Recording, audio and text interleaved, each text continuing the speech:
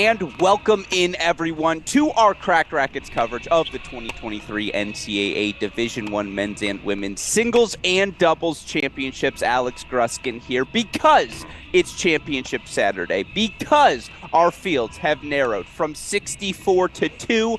We've brought in the big gun. That's why joining me in the booth today for Championship Saturday is a name and a voice all of you college tennis fans will be familiar with. Of course, he helped coach the past two NCAA Division I men's singles champions. He also was on the coaching staff for one of my favorite teams, the 2021 Florida Gators, national champions in Orlando back in 2021. Of course, now he runs College Tennis Crash Course, a do-everything website for all of those looking to get involved and learn more about everything happening in the college tennis world. Of course, we all know him as our dear friend, Tanner Stump. Coach, welcome back onto our broadcast. It's Championship Saturday.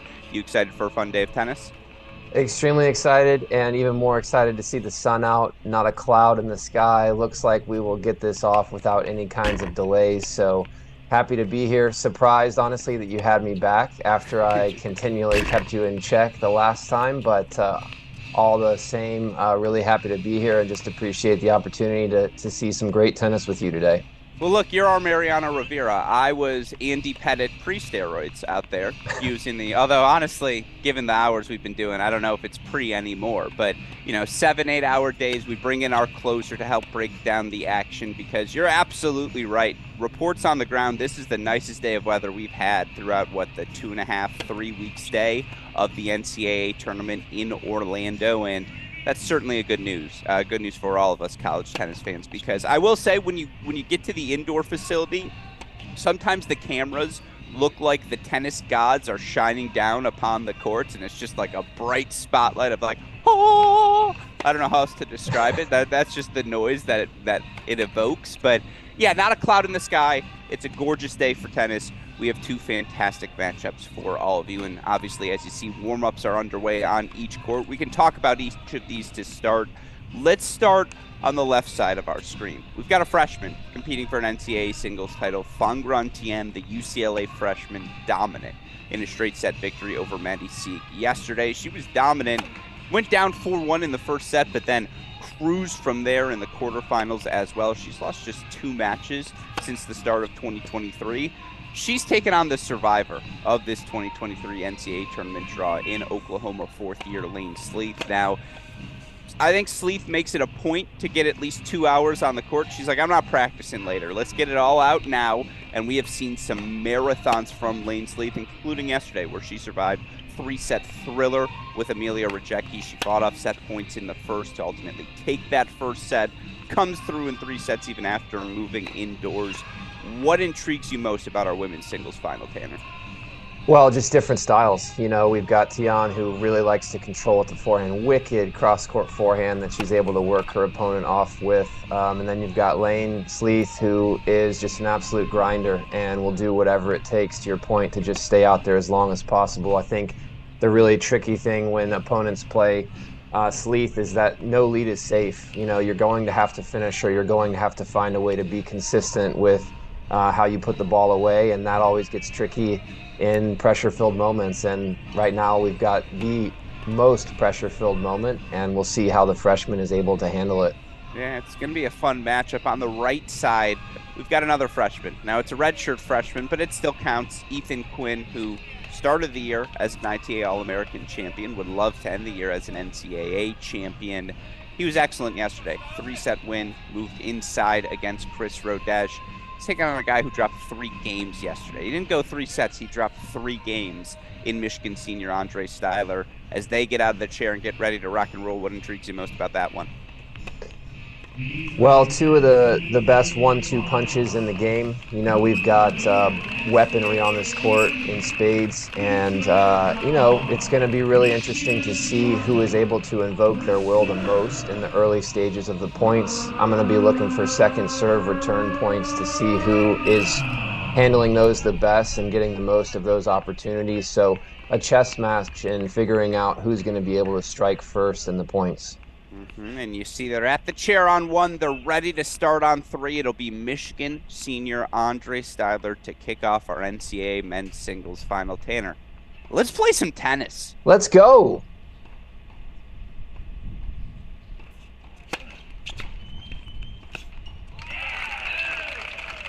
That's a start. That's not too shabby. Coming out No. of the gates with that. Wondering if he's going to have any nerves. That's got to quiet some of that a little bit. Yeah.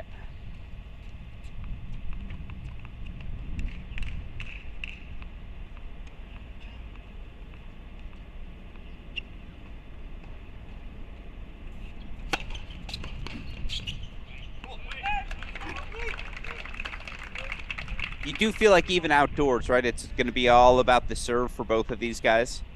Yeah, definitely so. I think they both have that weapon. And like I said, just keeping the other, more importantly, keeping the opponent on their heels is the most important thing because once either of these guys gets in control, it can be trouble.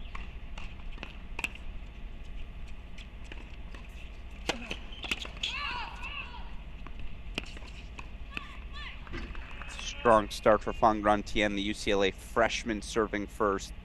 I've been so impressed by the way she just gets outside of the ball. The angle she can generate, the racket speed as well for a freshman. It's laughably excellent. That's a great point, and I think for her, the advantage she has against Sleeth in this match is being able to open the court and being able to spread things out to create big openings for herself, which I think is what some other opponents of Sleeth have struggled to do this tournament.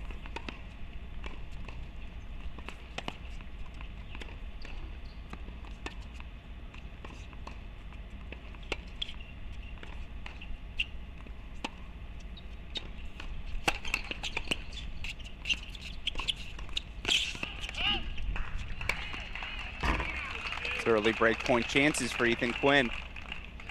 Yeah, and you just see, the serving drop a little unlucky there, and then the double fault on the point before.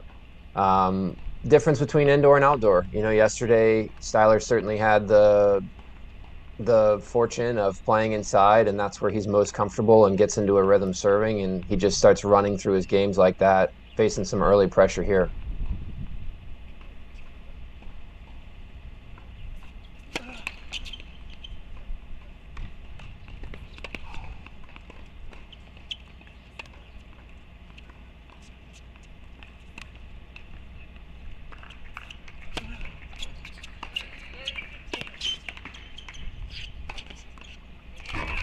Quinn's ready to play.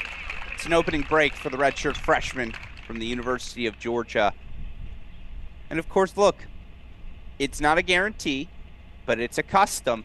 If an American wins the NCAA title, they have been afforded a wild card into the first round of the U.S. Open. Now, you've coached the last two American winners, Coach Stump, obviously, in Ben Shelton, Sam Riffis. Is that lingering on the mind beforehand? It has to be. It's something that we as coaches try not to focus on or really bring up or talk about too much, but it's got to be in the mind and in the purview. I think that the guys that we coached, Sam and Ben, they both had big picture mindsets when it came to this kind of stuff. And so it's not to say that it quieted all those voices, but they understood that one tournament wasn't going to make or break them, or one wild card wasn't going to change their life per se. They were going to be able to get there either way, is kind of how they saw it. And so you've got to think that with the experience that Ethan has with both Manny and Jamie as coaches, that they gave him some great advice heading into this, and that his future is secured as a tennis player no matter how today turns out.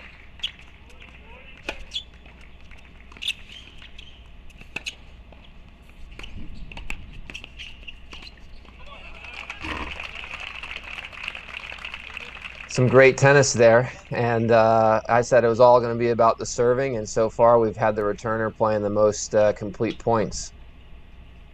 It's a little nerves. As Tien gets on the board, our first hold of the day.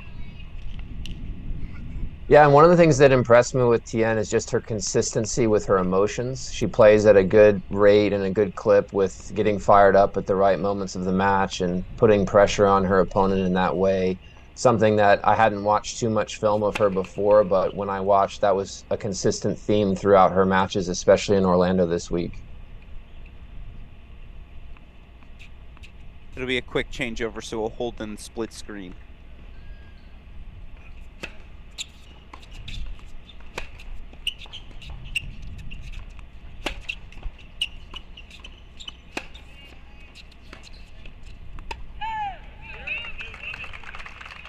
And Gruskin, on the men's court here, which forehand are you taking if you could sub yours out for one of theirs? I know both of them, but which one if you had to lean? Yeah, both.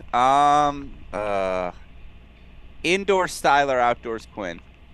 Good answer. Wow. Very political and also very intelligent. Yeah. I just think the backswing for Quinn, and correct me if I'm wrong, outdoors, he just has a little bit more time to get into it. Doesn't matter what surface you're on for Andre Styler, he's going to have time to hit forehands, but I just think outdoors that Quinn forehand is that much more effective. Yeah, I would agree with that. He's got long arms and long levers, and so when he's got that time to really load up, I mean, that ball just flies off.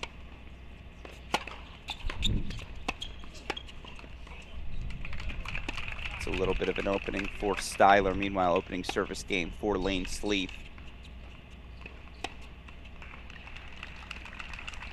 Yeah, that's a Nope. smart play from Sleeth, just defending with the slice, keeping the ball below the net, trying to keep Tien from being able to do what she normally does, which is get higher mid-court balls with her forehand, especially since she likes to finish to the deuce court. So, going to be interesting to see if Sleeth continues with that strategy as she goes.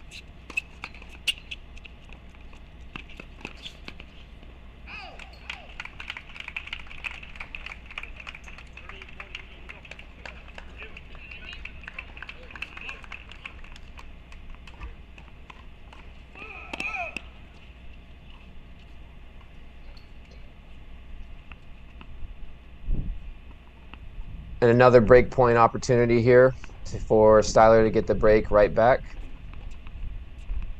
We'll throw the breakpoint graphic on the screen. We're rocking and rolling now. Lots of missed first serves from both these guys in their first service games.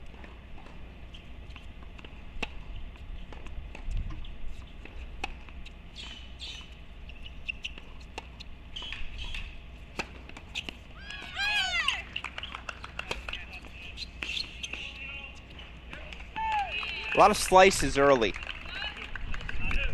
It's Yep, choppy. It's nervous. It's NCAA final day. totally expected, right? It's in the game style. It's in the notes. So deuce point Styler goes to that ad side.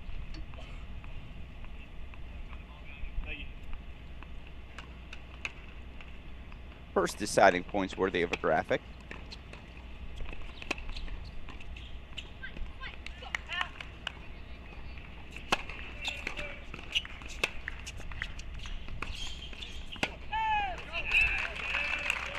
And consolidates 4-2 love. Tien opening on 1:15:30 here. Yeah, and a really big missed opportunity there for Styler. Hit a great neutralizing forehand return, got what he wanted. Pretty light forehand from Quinn just to continue the point, and then he just overplayed his forehand. Styler did, sailed it over the baseline.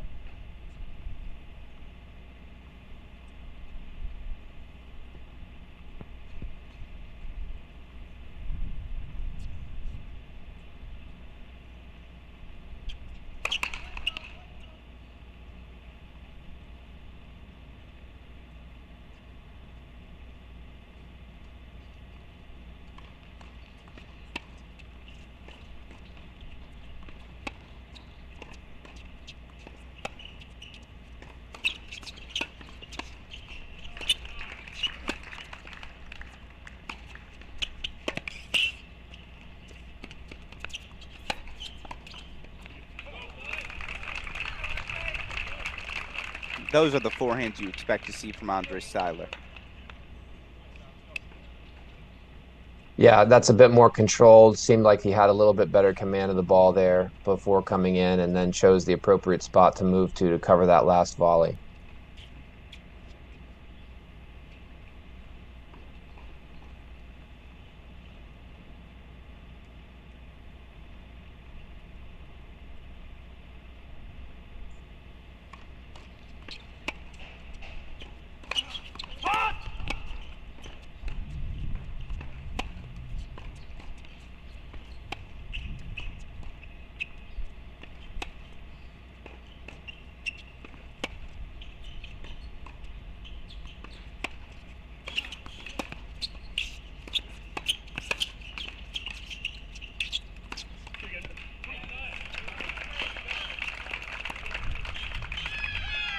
lights out from Tien.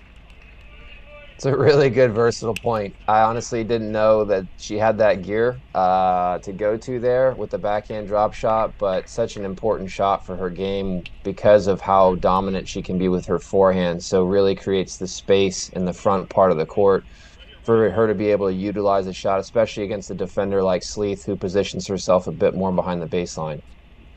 And now she has break points here right away in Sleeth's opening service game.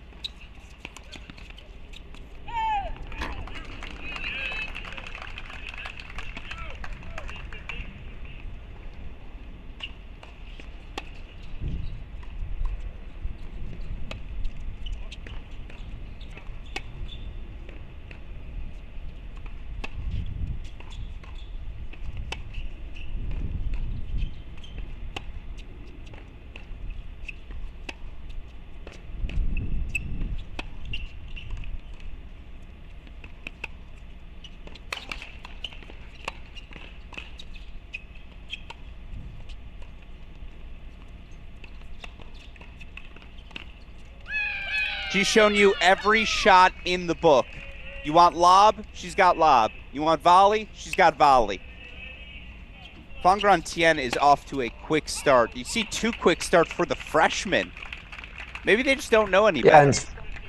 and what's so impressive with Tien is the shots she's come up with, they haven't been all brute force or power. She's been using her feel, and those are the most difficult shots to execute under pressure and when you're feeling a little bit nervous. So she's really showing to us right now that she's come to play and she's not feeling a thing out there, just really enjoying her moment in the sun here.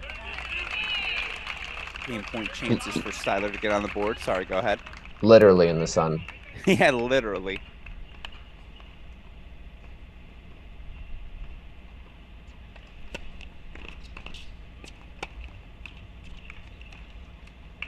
Even the let cord's going her way now, too. Yeah, and like I said at the beginning, even though it's been a rough start for Sleeth, she's not worried one bit. This is normal for her to be playing from behind and to know that her game takes time to take its toll on the opponent, and she's totally okay with that. Tien's falling right into the Sleeth trap. You're absolutely right. It's like, oh, 3 love? No. That's where I want you. Exactly. As the Styler serve and volley gets him on the board, we'll go full screen to 1.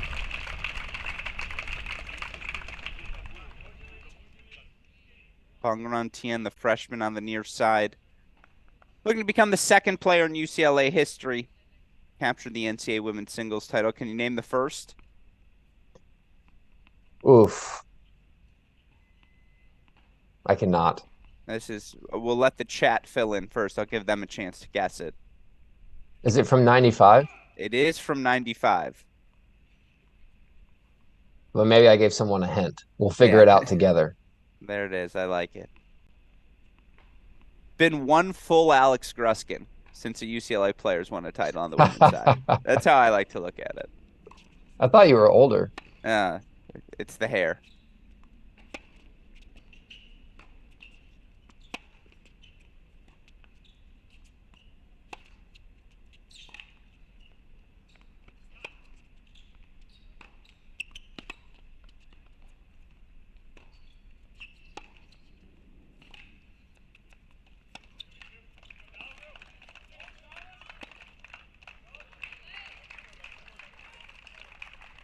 We'll give a shout out to whoever in the chat can guess it first. Finally, a missed shot there from Tien. And, it's very similar sometimes to the way that Draxel plays on the men's side for Lane Sleeth, and that the ball just keeps coming back, even when you're in control. And again, back to the point about finishing consistently. Ball's going to go up over your head. You're going to have to finish with overheads. You're going to have to finish with volleys, drop shots, different types of finishes. So there we saw the pressure from Sleeth's defensive skills got it done.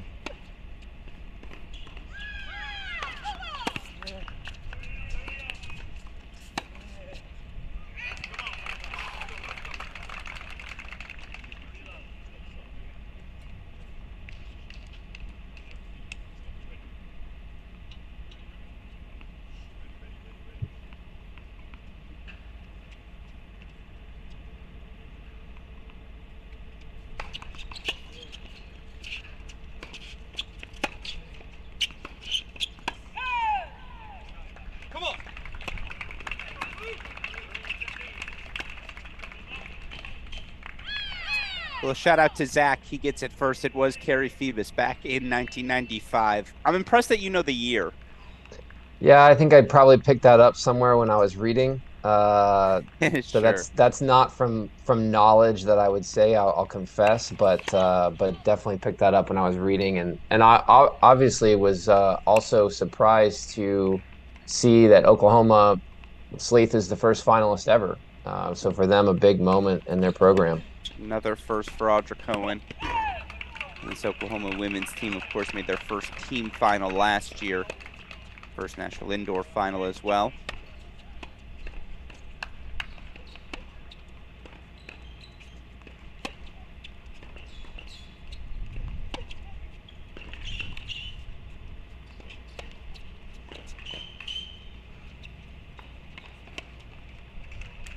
Sleeth extends the rally. It's the rare misfire from Tien, so a deciding point coming up on 1. Yeah, and you saw the hesitation to come forwards there. She had a ball that she could have easily come forwards and taken a volley or overhead on the next ball. And out of respect for Sleeth's defensive ability, but also maybe not wanting to hit another overhead, we saw a little bit of hesitation there. And that'll be a point to follow throughout the match to see if she is willing to do what it takes to have the easy finishes and continue to take those on or not.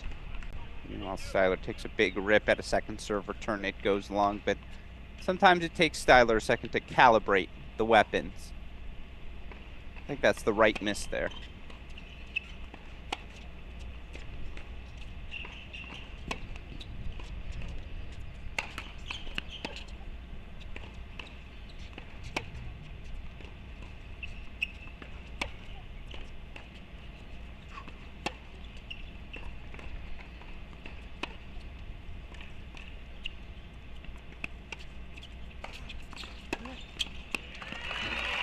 Sleeth is baller.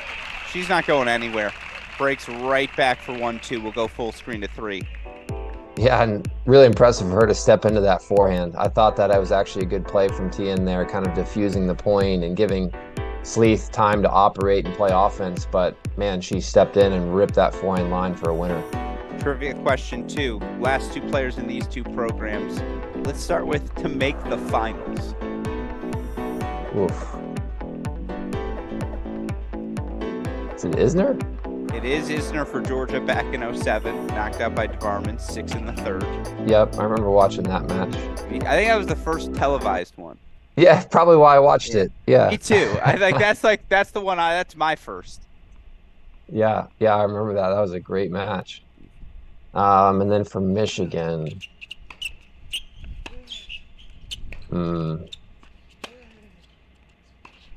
It's been a while. It has been a while. I'll give Probably you the year, in 1987. Yeah, okay, I'm not going to know it. Dan Goldberg. Okay. 1988 team made the quarters. It was Goldberg, Washington, Nagel. All guys who'd made the quarterfinals of NCAA singles at one point. So I've read. You wouldn't know that No. otherwise. Yeah. Let's go. Last champions for each school? Last champion.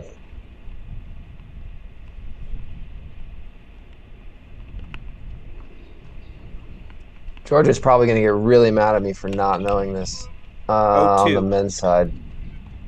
I do not know either. Matthias Boker, Triple Crown winner yep. in 01. He followed up with a singles title in 02. Yep. For Michigan, Mike Leach, 82. Okay. You pass. Mostly because you got 1995 for UCLA, and that was a 10-point question. Yeah, well, thank you for the leniency. I think I grade myself a little harsher than you do. Fair. I gotta go do some studying after this. Last freshman to win both these titles. We'll get them all out now. Last freshman in any from any school? Men's or women's, any school. As Styler holds for 2-3, we'll go full to 1. It's like a pop quiz. The women's side is easy. Come on. Women's side is easy. Great. You made me that helps a lot. That helps me figure it out even faster now that Uh, there's uh, pressure on it. no, here's the hint. You were there. Well, it's Stearns wasn't a freshman, was she? No, but that's not the only one you were at. What? Navarro. Yeah, and there it is. Emma Navarro, There indeed. it is. Wow. Okay. And then on the men's, I'm not sure at all. Another one of my first. Devin Britton, Ole Miss. Yeah. Noah Rubin lost in the final to Shane. He came close. So what you're saying is it's Lumberg, 17. pretty difficult as a freshman, or It's very difficult. Exactly. Very well. You tell me. You've coached him. yeah, I think it's well, part of it's just even getting in the first year. You have to have such a high level to even participate in the tournament and to play number one on your team or two on your team to have the stature to pick up enough ranking points. So that's probably one thing. And then obviously just the I think on the men's side, the physicality of the game, sometimes it can take a full year before players are ready to go the distance in that many matches and win the tournament against players who are 22 years old or have a bit more tennis IQ, both on the men's and women's side. So definitely, I think more difficult for freshmen. But as we're seeing here today, there's enough talent that's there to get them here. It's just whether they can come through in the big moments or not. There's your history lesson for the day. Now we get to lock in on the tennis.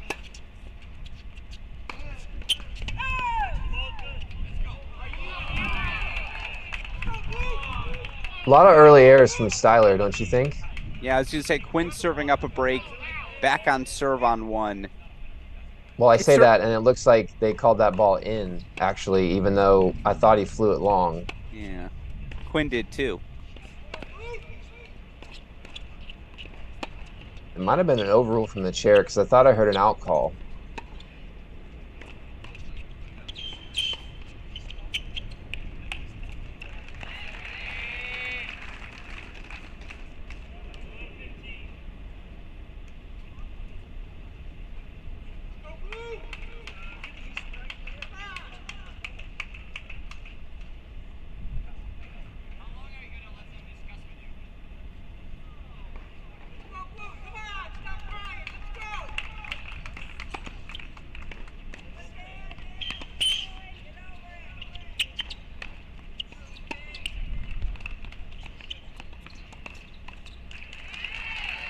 Sleeth moves so well.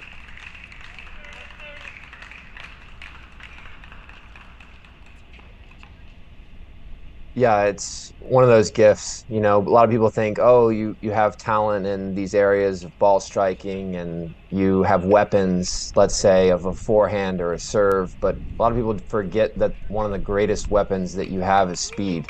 And in a game like tennis, where you can cover the whole court and you can put balls in play, she's kind of the blend of, or the perfect blend of that, being able to make balls and feel how to put them in the court while also being able to shrink the court when other people are in control.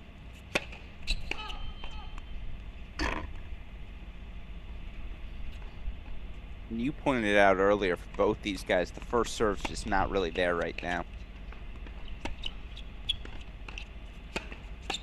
Yeah, and they haven't had to deal with the sun in a while or much of the week, and so that could be part of it. You think he landed that? I think he did. There it is. So now he's waking up. Yeah, and Quinn didn't fully release on that forehand, and partially maybe expected Styler to still be misfiring. And so as the match goes on and as Styler continues to put more pressure on him, he may need to start popping those forehands a little bit more.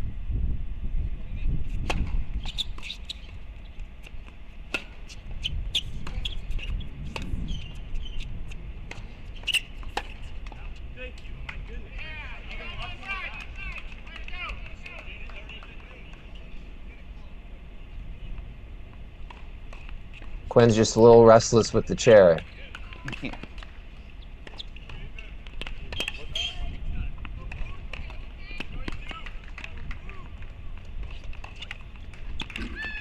You pointed it out earlier as well. That's why I like having you. I'm just going to quote you to you. It's one of my favorite things when people quote me to me. Fong Tian doesn't want to hit overheads right now. Yeah, and even that point, even though she wins, it doesn't feel good. You Yeah. know, that's clear. It's just another point where she has to finish. She didn't finish it well. She gets a little bit lucky, and so she still has doubts about coming forwards. And that's Sleeth's whole goal, is to put those doubts in your mind so you won't come forwards, because that gives her the opportunity to just keep resetting points and force errors from the baseline. Ace T's a nice response. She's telling me to be quiet. Got plenty of people in the chat. Duarte Valle, a man I know you know well. I think he's in Ah, on your I can't see coaching the here chat. today. Maybe I'm not technologically advanced enough to figure that one out, but hey, man, It's good to see so many people tuning in. one of my favorite moments on USGA Court 1 is Duarte playing Bachero and just going into beast mode for the third set. So those are good times. We were talking about that in Orlando. That was a fun one. Yeah, never seen something quite like that. The level he attained there early in the third. All right, we've got a couple of deuce points here, so we'll throw the deciding point up on your screen. 2-all deuce on 1. Look at 3 straight games for Sleeth. 3-2 deuce on 3. Styler will look at a breakback opportunity.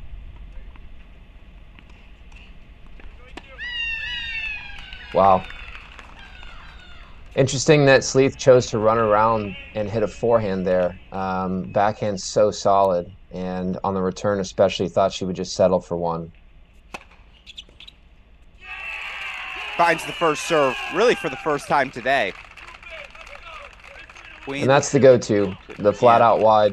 He loves that one in big moments. That's the one that he relies on, because he knows even if they bunt that ball in, it comes down the line to his forehand, and then he's got his best finish, which is a forehand cross court. So just lines up everything for that play on the big moments a lot of the time. Alex Gruskin, Tanner Stump here. Of course, Tanner, I don't know, is he known best as the associate head coach at Florida? Is he known best for luckily scrolling down YouTube and finding Nuno Borges? YouTube? Yeah, yeah. I don't know what the mechanism of choice is. Social media. Yeah, there it is.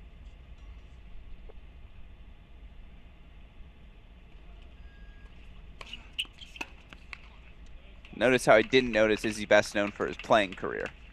That's 100% true. I won't ever try to fight that. I actually self-admittedly will express that in any conversation I have. But of course, now we know him as founder of College Tennis Crash Course. You see the website on your screen.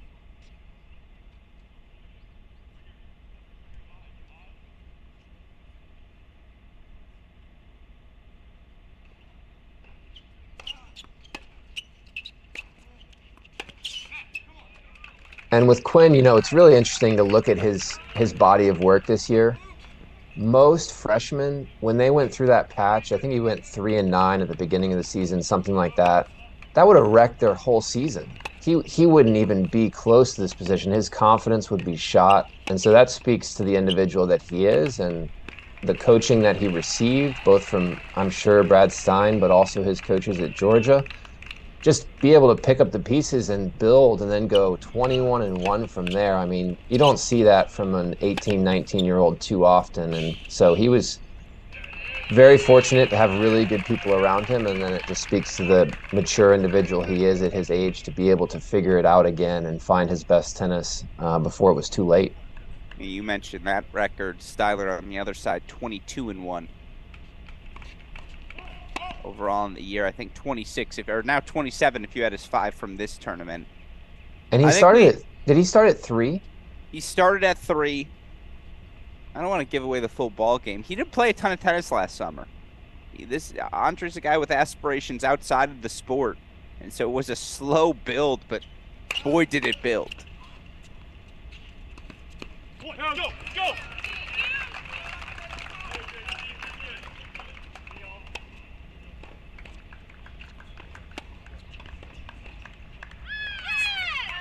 lot of parallels on the left as well. Fangran Tian has lost 2 matches since the start of January.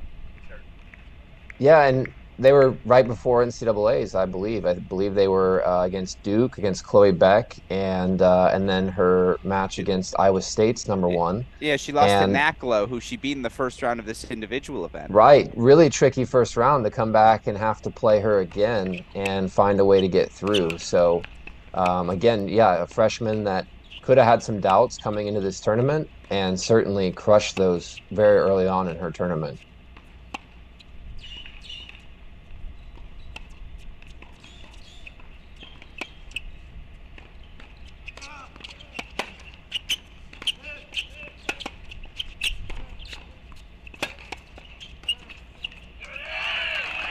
Quinn's got breakpoint chances for 5-2.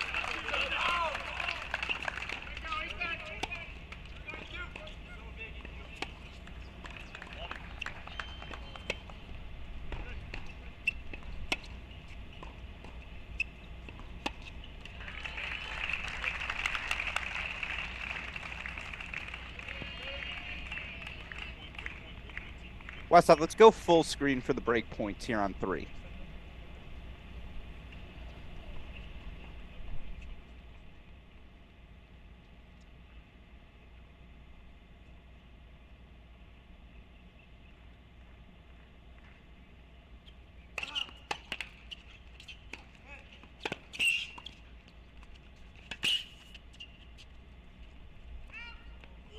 Ugh.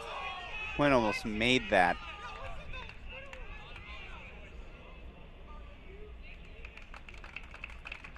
Quinn made it? No way. Styler overruled the umpire, excuse me. He said that ball was good. So Wow. Quinn breaks for 5-2. Wow, that's impressive sportsmanship. I was going to say, because you have the line judge there for that reason, the chair is blocked, so they can't even make an overrule there. So Styler could have easily just agreed with the call and understood that no one else was going to do anything about it. And so for him to do that on a break point, that speaks to really good character there from him. Gives a double break to Quinn for 5-2. Can't believe Quinn won that point. Perfect lob over the backhand side there. Tyler's not short either. No, and he doesn't have a problem going back for an overhead either.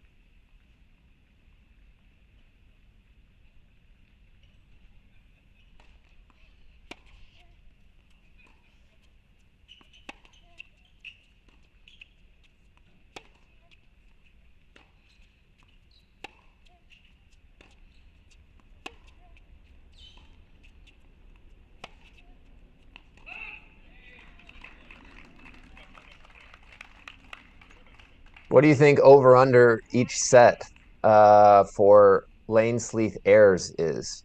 I was going to say time on court, an hour. Yeah, Yeah.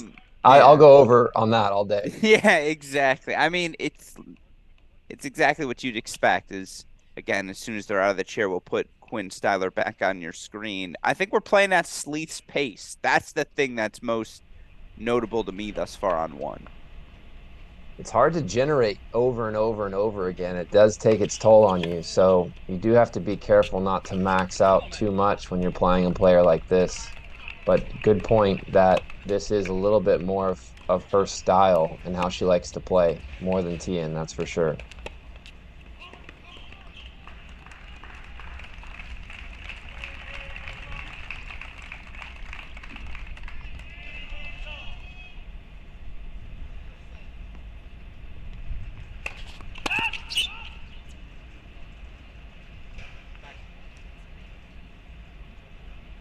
And that was obviously huge for Quinn, having the insurance here, serving for the set, knows he's got another break in his back pocket in case he gets a few nerves here.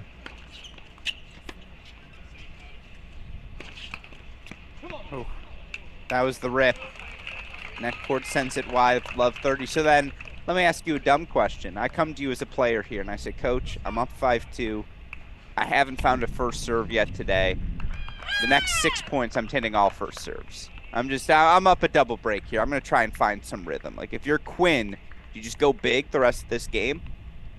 I don't think you want to give it back. I don't think you're Sure. trying to let them back in, give them any momentum. Obviously, any game somebody could find their form.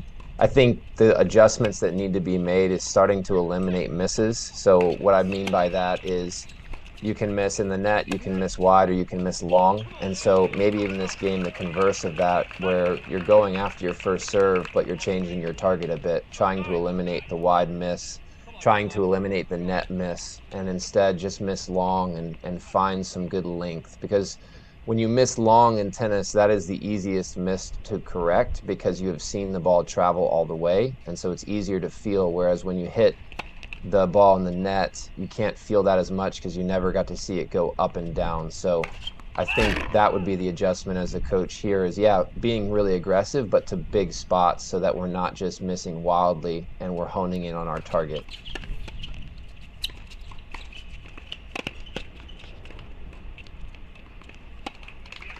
First break point fought off by Quinn. Styler's got 3 more here. That's, by the way, note to everyone at home. What did Styler do? He corrected his call. What does he have? Breakpoint chances. Doesn't always work like that, but No, but I it's think it does. but Maybe it's it nice when it does. Yeah.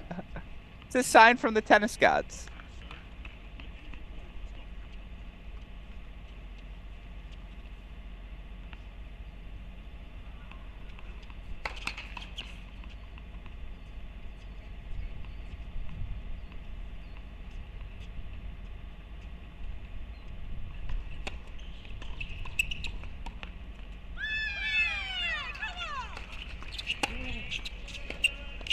Come on, man. It's a great confidence booster for Tien. I know we just got a break back by Styler over there, but great confidence booster with the serve and volley for Tien to be able to finish a point at the net at a 40-love position. So she felt confident that she could do it at that moment and get a good repetition in with very little risk, and she came through. So those types of things are really smart for her to do, and if the coaching staff was in her ear about that, that's a really good plan for them.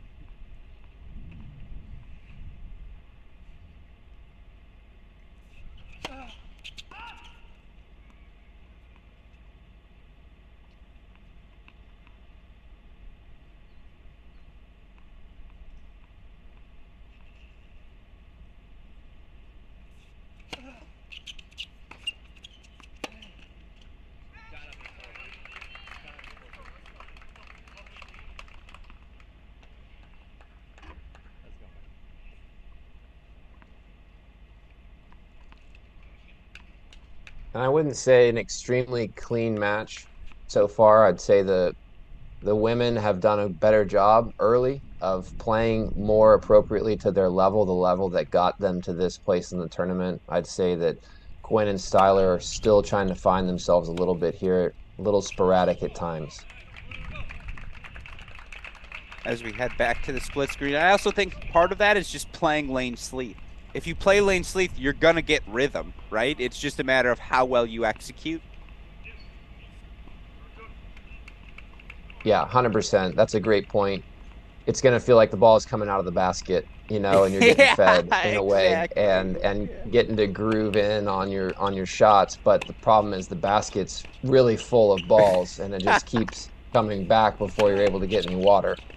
I like that. It's well said.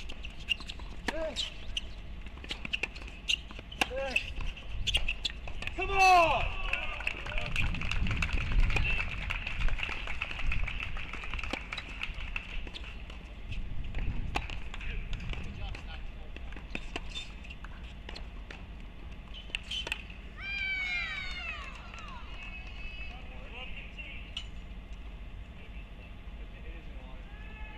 Yeah, and I don't know with any of these players, even someone like Sleeth who is used to playing this style. I don't know if the previous few days have taken their toll at all. And then you look at Styler as well with how big he plays and how forceful he plays. Is there any issues with his shoulder? Nobody's body's feeling great at this point of the tournament, although Tien's had a nice way through and hasn't dropped a set or even more than 4 games in a set, I believe. But you just wonder after this many days of playing, how are the bodies feeling? How much can they continue to ask of themselves? And I think they're all in fantastic condition, but still, it's a lot of tennis throughout the week, a lot of delays, warming up, cooling down, warming up, cooling down, just a lot of that. And so hopefully all of them are able to have full capacity through these matches, but wouldn't be surprised if we saw somebody at some point struggle a little bit physically.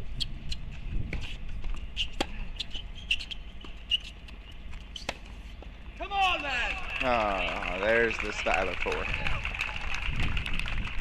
Yeah, And to after your the point, week, yeah, I was gonna say after the week, Lane Sleeth, and honestly, the coaching staff having to coach her through everything has had. It's all tickets, not back to Come on, man. Norman. They're going straight to Cabo. It's like we've all learned it. that's true. Or Disney World. Disney Yeah, World's right down the street, so that's smarter. That one's better.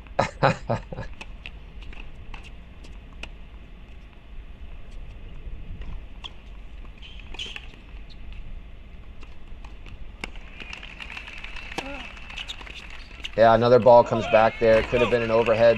Instead, Tien takes a swing volley, which he's clearly more comfortable with. But from a ball that's that elevated and coming from that high, it's really difficult to time that up as a swing volley. And of course, you'll notice it's not Audra Cohen, it's not Coach Cobra, it's Philip Zupancic with the on-court coaching duties.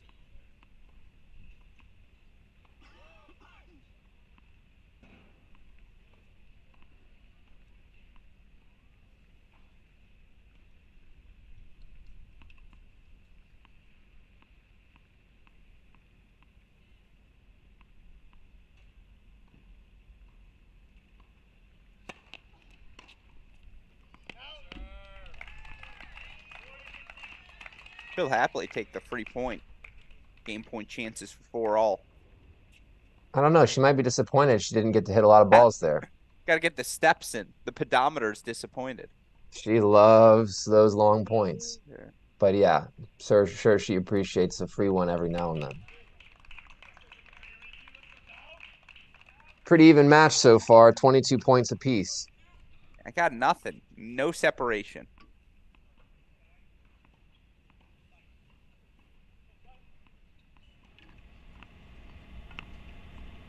Ethan Quinn serving for the first on 3. Huge first point.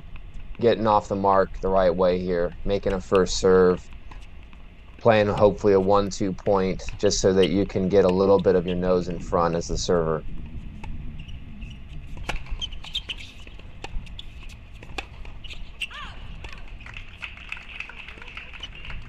Missed it wide. A lot of nerves right now. And to your point, I mean, I know I joked about I wish it was that way every time you correct yourself or have good character, but what it's done is it's released Styler. It's made him feel a little bit more free, taken some of the pressure off, made him take a sigh of relief, and now he's able to perform a little bit better, and it shifted the onus onto Quinn. And that's a nice response from Quinn. And let's go full screen to 3 for this Ethan Quinn 5-4 service game. When we serve for a first set on 1, we'll do the same, of course, but it's crunch time. Let's lock in.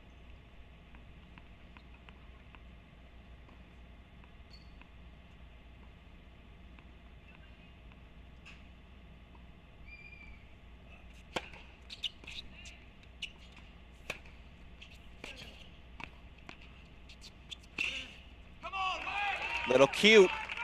Yeah, pretty tentative on the volley there. Just didn't stick it deep in the court, which he should have done to get a lob from the backhand of Styler, and instead he pays for it. So definitely should be 40 love at this point with what he's done with his serving, but didn't execute on 2 of the points when he came forwards.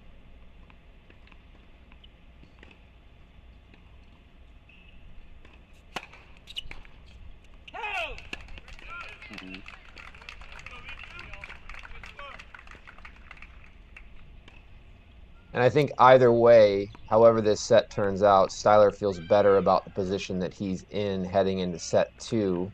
You see his body language, you see his just general demeanor looks different, looks a lot more confident in being out there. So I think that he's in for some better tennis no matter what in the second set.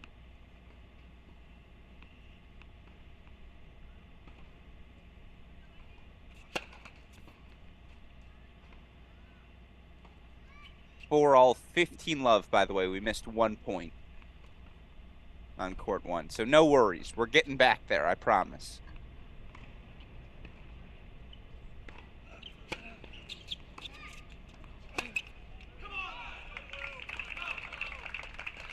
And so this is one of the interesting points with Ethan. You know, he's got this amazing forehand and aggressiveness, but one of the things that I did see from him, even from the age of 16, is that at certain moments he struggles to find a gear where he can simply put balls in the court at an aggressive enough pace. It's either all or nothing. So when he's playing free, it's a joke. He can do everything. But when not, he misses a few more balls, like we've seen in this game.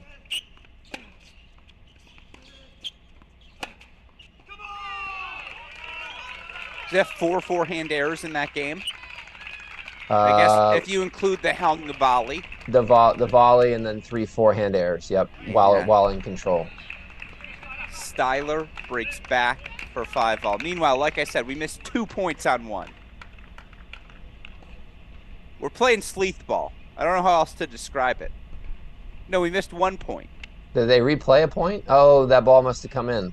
Ah. See, this is why, again, Tanner Stump, I have to have you here on championship day. You're actually paying attention. I'm kidding. I'm kidding.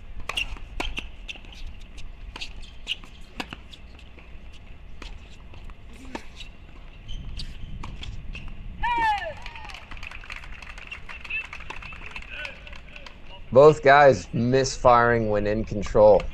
The defender right now is just waiting out the other player to miss these forehands.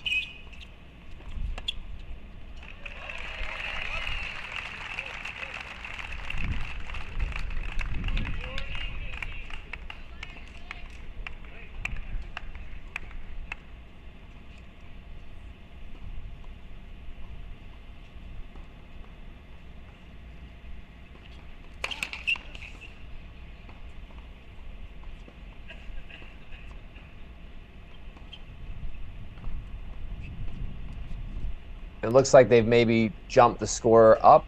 We missed a few more points than we thought, so we're at 40-15 for Tien serving to go ahead 5-4.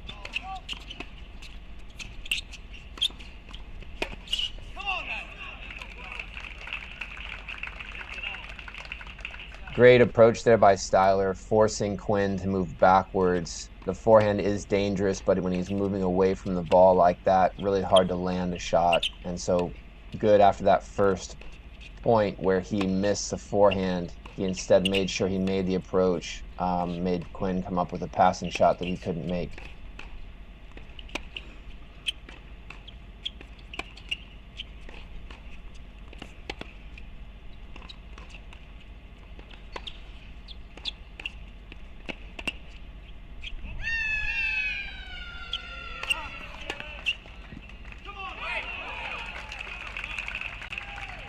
Really good game from the freshman Tien there to hold her nerve at a crucial part of the set where Sleeth can make you feel small out there.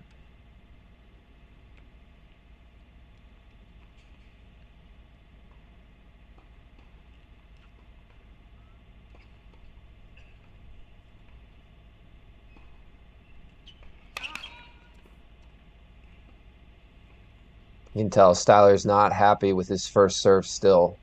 Misfiring when he needs it the most.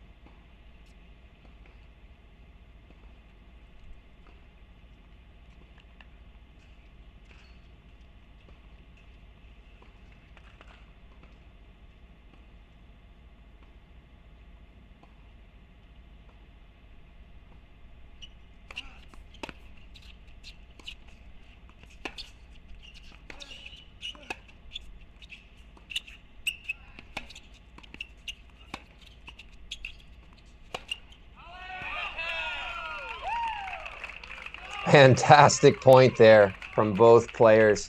Quinn goes right at Styler, and somehow Styler gets out of the way. That ball was still rising when it was going past his head.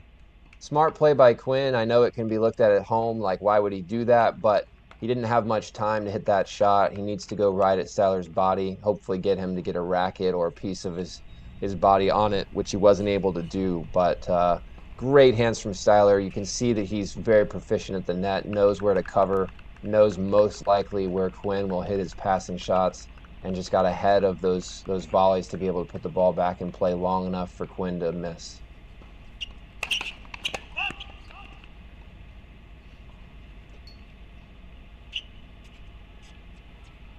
So now we've got Sleeth serving to stay in the set, which is not a place I would say that she necessarily wants to be, with serving not being her strong suit. And so Tien really has a chance here to play aggressively on second serve points and take the set.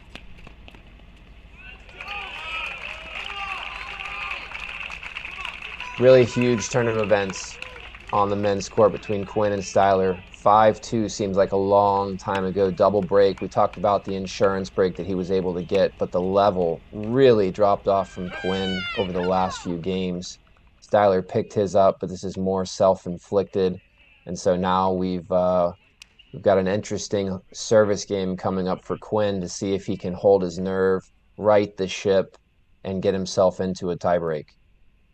You said it earlier, and again, nothing I love more than quoting you. The body language. Styler's body language is just, it's better. I don't know how else to describe it. Yeah, and he's feeding off of what he sees on the other side Yeah. with Quinn as well. Sees a little bit of defeat over there, sees a little bit of exasperation, and so he's feeding off of that, especially as a veteran of the college game, knowing that he is playing a freshman and that he has a bit more experience in these big moments. As you see, love 30 here for Tien. I'm going to provide another take on you. I think the hardest part when playing Sleeth is putting 5 games on the board. And then once you get to 5, you take a breath and you say, all right, I got to do this 4 more times. Yeah, 100%. And you know, I think this is the strongest position to be in with Sleeth because she's serving to stay in the set, and Yeah. that's not where she necessarily wants to be. That's why that 4-all hold was so huge for Tien, because now she gets to play downhill in these types of moments and operate off of Sleeth's second serve.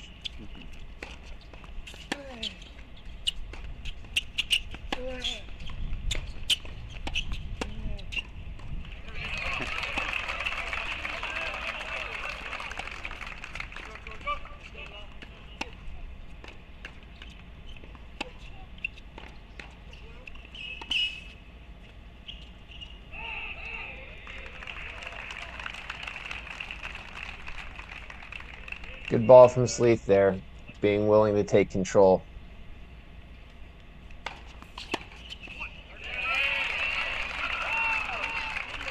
Good serve from Quinn as well. Backhand errors from Styler. Be really interesting to see how many points Quinn's won since Styler overruled himself before this game. I mean, it had to be very, very few. Tennis gods are real. I stand by it. The only ones I'm certain of.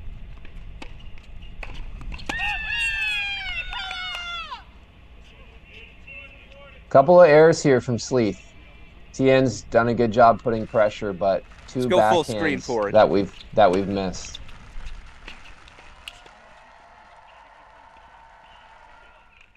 Back, obviously, to that Ethan Quinn service game in a moment here. Set points for Fang Ran Tien.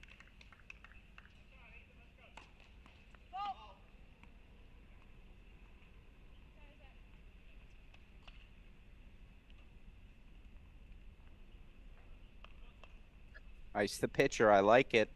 It's a You veteran know, move. Gruskin, I was thinking a few minutes ago, we need to have ball kids. Why don't we have ball kids?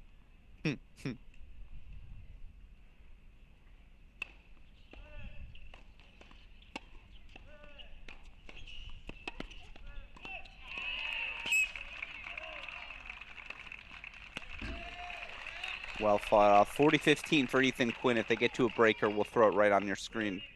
We'll show you That's one more set point. Sorry, go ahead. No, really impressive there for her to come forwards and finish with an overhead, not her strong suit necessarily. She does have skills up there, but not where she spends a lot of her time. And so for her to come forwards in that moment and apply the pressure, really, really good execution to save a set point.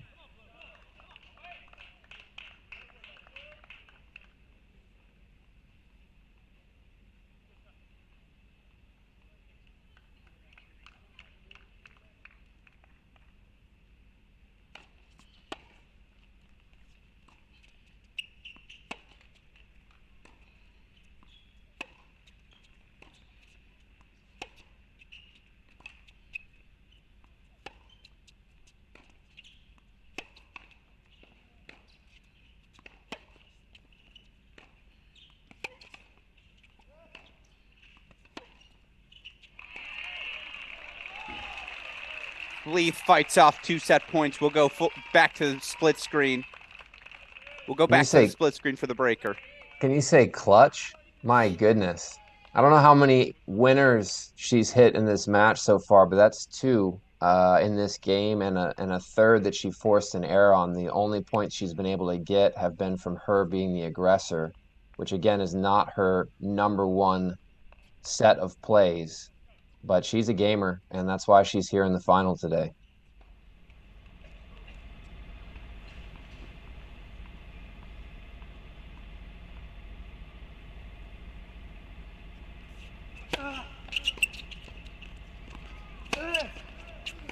Yes, man. Come on.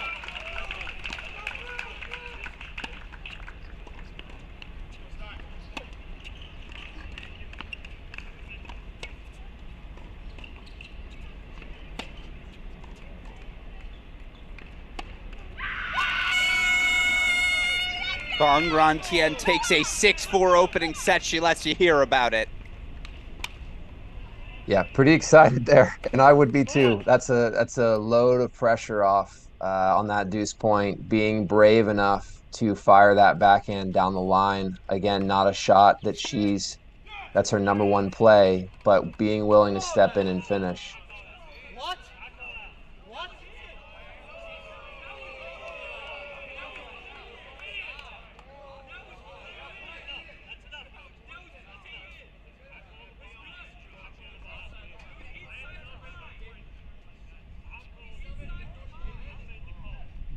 Any idea, Here's under Ruskin? fire. It's a call. They didn't like the call. But it can't be a line call with the way they're acting. That would be done by now. It's got to be something like the ball hit him out of the air or it touched his racket on the fly. Something's happening here that's more of a judgment call because they're asking the coaches at Georgia and they're asking Quinn himself if he will agree to what they're talking about. So it wouldn't be necessarily a line call, I don't think. Well, we have lines, people, but it's still a college match. You need a little extracurricular drama. And by the way, you got to trust us. We know when full screen, split screen, how to differentiate what's what. Appreciate the passion we're getting in the chat. Obviously wanted to show you those set points. We missed the Quinn hold at 40-30 for 6-all. Now 1-all in the breaker. We'll show you this till the end.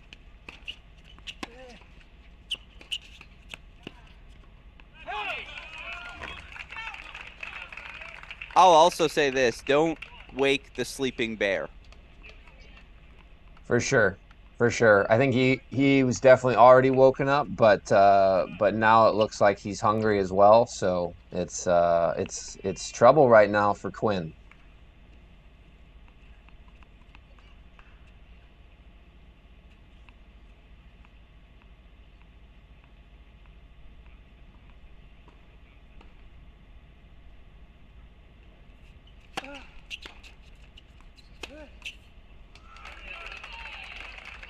Gives it back.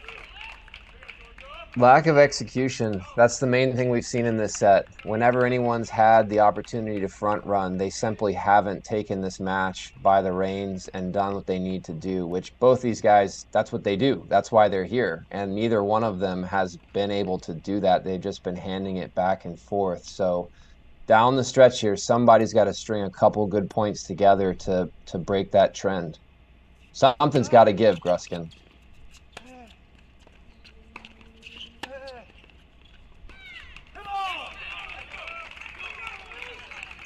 Yeah, 3-2, I agree. I think the story of this set so far is, and I say this with respect to both guys, check the texts. I've got them from both. Neither's played particularly well. Like, that's the story. It's been nerves. It's been streaks. It's really been about errors.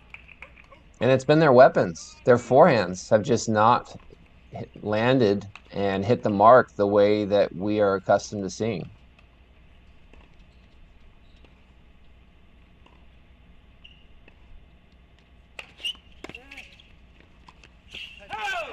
He misses that one wide, too, so it's a mini break lead to Styler. We'll show you second set now underway on court one. We'll go back full screen as soon as that tiebreaker resumes. Early second set action. Fang Rantian 6-4 first set. I thought she was the better player in set one, Coach. I agree. I agree. I mean, just really impressive the way she managed the set. You know, she never really overplayed, I would say. Sleeth did Yes. her job and played well and put a lot of balls in. And like we said, stepped up when she needed to. But Tien stayed within herself, you know, other than the few net approaches that she hasn't done particularly well with. She's played a really balanced match, which, again, for her age and the moment she's in is just really, really impressive so far. That's an astute observation. I like that. She did not overplay in set one, very much within herself, and that was good enough for 6-4 first set. Meanwhile, Quinn serving 2-4 mini breakdown in the first. Now, he's won multiple three-set matches this event. You don't want to have to do it again at this stage. No, and this set doesn't feel good either. You know, it's a set that you know was in your back pocket. And so this second set, if he loses this first one, will be a lot different than some of his other sets because he will carry forwards a ton of doubts.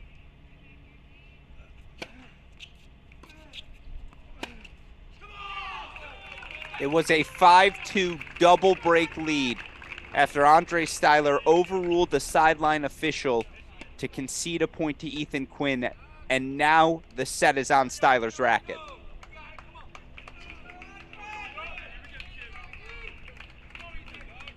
I love college tennis. What would we be without a little bit of drama? Come on now.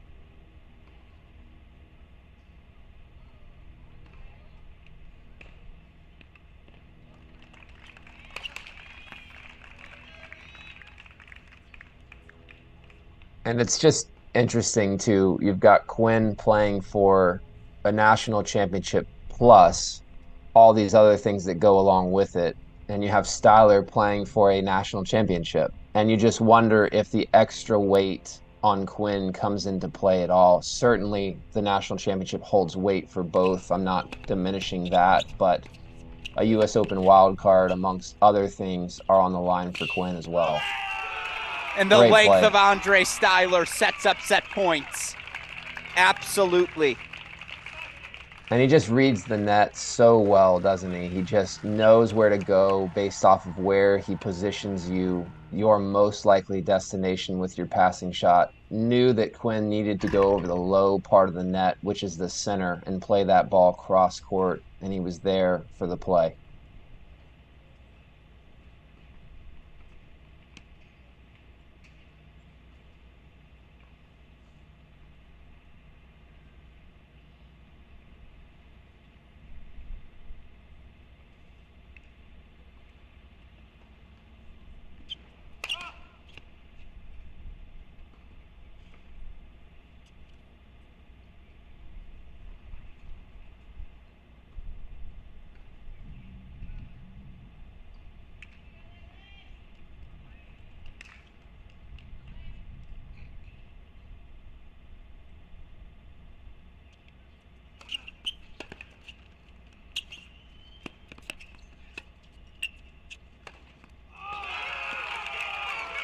It's a first set for Andre Styler.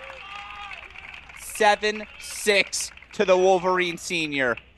He is halfway to a national championship. Tanner Stump, what a turnaround from the Michigan Wolverine. Yeah, just wow. What a very strange set, honestly, what Yeah. we saw there in a final for there to be a double break with the serves that we have on that court, and then for it to go back to even into a tiebreak. And, you know, we saw Quinn, even in the tiebreaker, he still carried forward those nerves that he had shown from 5-2, missing a couple easy shots that gave Styler a breath of fresh air. And, you know, honestly, for a guy like that, when he sees his opponent starting to struggle, his game is only going to get better as well. So, a really crucial time for Quinn here to figure out how to get off the bench and mainly just string together some holds again. That's the most important part at the start of the set for him is just focus on your serve. Can you hold again and again and again? Find your game. And it's what the serve is so important in the men's game because it helps keep you afloat during the times when the rest of your game is not there. And so it's going to be super important for him to find that here. If not, and he goes down an early break, he could be in trouble, especially if Styler starts to release and play more freely.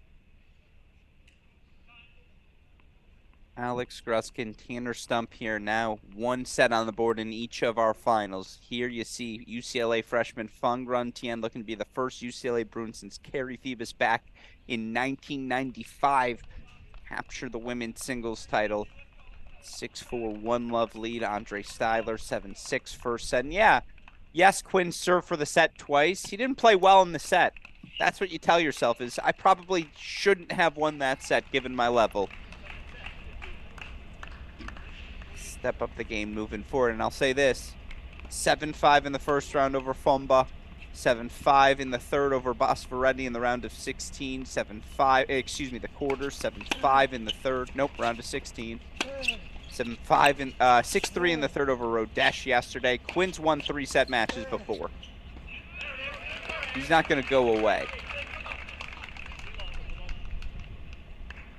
Yeah, and it's interesting with both these guys. They struggled to get to this part of the tournament. Both of their tournaments could have ended very, very early, with Styler playing De Jong from Pepperdine, being down there, having some opportunities to be done with his tournament there and not get to this point. And then Quinn, obviously, first round, saving match points against Fomba to get here. And you got to think that those matches come into play here with their confidence, knowing that they've done it, knowing that they've been able to go the distance if it does go there. But especially for Quinn, kind of leaning on that right now. Sleeth puts in much needed early hold on the board as well on 1-for-1 all. If you're laying Sleeth, and we talked about this throughout the first, she's not afraid to get slicey with it. She'll mix and match. She'll throw every different look at you. Of course, no one extends rallies better. You change anything up if you're laying Sleeth? Because we talked about it. The tempo of set one was kind of what Sleeth was looking for. You don't change a thing.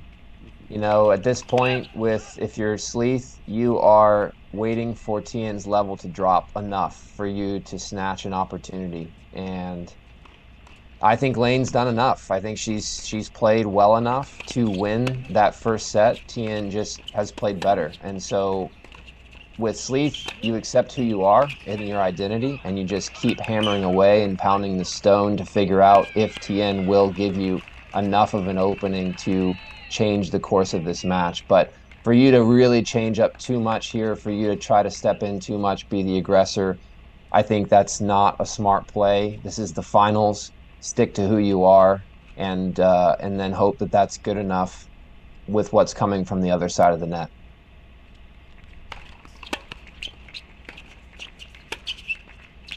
Yes! Come on, man. Precarious position Ethan Quinn finds himself in. Thought we were about to have an uncomplicated hold. 30 love became 30 all.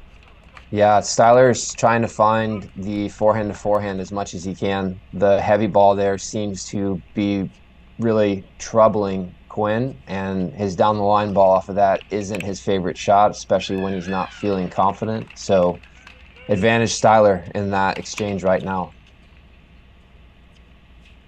It's a look at a second serve return. Styler's missed a couple of these backhand returns along in set one. Is he dialed in here? Doesn't have to be. It's a double fault. It's a gift.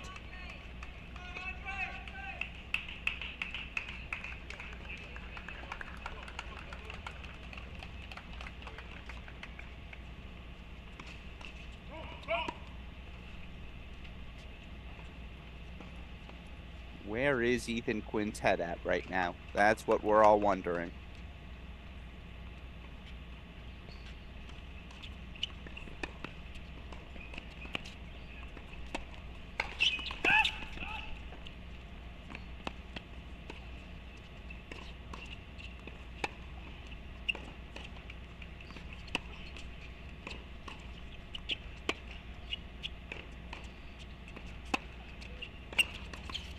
Come on, man. No. Back-to-back double faults for the redshirt freshman Ethan Quinn. It's a gift. An absolute gift to Andre Styler. He'll take it. 5 good service games away from a national championship. That is a long road, let's be clear. Yeah, especially with what we saw in the first set. It doesn't seem like anything's safe.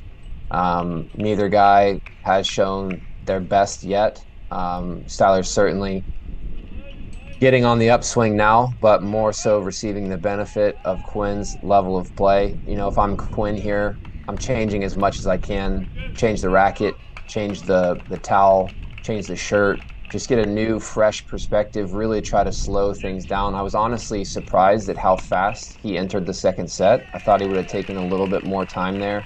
Maybe go to the bathroom, change your clothes, just refresh, you know, and I don't feel like he's really hit the refresh button on this match yet. And so now he's finds himself in a really difficult position, and time is starting to run out.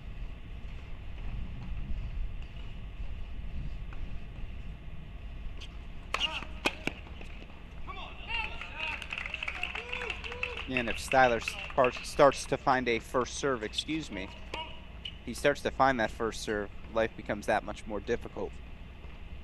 Meanwhile, Fang Runtian game point chances for 2-1. It's been a really good match on one. Yeah, very high quality from both players.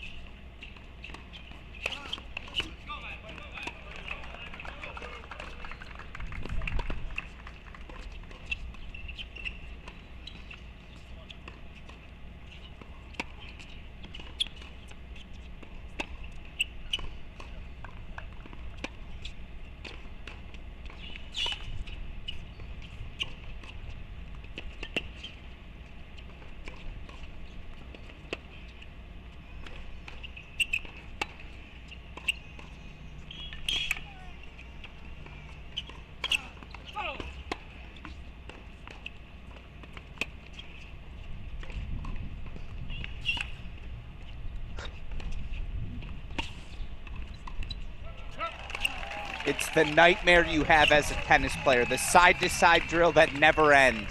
It's Lane Sleeth's reality. And Sleeth's anticipation skills are unmatched. I mean, there were so many balls there that I thought would finish the point. And if you watch her time her split, she's splitting and taking a step almost before Tien hits the ball because she's aware of her tendencies and what she's doing. So she's reading the body language of Tien based off of how she's setting up for each ball. The only one that she's a little bit behind on is Tien's backhand line, which is a little bit better disguised and something that she doesn't use as much. But you can see her really sitting on the forehand pull, the forehand cross court or inside in of Tien. And that's forcing Tien to go the other way at times, which is not as strong of a ball for her.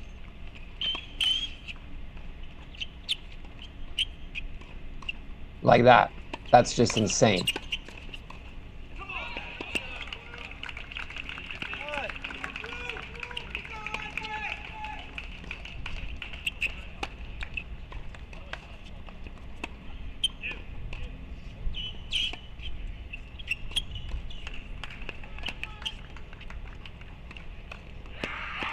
Has to be confident on that overhead moving forward. The beautiful point from Fang Runtian. That said, Lane Sleeth, we're playing on her terms. And so on serve 2-1 in the second set. I don't know if Fangran's bothered by that, though. She looks like she's having a great time just playing those points, those longer points. You saw her wicked cross-court forehand there. Even though Sleeth's sitting on it, it didn't matter. She's opening the court up so much. As Styler holds for 2-love. That's a little open frustration now from Ethan Quinn.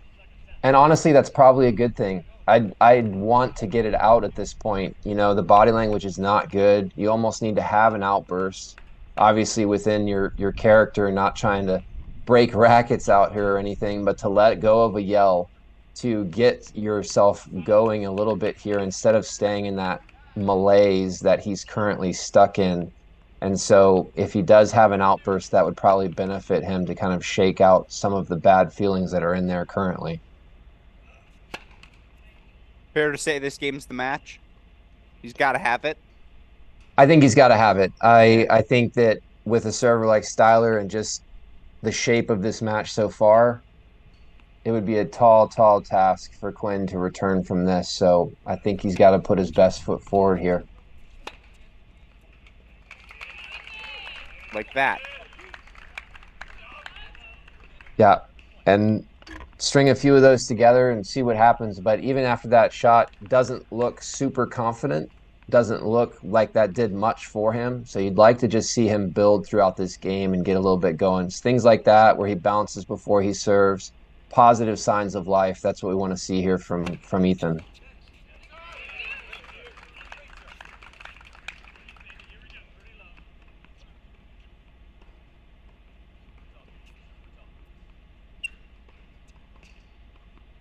You know, one thing I love about this final so far, really on both courts from what I've seen, is the coaches are letting the players play. They're not getting out there a lot. They're not going into the middle of the courts trying to control each point. They're letting these players play, and most of these players have ambitions of playing professionally. So for them to learn to do a lot of this on their own is really important. Want to show you quickly what's going on court 1. Believe we have an injury timeout. Players were walking out of the chair, then they immediately walked back. Now, I'm not sure who called that timeout. We'll be monitoring it. As soon as we have action again on 1, we'll come back to it. We'll go full screen 3 in the meantime.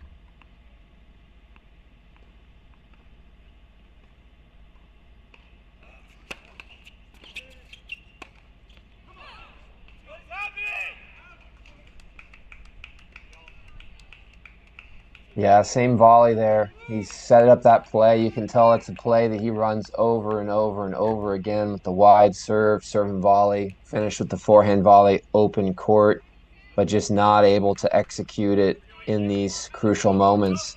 30-15 doesn't feel like a crucial moment normally, but in this situation when everything's going wrong, it's going to be tough.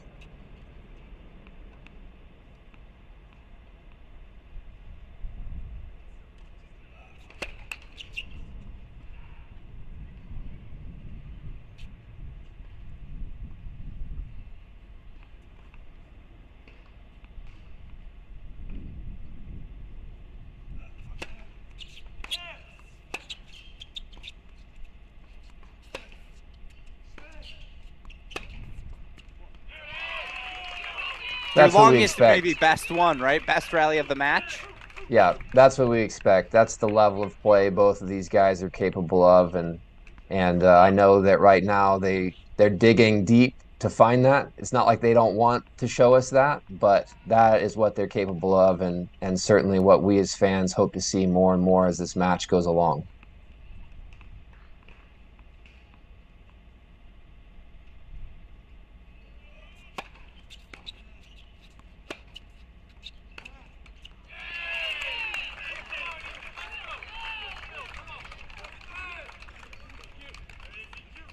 Big time hold. Associate head coach Jamie Hunt jogging across the court, putting his arm around Quinn, seeing if he can get him going. Still in playing shape, Jamie Hunt. Absolutely. Have to be when you have, what, 6 kids? Yeah, 5, I believe. Set of twins in there. Yeah, exactly. And so, you know, the Hunt family is tuning in. A shout out, as always. One of my favorites.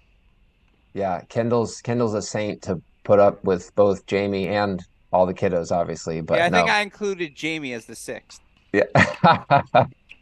All jokes aside, unbelievable family, and very thankful to even know them and get to compete against him over all those years and share the court with him. Absolutely.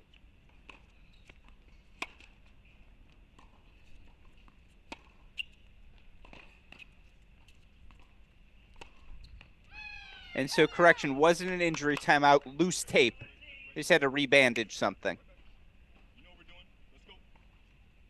Do you always have the insider info? Yeah, I got sources on the ground. I got to do my job a little bit.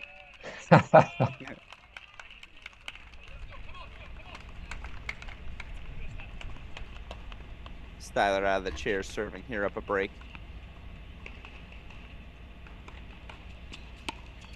And Gruskin, I know that, you know, I talked to Steiny a little bit yesterday, and he said that Styler's still a little uncertain about what he's going to do. I think he's already got a job lined up, and post-graduation seems like he has some plans there. But do you think a moment like this, just the feelings of getting to be out there in a moment like this, do you think that shifts his mind at all or sways him in wanting to consider maybe changing that path if that path is already set?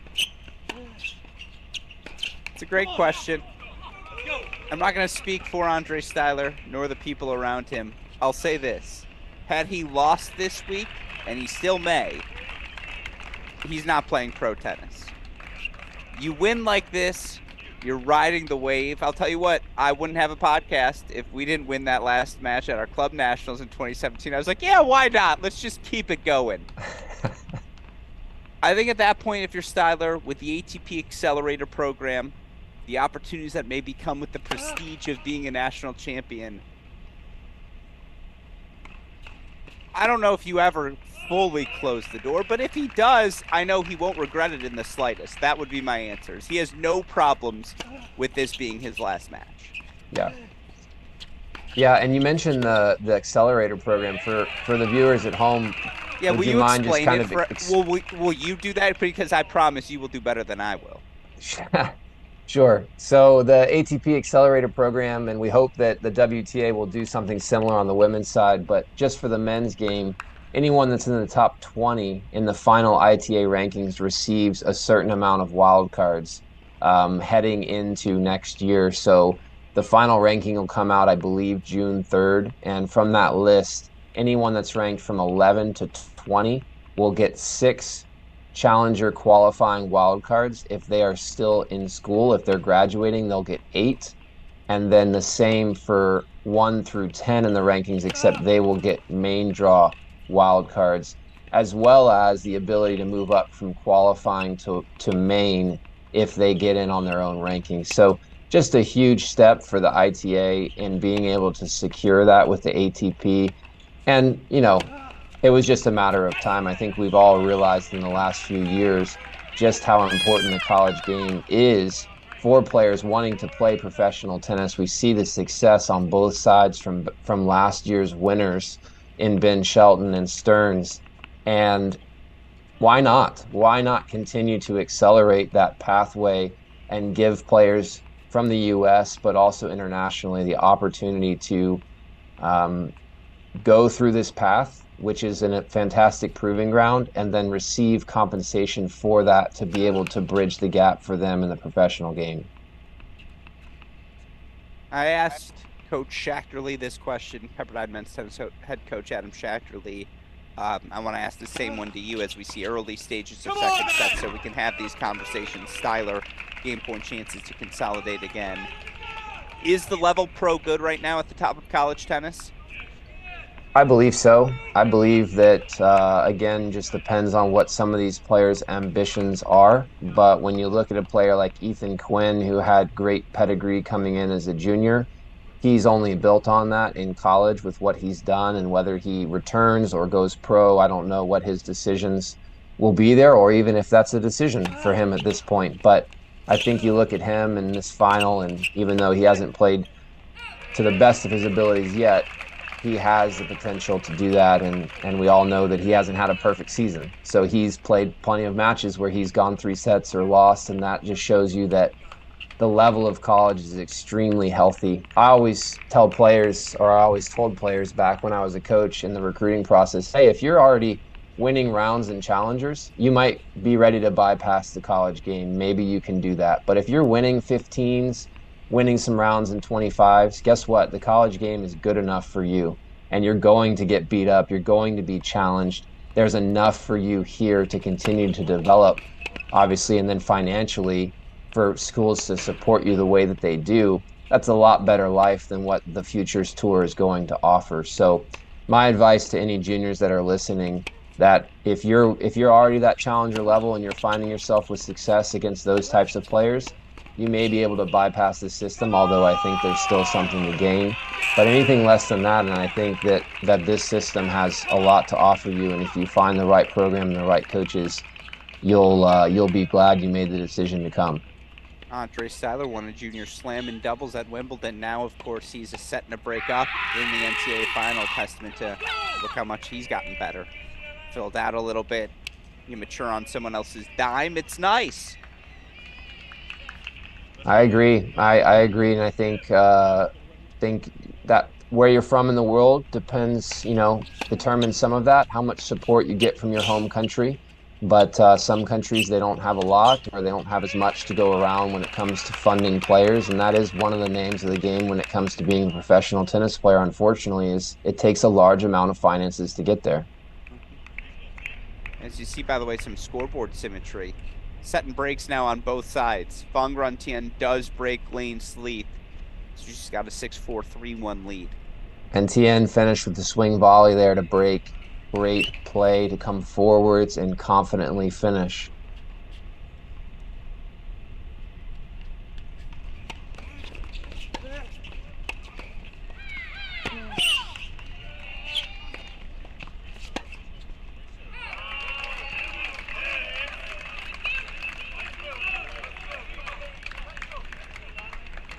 And Tien just continues to be dominant.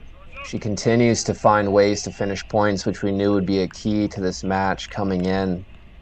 And I expressed earlier in the set, if you're Sleeth, continuing to carry on and stay true to your identity, but she's going to start to feel pressure to do more, which isn't necessarily the right answer. But with Tien playing so well, a switch or two in her tactics may be what she has to do in order to change the course of the match.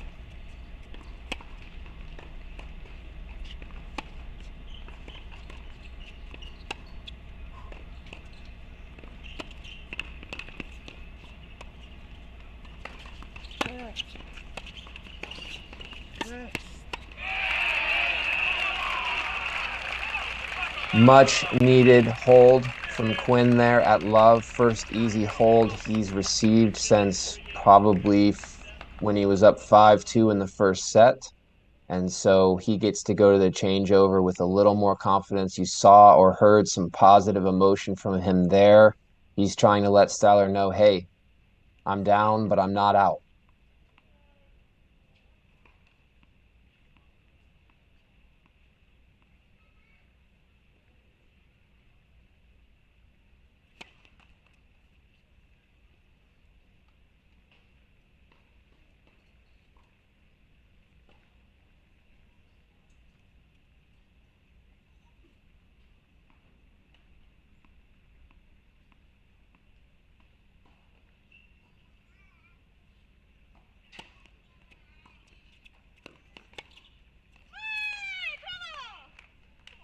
Speaking of changing tactics, you see Sleeth with a chip in charge there. Not a play that you see all that frequently on the men's or women's games, but she was trying to force the issue. Didn't quite read the Tien forehand there with wanting to go cross court as her primary target, but she tried to apply pressures in different ways, shorten the point a little bit. Didn't pan out for her there.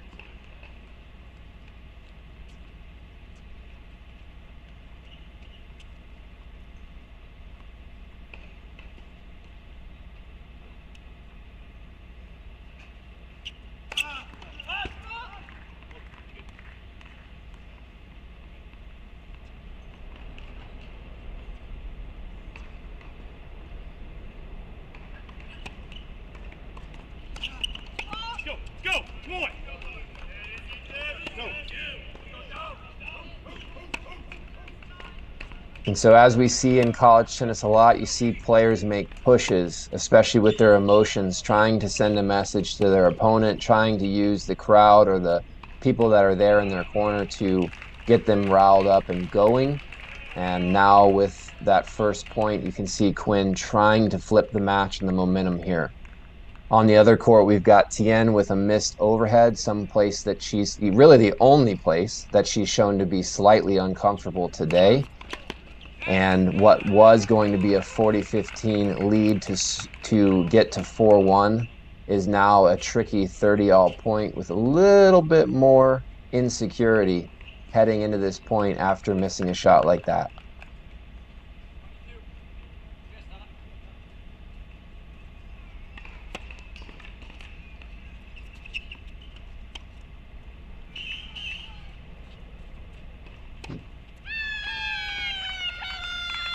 But the freshman once again shows how good she is under pressure. She's used that T serve a lot today from the deuce court to set up points and then comes forward still after missing that overhead on the point before and finishes with a swing volley.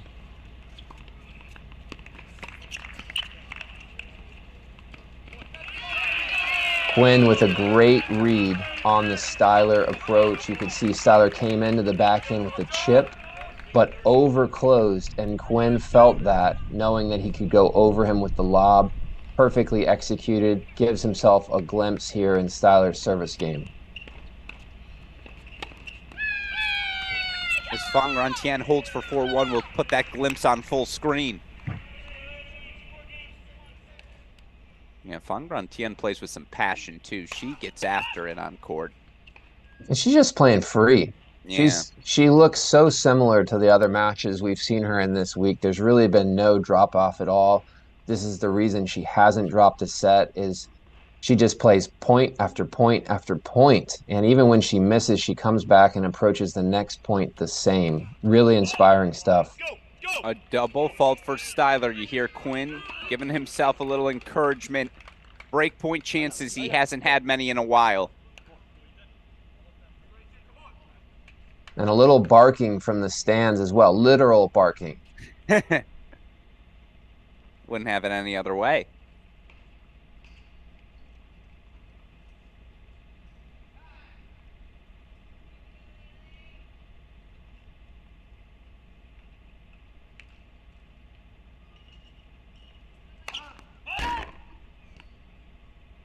Ouch.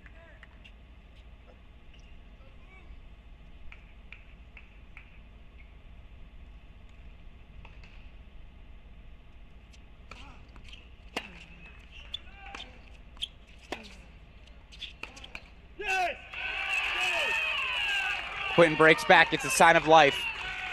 And he didn't have much for a while. And you saw the adjustment that Quinn made there. Stayed way off the baseline. Waited Styler out. Let him take control. Just said, hey, I've been missing a lot. I'm not going to miss here. Let's let him come up with something. And Styler netted the forehand. It's good. It's like a Shakespeare. We get a third act. Very true. So I'll flip the question to you. Is this a must-have game for Sleeth? Her serving, absolutely. I just think, again, what more could she have done through this first, 15 games? She's played good tennis, and she's down a set in 4-1. 100%. And she changed a little bit there in that last game, tried to force the issue on a couple points. Tian still handled it and came up with the goods.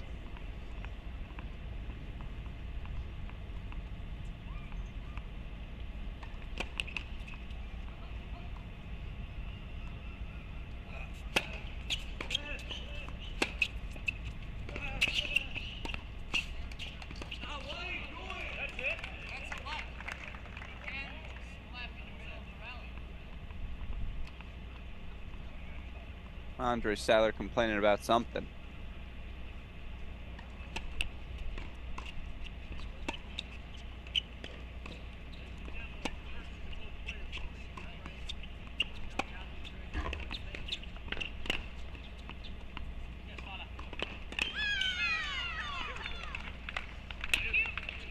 Tian's got all the shots. Yeah, it's unbelievable.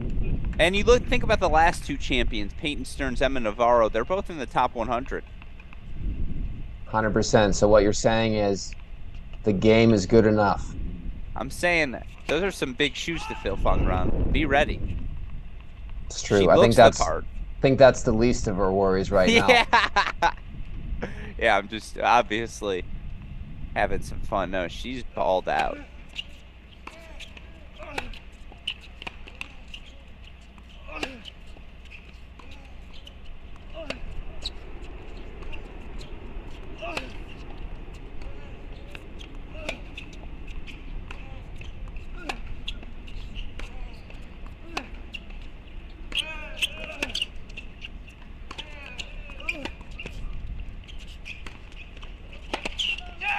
Now we're playing tennis on 3, finally.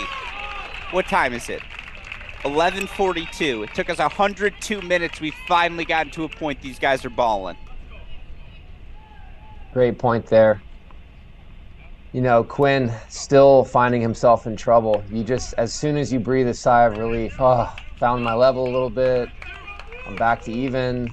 Takes that first point of the game, and I know we didn't talk about it, but gets an easy ball and misses a backhand drop shot in the net. And those are the points that keep you from holding quickly and easily. And you find yourself in positions like 15-30 now. You said must hold for Sleeth. Must hold for Quinn. Can't let up. Can't hand it right back.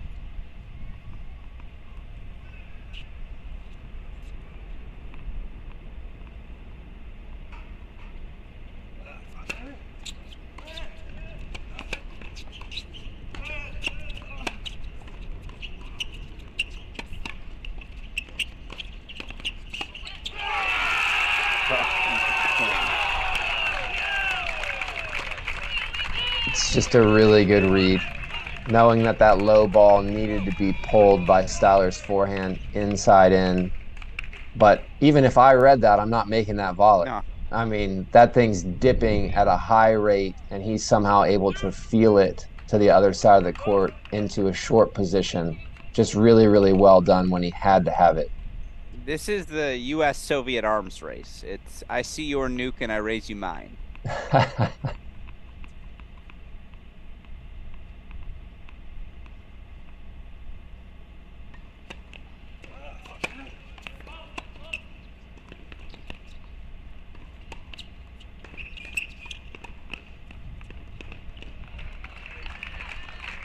Sleeth's forcing the issue, and even then, it was a little bit flipped with the rolls, team making it tough for Sleeth to finish, but she does a nice job to get herself back to 30 all.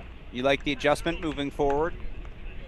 You know, I didn't at first because of what I said about her identity, but I think that sprinkling those in is almost a necessity at this point because the match is so far along. Sure. She has to try to make TN uncomfortable and change a few things up here.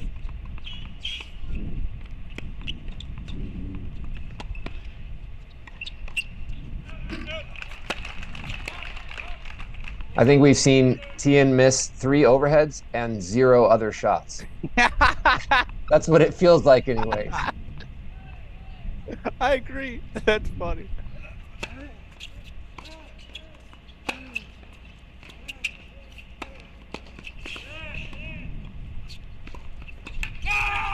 I don't know how Styler won that point. It's great from Styler, but just still a little soft on the finish there from Ethan with the high volley. That's one that I expect that he normally smashes away and hits with authority, and he made it, but making it against a player of Styler's level isn't enough, especially when you're going to the forehand wing.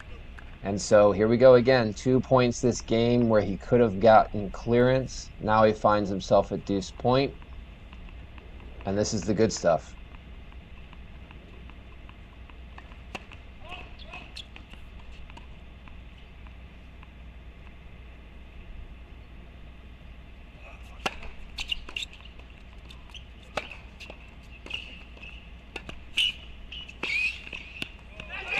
Andre Styler with the sliding pass.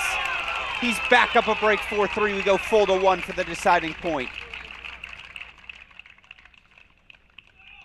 Ridiculous.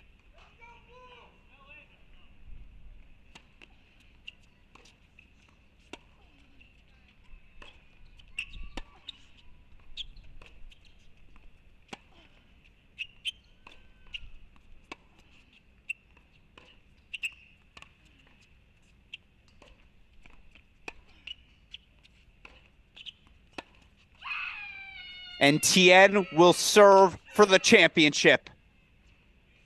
Back to the split screen as soon as they're out of the chair, we promise.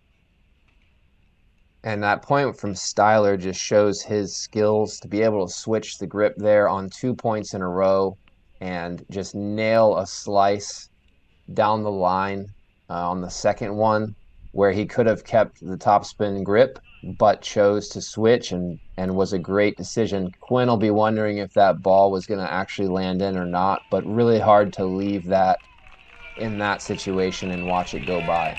And I see it in the chat. That's not Cracked Rackets top 10. That's Sports Center top 10. If So let's get it on there. Sports Center top 10. Let's go. You have our permission. Cut the clip. Tag us at Cracked Rackets. Andre Styler with your shot of the day. He's now back up a set and a break. 2 service games, not 5, 2 service games away from the title. And I'm just so impressed with Tien. I mean, Lane comes in again for the backhand, which is the side that I would also choose to approach to. Ball ends up at her feet. She finds a way to make it. Tien set up with a forehand. Sleeth knows she's going cross court, covers the cross court, and Tien just hits it too good.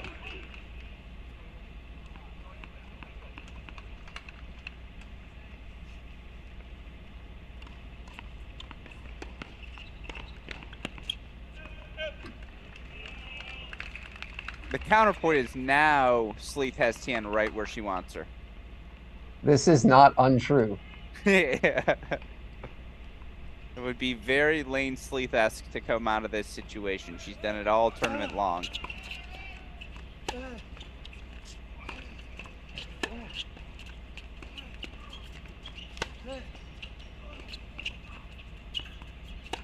Come on! It's a professional forehand.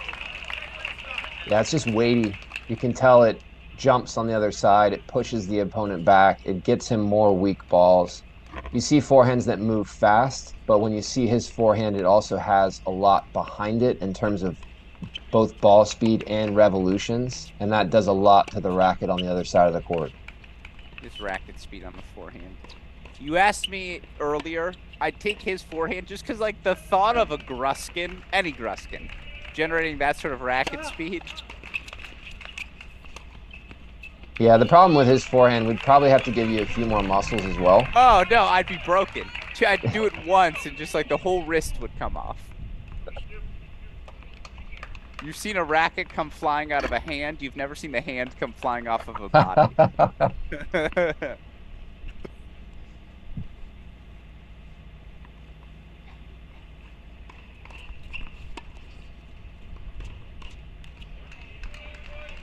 Got to be the most airs we've seen in a game from Tien, right?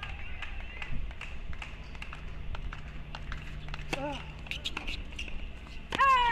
on!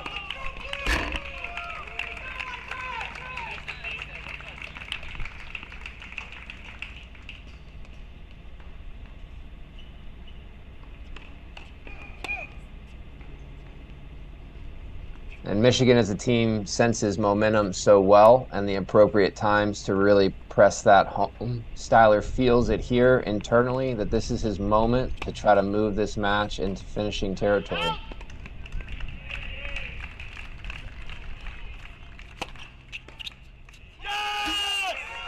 He holds for 5-3. He's a game away. Tien's a game away. As you saw, Sleeth broke.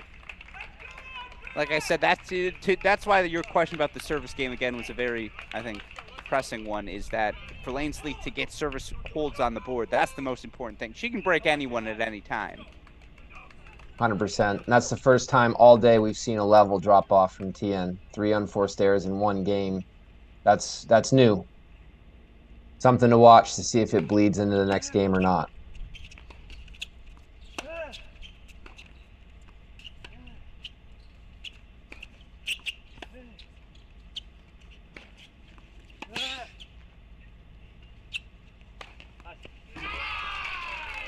Hasn't hit one of those so definitively in a while. Yeah, and interesting from Styler there to play cagey a bit, lay off, play with some slice, just seeing if Quinn can execute consistently. He's played slice a lot. I feel like he's mixed in that backhand chip. Definitely with the backhand chip. Yeah, making Quinn play from low and making it harder for him to run around the backhand.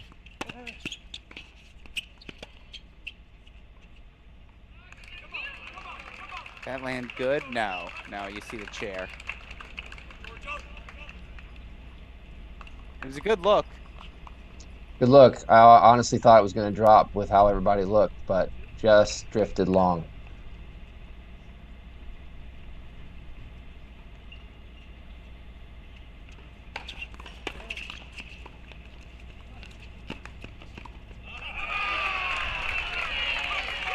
And you see how good Ethan is at the net at finishing, which makes some of those other misses so uncharacteristic from him because this is such a strong point to his game. He's so well-rounded and can finish in numerous ways.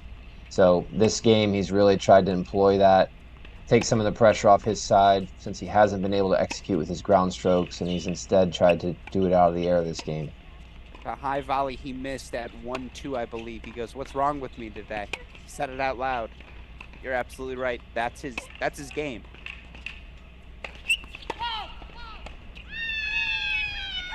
And that's Tian's game. Yeah. A forehand cross court shifts you so far off the court that then she has acres of space to be able to finish with the backhand.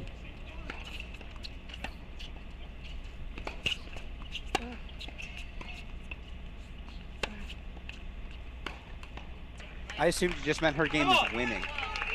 The freshman. That's also true. Yeah, twice. Her game is not losing sets. Yeah. This is a run we haven't seen one like in quite some time. Again, Emma Navarro won as a freshman in 2021. Stearns was a sophomore when she won it last year. Freshman Fung Run Kian can become the first Bruin since '95. Win the title and do it in some sort of fashion. Yes! Go! It'll be interesting to follow both Tien and Sleeth this summer to see how they build on this. We just talked about the opportunities that the ATP Tour has given. Unfortunately, we don't have that yet on the women's side with the WTA, but hopefully both of these players will be inspired with this performance to go out there and test their mettle against the best players in the world.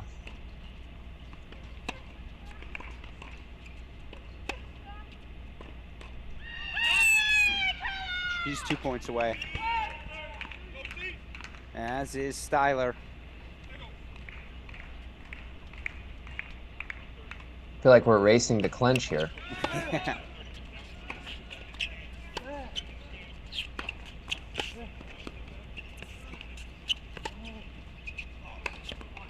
Even Quinn says you're going to have to serve it out. Quinn holds.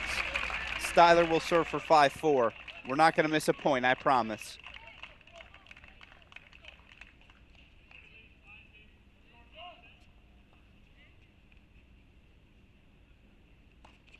What's so crazy about college tennis for someone like Styler right now is win or lose today, it's over, and you've got that also at play, just knowing that this is it. These are your last moments wearing that emblem on your chest when it matters.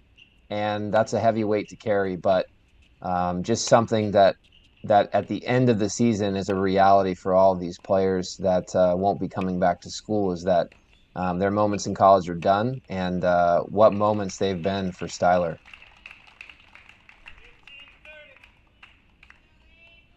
Absolutely. Pro career or not, this is his last match as a Wolverine. The other three can all come back. Styler hypothetically could if he wanted to. Yes, right. But he is finishing his career again. As soon as Styler's out of the chair, we'll have him for you. Sleeth has a COVID year remaining, correct? She does, and I believe she's planning on exercising it.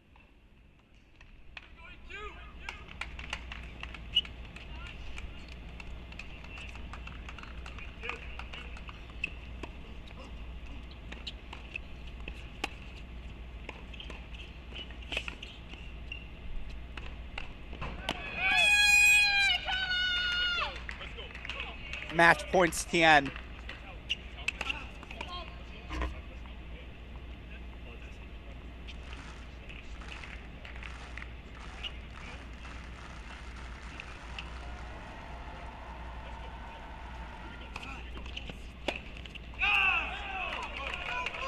It's a freebie for Styler. He's 3 points away.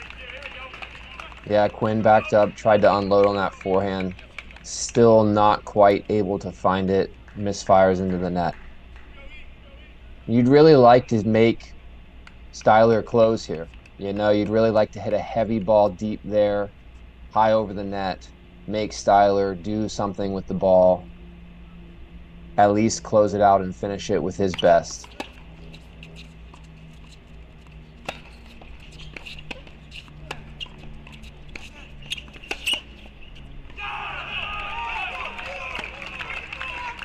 You can just tell that ball's bothering Quinn.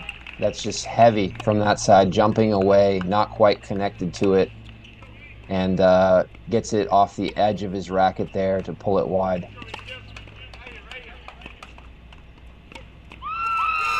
Fangran Tian's a national champion. 6'4", 6'2", the UCLA freshman. The second Bruin in history to capture the women's singles title. We go full to 3. And I mean, how deserving with that performance. That is a championship performance. She absolutely deserves to lift that trophy today. That's what you want to see from a freshman. But anyone in that moment to just play their best and come through. And now Andre Styler has 4 opportunities to join her.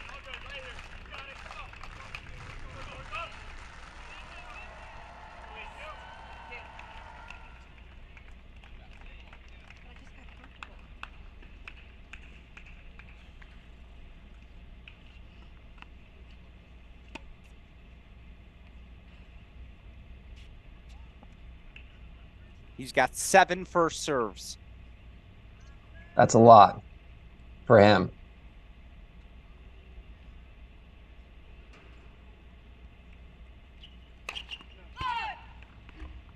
Ooh, I thought he got the first.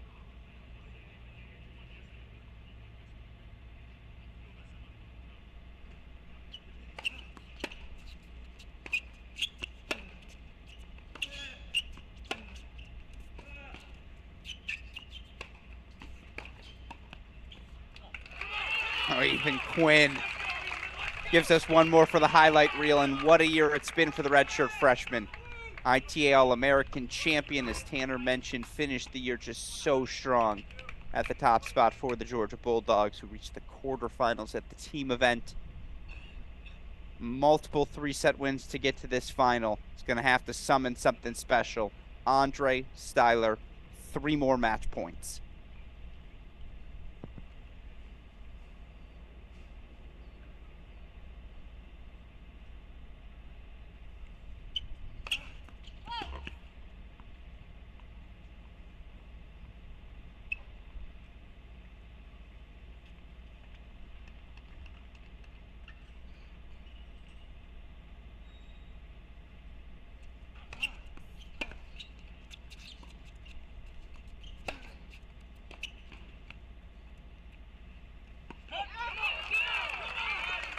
I mean, of course, right?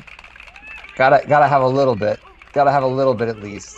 Yeah, he's had 4 first serves. Or I suppose he's 0 for 2 on the firsts.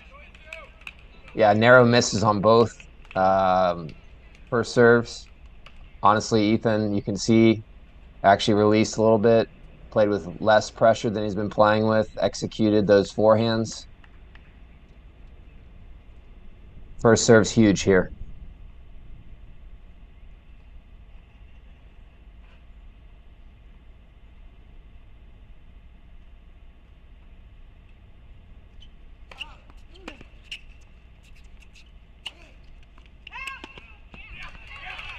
That one goes wide as well. Wow. Did a great job with the first serve. Threw in a little bit of a kick off pace, get himself set up with a forehand. But as we've seen some of the rest of the day, the person with the forehand in control has not come through. And so now we get absolute drama here, Gruskin.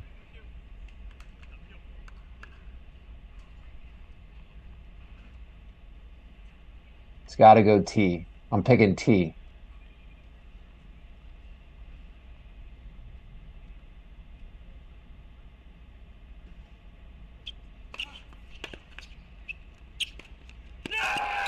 Oh my Quinn goodness. breaks back.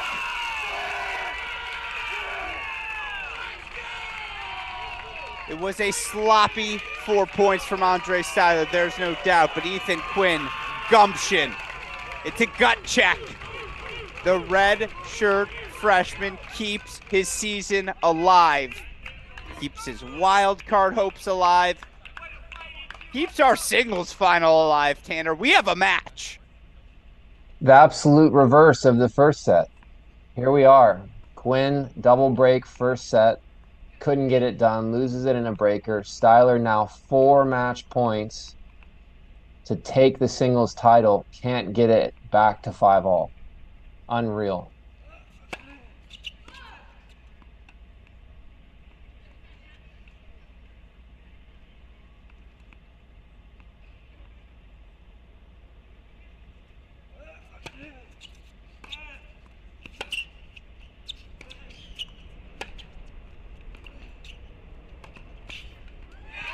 He's loose now. Great point, the way he closed that out with the volley. That's a ball that maybe there was some hesitation on earlier. That one we see him close off really, really well. Tennis is a crazy thing. Just the swings of momentum, how 1 point can change the outlook of things. If we go back and look at all 4 of those points in the last game, there were a lot of moments where the match could have been done, but here we are.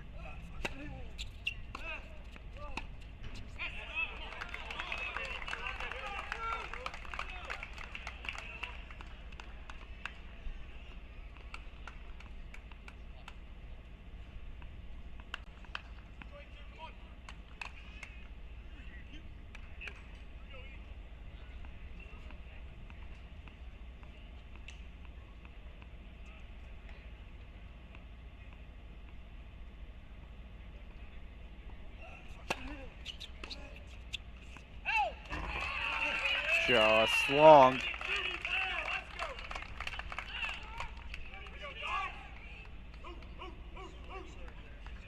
Fangran your Division I women's singles champion. Andre Styler was up 5-4, 40 love. Serving. You see the score. Quinn now 5-all, 30-15.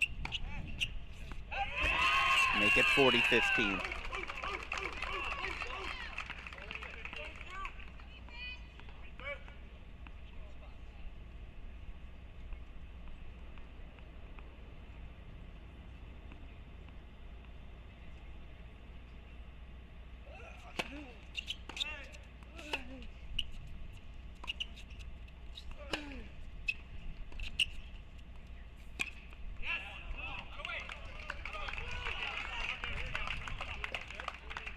To your point earlier about the slice, a tactic that's certainly paid off for Styler in getting the ball low to make it difficult for Quinn when he chooses to run around and use his forehand. That's a ball that if you hit the backhand and the ball's a bit elevated, he's so good at being able to turn that ball and finish. But when it's a bit lower, putting him in a more of a compromised position.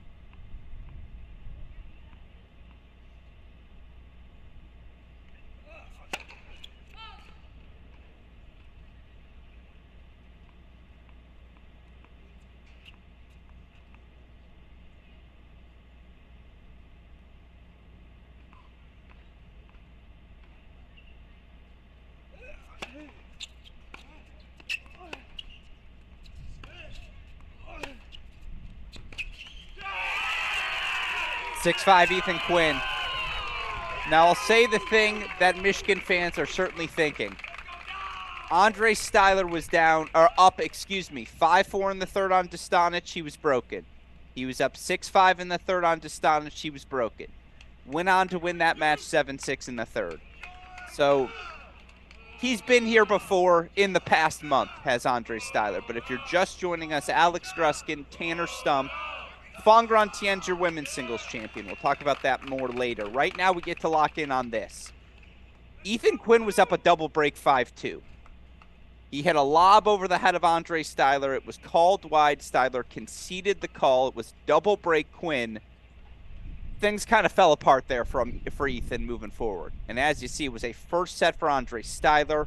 He gets an early break in the second, gives the break back, only to take that break lead again. Served for the setup, 5-4, 40 love, couple of missed forehands, good returns from Ethan Quinn.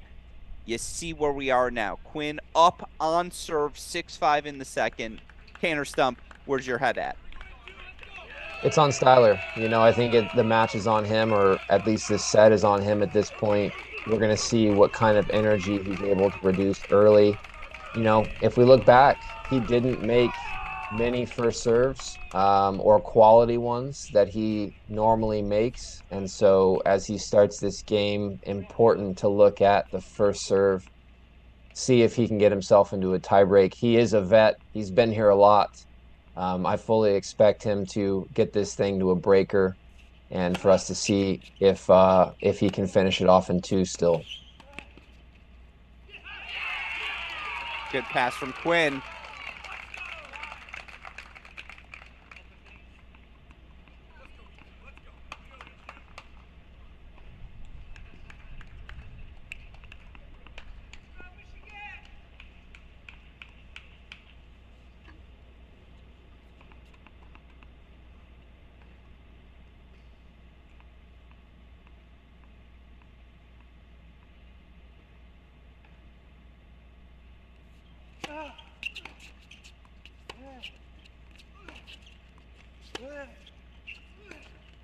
Come on. Let's go now. Quinn doing a good job of neutralizing Styler's first serve. I would say that Styler's not hitting his spots, really stretching Quinn with it, but putting the ball back deep and in play, making every point difficult for Styler in his service game.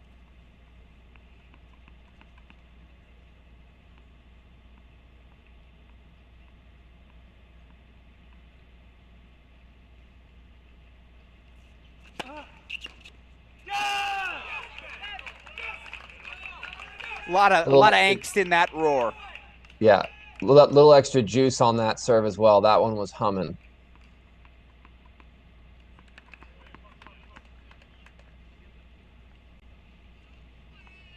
I won't lie. I like the prospect of the third set being a breaker here just because give me all the drama. And we've gotten it in doubles, so now I kind of love third set breakers.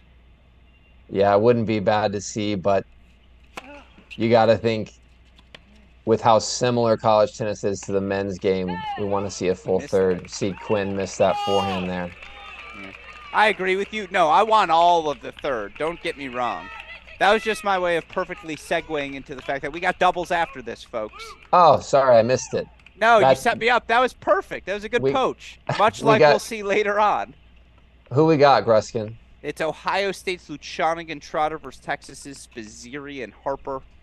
The All-Carolina battle, Tangillig, Scotty, Brantmeyer, Crawley, not in that order.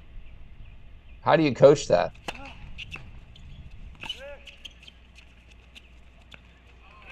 Well, we were a match away from it in Rufus Shelton last year. I saw you actively rooting against Sam. 100%. I was actually coaching him and telling him all the things that he shouldn't do so that we wouldn't have to deal with that moment. Exactly. No, you don't, coach. You sit back, you kick your feet. You said, I did my job. You guys figure it out. Yeah, it honestly should be one of those where you kick your feet up, but it's so filled with angst. You just hate every second of it when the teammates are having to go at each other. But hopefully the North Carolina women can enjoy that moment today. And obviously they've had so much success already. Styler holds. We're going to a breaker. Ethan Quinn was up a double break 5-2 in the first. That set went Styler's way. Well, Styler was up 5-4, 40 love serving in this set. Which way is it going to go?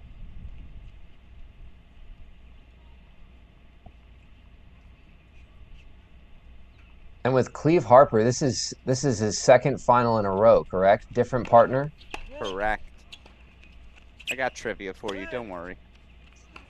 Of course you do.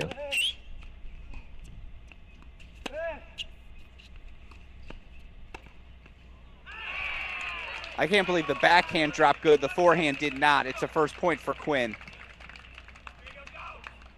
Yeah, and maybe it's a bit windier out there than I expect, but it looks like when those volleys are floating, neither guy is hitting it with the authority that they should. You want to put some underspin on the ball at the net. You don't want to hit and tap volleys. You don't want to hit them flat, because that's when they have the chance to really float long on you. And neither one of these guys have cut those high volleys very well today. So maybe something to do with the conditions or strictly just nerves.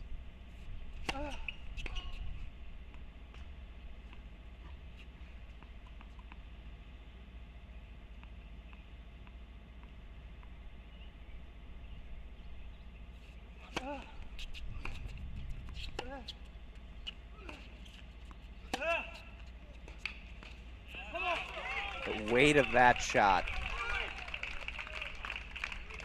It's a great ball. Just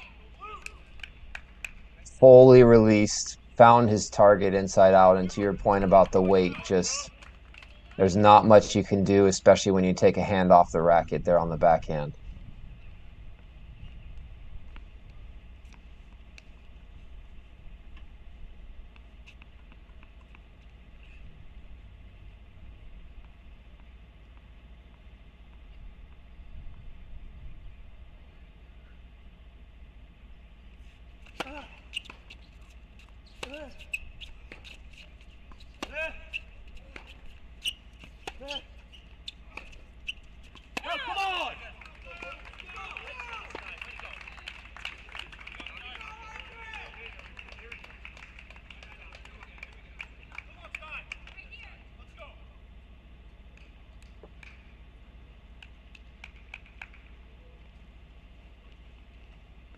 You know, we haven't seen too many unreturned serves today. Most of what we've seen have been the returner putting the ball in play or missed first serves. Not too many cheap or free points. Would be nice for one of these guys to find that here.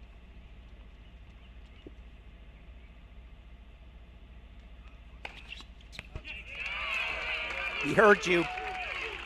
Order it up. Ace wide for 2-all. That might be our first ace of the match. I was thinking that there just hasn't been much of that, and maybe we missed one here or there, but with what both of these servers are capable of, we certainly haven't seen as many as I expected to.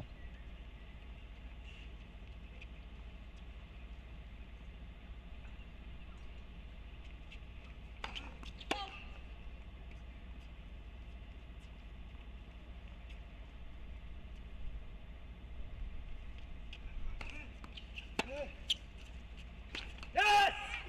Come on, man!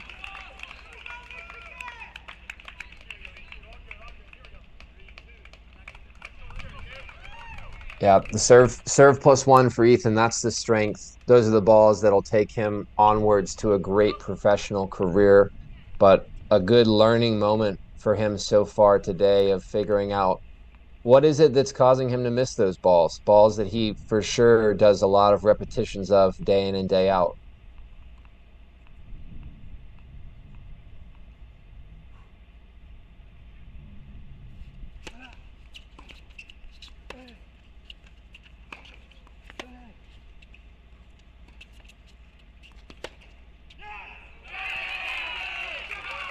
It's a beautiful approach.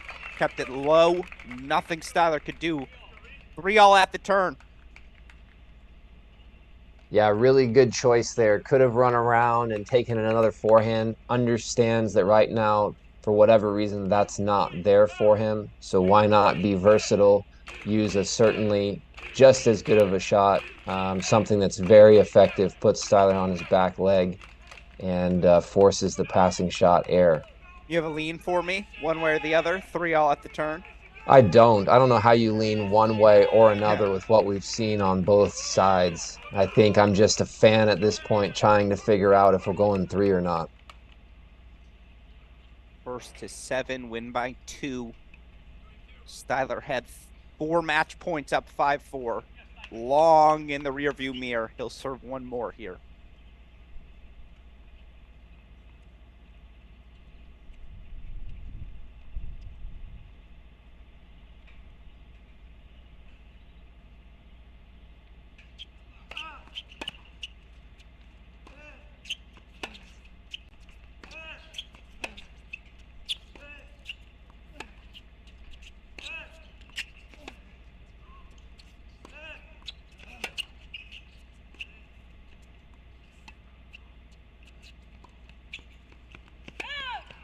No, it sailed on him.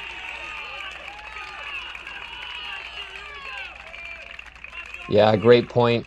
Much better level from the guys there. Excellent stuff.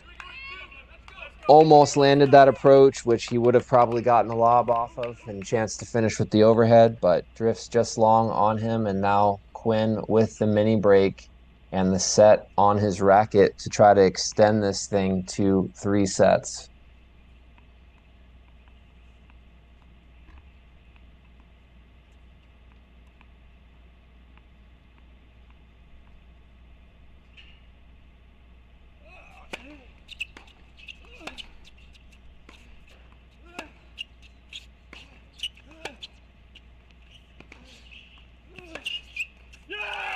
How? How? That's the good stuff. There he is. Best point of the match from Ethan. Picks up that first forehand at his feet. Little flick cross court. And you just see the looseness in his arm. He has such a live arm when he lets it go. We haven't seen him do it as much today, but that is what he is capable of when he is playing his best. And a scary thing for Styler to see with Quinn playing a point of that magnitude to get himself up 5-3.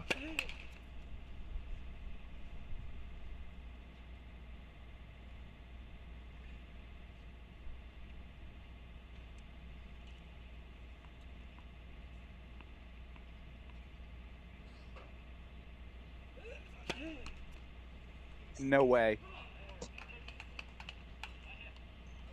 You're kidding. I feel like I'm the problem. I feel like every time I compliment someone, they then in turn do something that's very out of character. Took us a little over 2 hours to get here. That's why I wanted to have you on the broadcast today, Tanner. You're the problem. I'm the problem. On serve 4-5.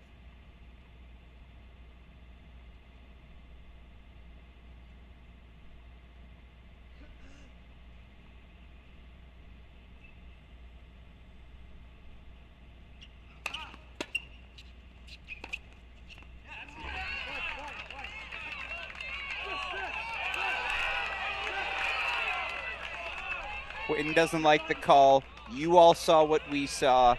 Good luck figuring out what an 85-mile-per-hour missile is hitting. Yeah, so hard hate the game. So hard to tell from our angle. If I had to guess, I'd say that it did clip, but very, very difficult for us to tell. And like you said, the ball's moving at that pace, but that's why we've got officials in the chair and on the lines. 5-all. Second set breaker.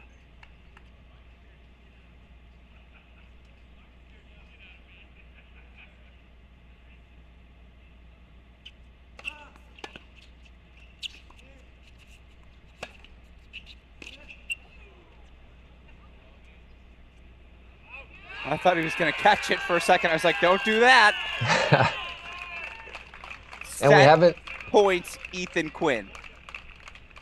Yeah, this is something we can, if we do go 3, talk about on the break, but that forehand chip from Ethan on the return has done some miracles for him at the end of the set, and he's been able to put a lot of difficult balls in play for Styler to handle.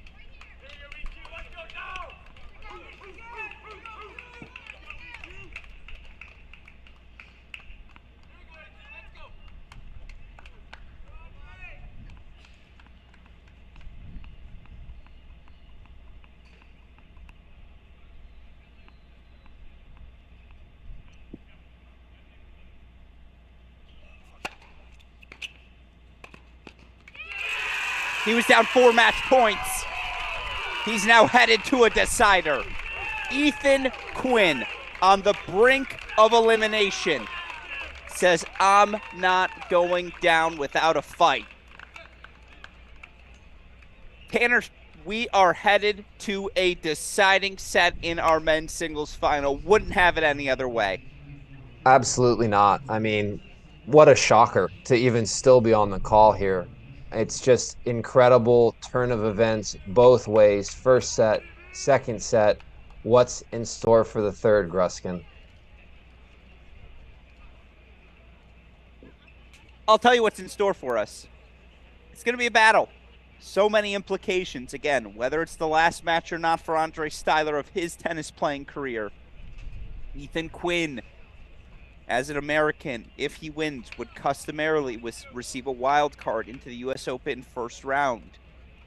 Of course, Fangran Tien, already a winner earlier today in straight sets over Lane Sleeth. We'll have doubles finals for all of you coming up in a little bit. But to recap where this match stands, you see 2 7-6 sets on the score. Honestly, the wrong player won each set. Ethan Quinn was up a double break 5-2 in the first. Played a couple of loose service games. Andre Styler definitely caught fire, and he took that first set in a breaker. Styler then, he's been up a break for a while and was in that second set for the majority of it. He served for it up 5-4, 40 love, 4 match points, 4 loose match points from Andre Styler. Quinn breaks back. He takes the second set breaker, 7-6 apiece. Let's start on the Ethan Quinn side of things, Tanner Stump. Heading into the third, what are you thinking? What are you expecting? Yeah, in terms of what to expect, I have no idea, but I know how well Ethan can play. And now that he's gotten a set under his belt, he came through. That should do wonders for his confidence. He will lean on the amount of matches that he's won, especially in 3 sets in this tournament. He showed a lot of maturity yesterday, getting it done against Rodesh indoors, who's as seasoned as they come. And so he'll lean on that. He'll lean on his coaches here to make adjustments. Like I said, the forehand chip off the return, he was taking that early, taking away Styler's slider in the deuce and putting that ball back in a low position that Styler was struggling with. So that was a worthy adjustment that they made that will probably continue to be made here. And then it's just all about execution. He has set himself up well enough at moments of the match to have 1-2 finishes. But whether it's missing a volley or choosing to hit a drop shot at the wrong time or just not executing the forehand the way that he can, if he can do that, he's going to create a big problem for Styler from what I've seen in this match so far. But that's up to him of whether he can find that level of execution that he's lacked at various stages today. Other side of the net, Andre Styler, obviously, you drop the first, or you take the first, you serve for the match, 7-6 now, you drop the second. Is it just a reset? Is it a refocus? What's the message? Yeah, I think much the same as Quinn. You know, you have to start focusing on your serve. You have to start finding out, are there easier answers for me that I'm not using right now in order to get quicker points, in order to hold easier. That's what I'm going to be looking for from Styler at the beginning of this set. Can he find a bit better level of serving?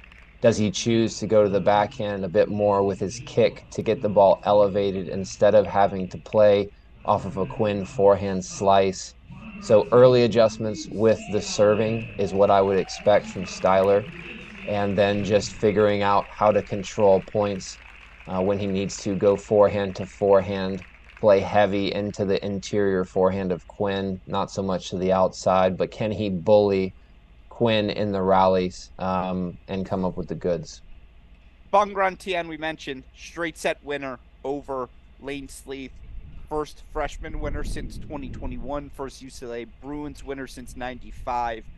Thoughts on what was a dominant performance from the freshman? Just a continuation of the week. You know, she just made sure that today was going to be the crown jewel of her tournament in terms of performances.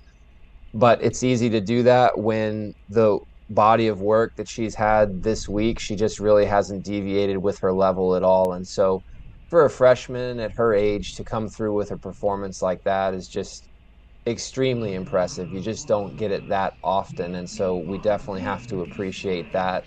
And I thought on the other side of the net, she had a worthy opponent, a worthy challenge, a person you probably don't want to play in the most pressure-filled moment because she's going to make you do what Tien did. But much to Tien's credit, she just kept coming up with the goods, and nothing was going to deter her from lifting the championship trophy today.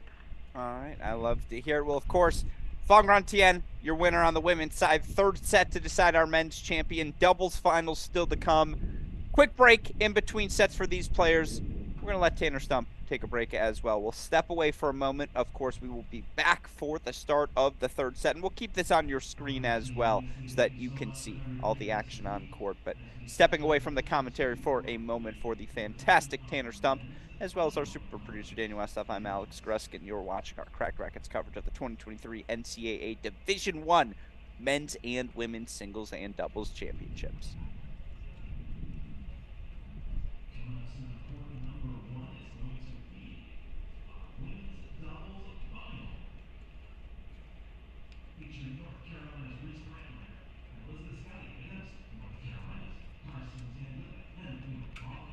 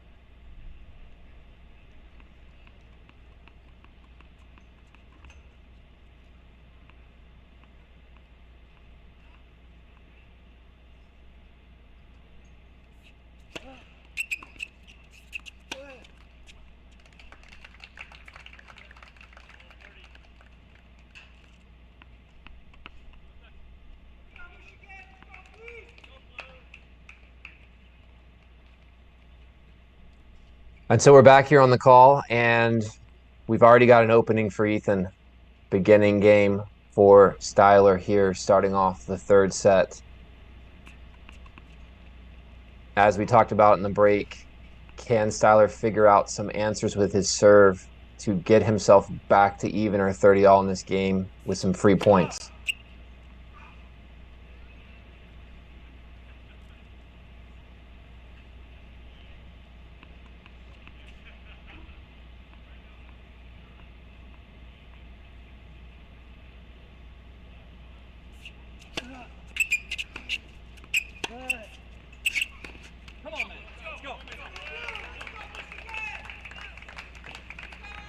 Not the easy answer off the serve, but a bit of a gift from Quinn there, netting the forehand, letting Styler now serve at 15-30. Desperate for some first serve help here and an easier point.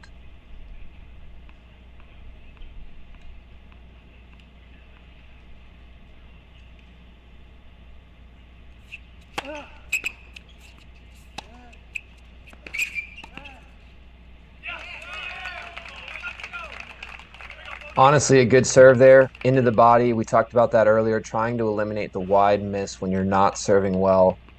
Quinn did a great job fighting that off. Ball ended up low. Styler a bit late to get up there. Comes in, but a little bit light. And Quinn powers the backhand into Styler's volley, of which he's not able to come up with, and pushes it long. Leads us to 3 break points here for Quinn to start the third set of this championship final.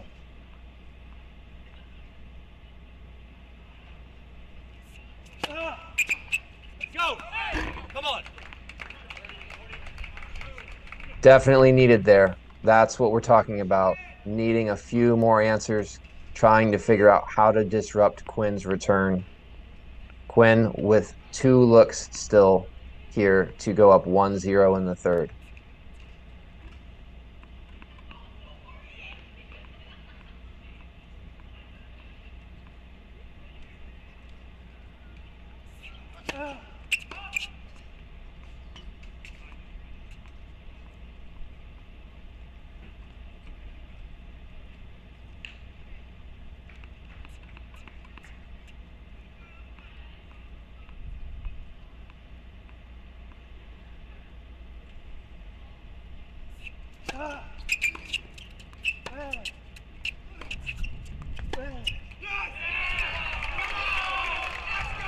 Quinn gets it, applies the pressure, backhand return, pinned Styler into the backhand corner, started to lean on him in that rally, forces the net air from the Styler backhand, and now switches ends up 1-0 in the third. And what a last 30 minutes for these two players. Styler on the precipice of coming through, winning Michigan's first national title since the 80s. Quinn somehow finds a way to get himself back into the set, fight off 4 match points, and now the freshman starts to see the finish line, starts to wonder, can I do this? Can I pull off this miracle, if you will, of coming back and getting himself back into the national championship when he himself has not played all that well at times today. So with the first point coming on his serve here, up a break, let's see what the freshman or redshirt freshman has for us.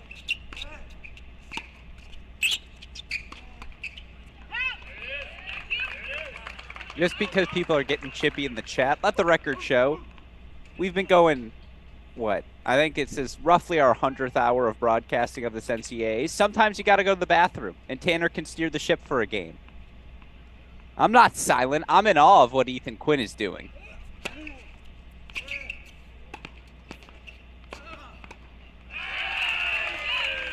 He's a new man. Like this is the aggression he tried to manufacture early in set 1, Tanner, just wasn't able to execute on. Yeah, and you see, we talked about the body language earlier. The body language has flipped for Ethan again. Looks like a confident player out there. Looks like someone who knows what they're planning to do and know that they can execute. It's one thing to have a plan, another thing to expect to come through. And that expectation was lacking there for Ethan for a bit. But now we're seeing the best version of himself.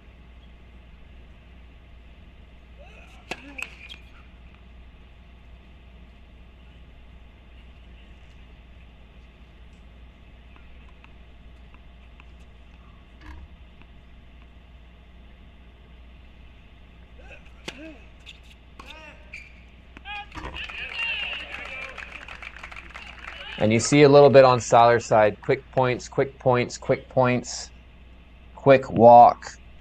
Don't know what that exactly means. Could be that the body's starting to shut down a little bit for him. The legs are starting to get heavy. I mean, all that adrenaline, all the nerves coming out at the same time. But looking like it's going to be a quick hold here for Ethan. Mhm. Redshirt Ethan Quinn. I guess it's a different beast.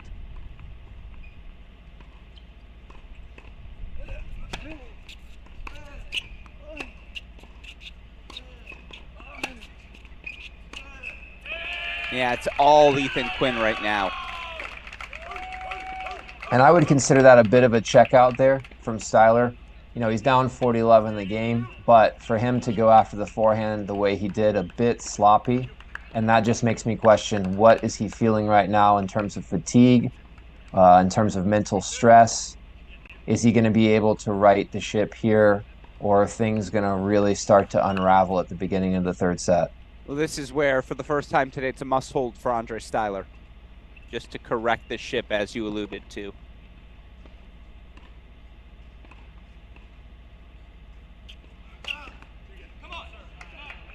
It's exactly what the doctor ordered. More of that. Very little of what we've seen. Quinn's done such a good job taking that serve away from him, knowing that's the higher percentage serve for Styler. But when Styler hits that spot, I don't care where you're standing. That's an ace. Maybe Novak. Well, definitely Novak. That's a winner down the line.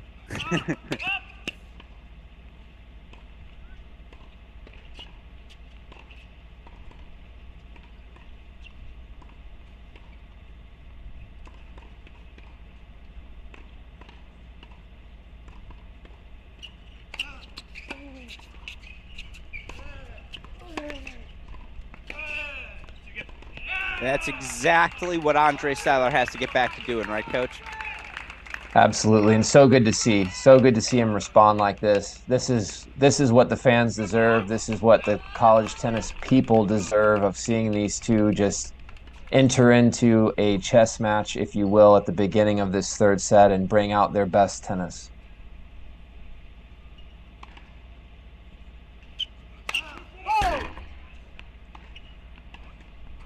Imagine playing butts up against Styler.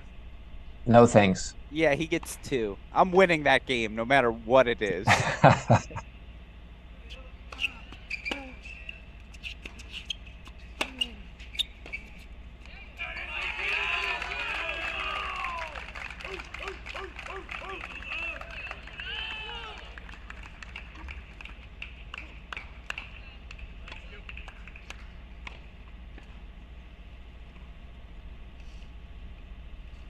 For the first time in a while, we see Quinn having the upper hand, forehand to forehand, which has been an interesting thing to look back on today, to see who's been winning those battles, since it's the weapon of both guys.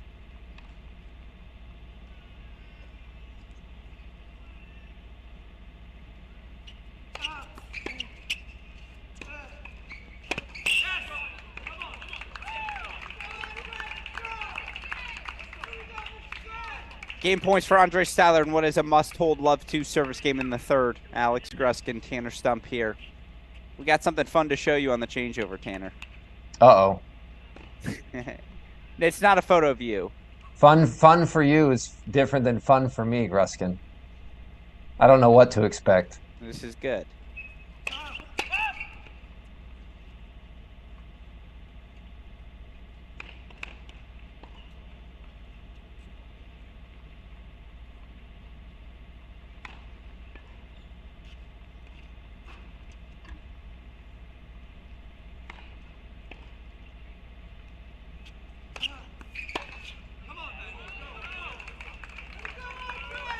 Good bounce from Styler, doing the Michigan run, as I would call it. Everybody bounces out, jogs, even when they get broken sometimes, jogs to the changeover, keeps their heart rate up, keeps their legs going, keeps the energy present.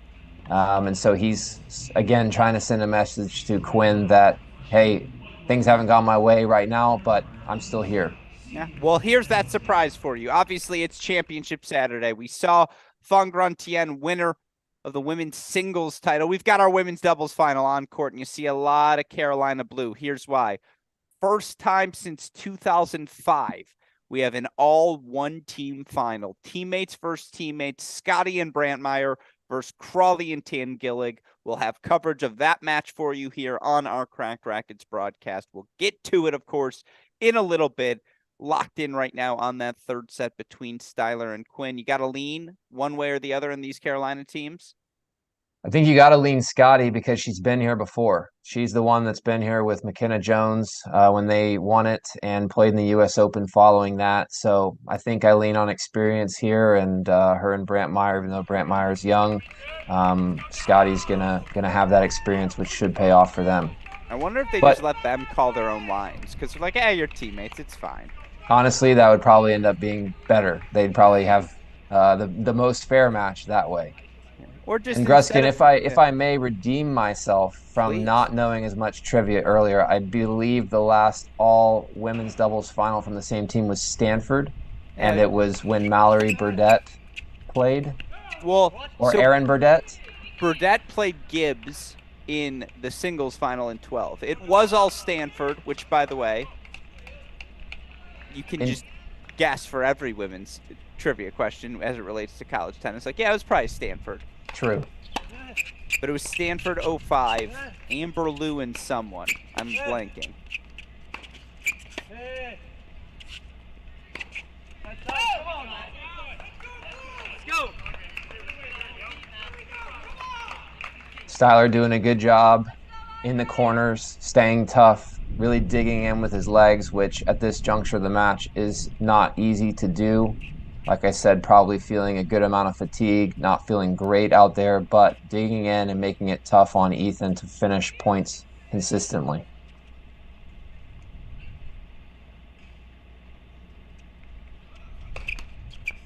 You do feel like that hold resets things for Styler.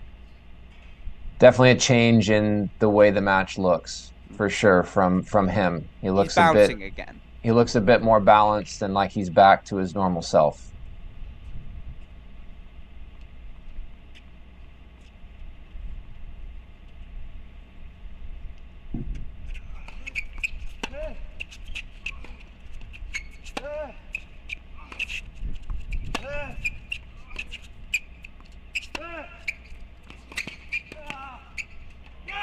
Oh, ridiculous. Just incredible. And I do want to give a quick broadcasting announcement. Our super producer, Daniel Westoff, is going to post in the chat right now a link to the individual stream for that UNC women's doubles final. We're going to hold here full screen. Third set, deciding set. We know this is what College Tennis Nation is looking for right now. Now, of course, if something dramatic happens in that women's doubles final, we'll get you to it. But for now, we're locked in full screen third set. So impressive there from Styler. Quinn goes against the grain with the forehand. Typically, that's a ball he hits cross court. Instead, he goes line. And for some reason, Styler sticks there and holds and is able to put the backhand volley in play.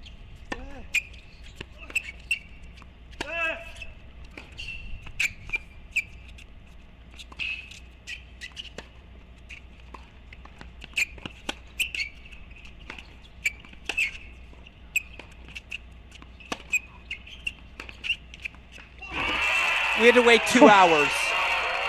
But finally, So good. We've got the good stuff. Oh my, I'm here for it. Yes. Both players bringing their best tennis in the deciding set.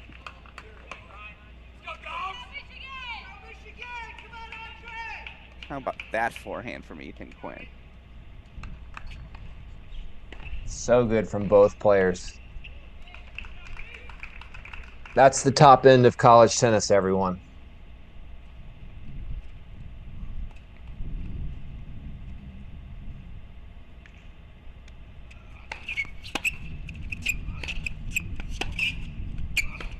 Come on!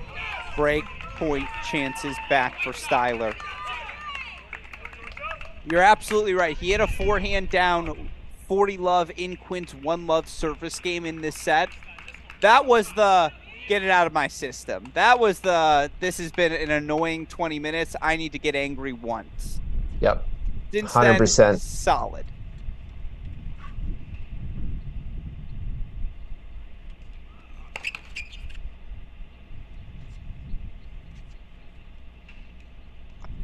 Interesting decision for Styler here to choose whether to be aggressive or not on the return or to make Quinn finish in a big moment.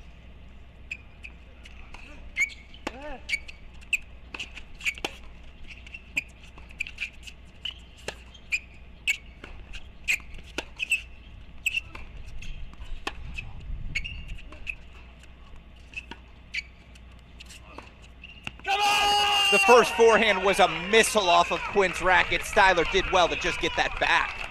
And he's got the break back as well. 2-all, Tanner. I mean, let's talk about the resiliency of both of these players. To be in these situations that they're in where it's like, oh, I feel like the match is going the other way, all the momentum's on the other side, and yet they both continue to find ways to dig in and extend this thing. Really, really good game from Styler there. That wasn't so much on Quinn. Styler came up with the goods, put him in tough positions, and finds himself now back level once again. And Carol Wood, we will send the link for the doubles again here in our chat.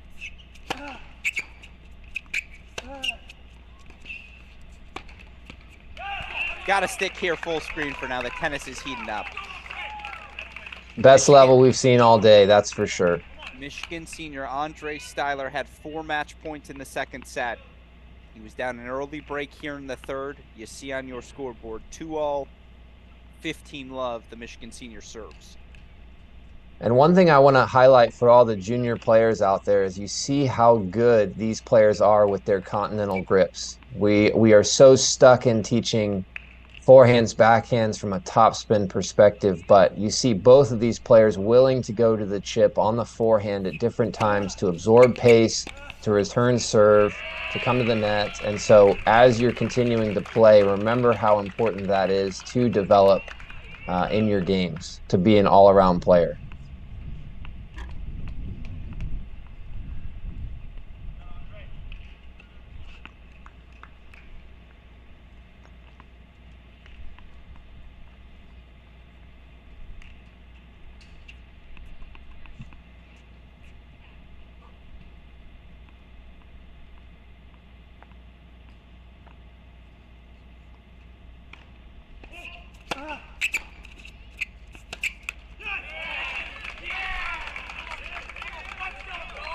Uh-oh.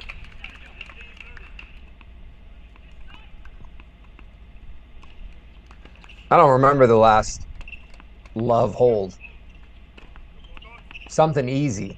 I want to say it was semifinals 2021. Yeah.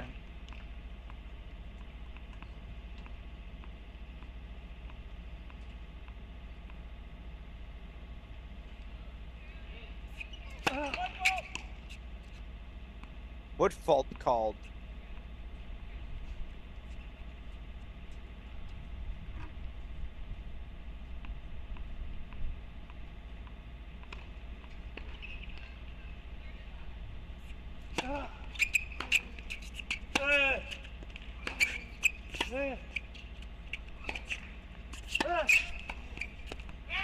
Good close from Quinn. He's got breakpoint chances right back. All set up with that forehand return, found good length with it near the baseline, pushed Styler back, was able to then step up with his forehand and start to accelerate the point forwards, and then he got himself to the net to be able to finish. Needs to find first serves.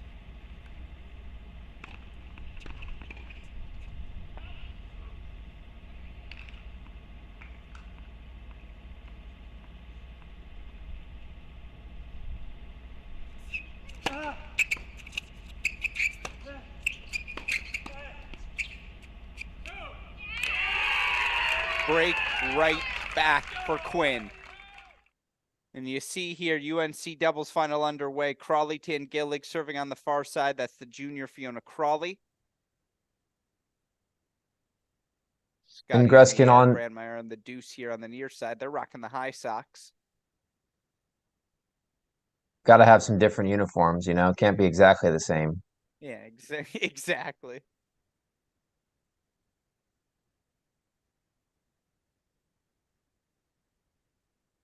And I remember when Scotty played with McKenna Jones I was watching some of their matches, especially the one they played at the Open. Remember being so impressed with her ability at the net, her ability to close, handle pace up there, move at the right times, and disrupt. So that'll be something for us to keep an eye on with the veteran today.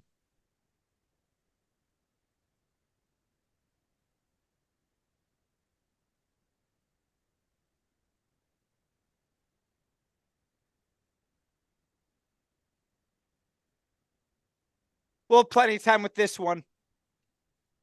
Obviously, as soon as they're out of the chair, we're going to take it back full screen to court 3.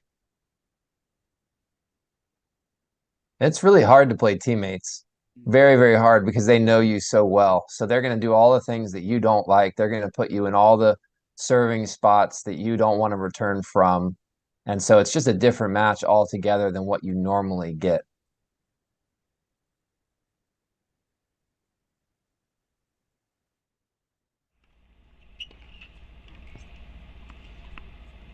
Ethan Quinn gets the break right back, serving now up 3-2 here in the third.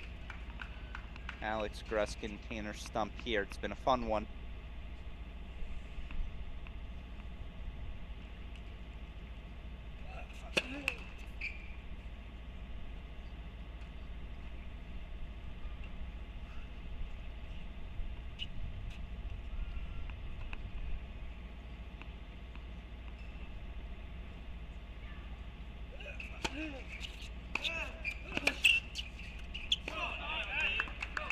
You know, and one of the things we've spoken about together on previous broadcasts is consolidating breaks, you know, and the hardest time to hold is right after you break because my coach used to tell me, don't celebrate before you separate. And the idea there is that lots of people celebrate when they break, but then there's so much work to do in that next service game. And a really important part of that is the first 2 points of the game. We see Quinn already dropping the first point, getting into a hole, but consolidation is about how you manage the early portion of the service game to see if you can extend the lead. Getting to 15 all here, super important for him as he looks to hold, but just a trap that all players can fall into, thinking that they've already done something when the reality is they haven't even consolidated the break and given themselves the luxury of returning again, actually up a break.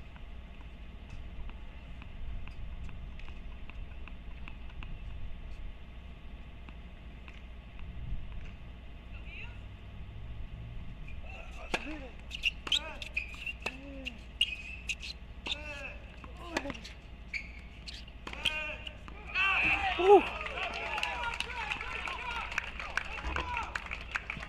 Hitting some forehands now. That ball's on a string.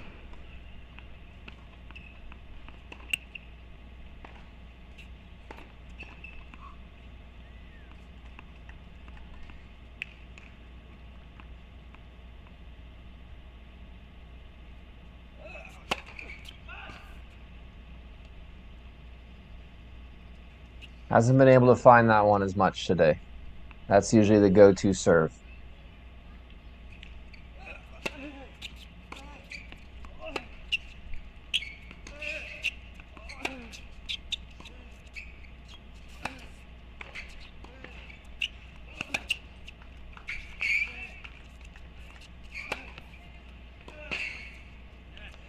Forehand's just deadly. By the way, I got to give you a compliment and shout out as always to the GOAT, Colette Lewis. 2005, Stanford's Alice Barnes and Aaron Burdett defeated Amber Liu and Ann Yelsley. All right, I got one right. There you go. You're on the board. Thanks, Colette. Thank you as always to her for all she does to shine a light on this sport. 30 all, you think it's serve T? Yeah, I mean, normally I would say that, but I'm going to say that Ethan's going to go wide, and I'll probably be proven wrong here. You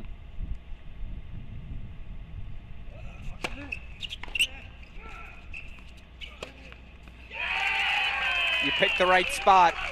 So did Ethan Quinn. He's got game points to consolidate. Yeah, and, you know, we all look at that finish and go, oh, that's an easy finish. It's not an easy finish today. You know, there's been a lot of those that Ethan has not made. And for him to make it at 30 all, 3-2 serving in the third, great confidence booster there.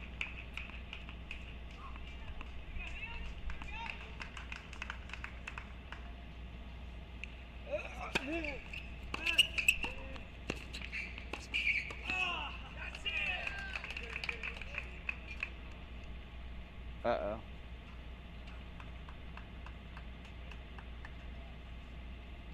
Yeah, it looks like he might have turned the ankle on the passing shot there.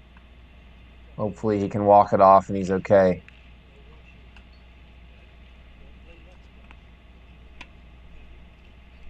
He's up. He's grabbing his ankle. Quinn holds for 4-2.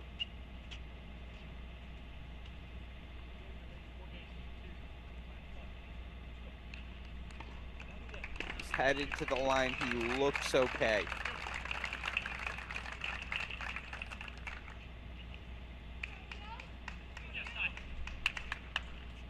And Andre Styler's up 5-4, 40-love in the second set. Now it's Quinn, 2 service holds away.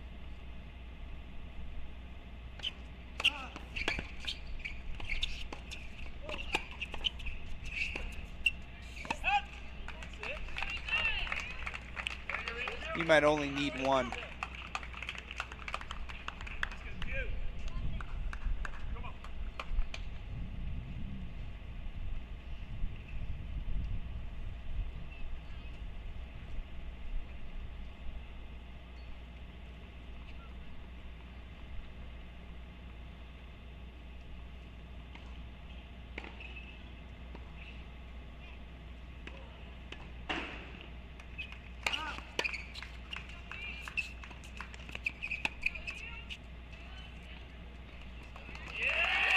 Ethan Quinn has it all working.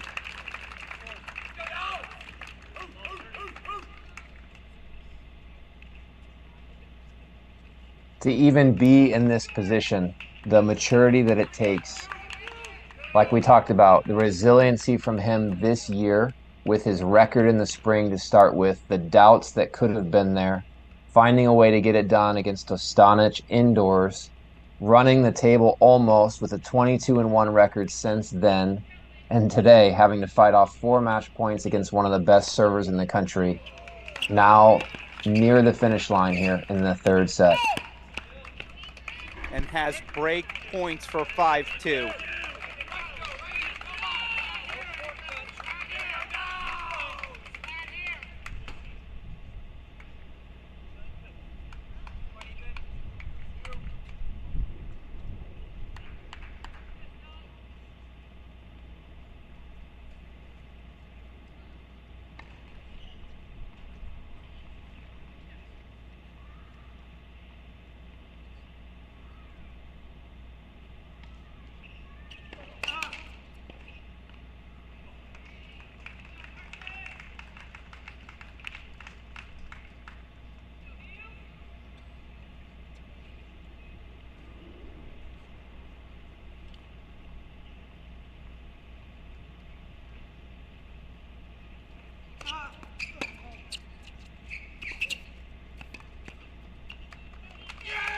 Textbook from Quinn. He will serve for an NCAA title. For what it's worth, we were here in the first set. This feels a little different. As you see, 4-1 Crawley Tangillig. Tanner, Ethan Quinn's a hold away. Absolutely incredible, and showcasing his skills now, like you said, feels a bit different. Feels like he's a lot looser at this point of the match, which is kind of weird to say because it is a crucial third set, but just has had enough time out there and honestly has been on the roller coaster the whole match. Coming back from 4 match points down will do that to you. You know, staring down the barrel there and finding a way to gut it out and get yourself back level. Second life is a very, very powerful thing, and that certainly has given him the opportunity to be where he is now and be in a position to serve with the insurance break now, but with full confidence that his game is also there to back up what he needs to do.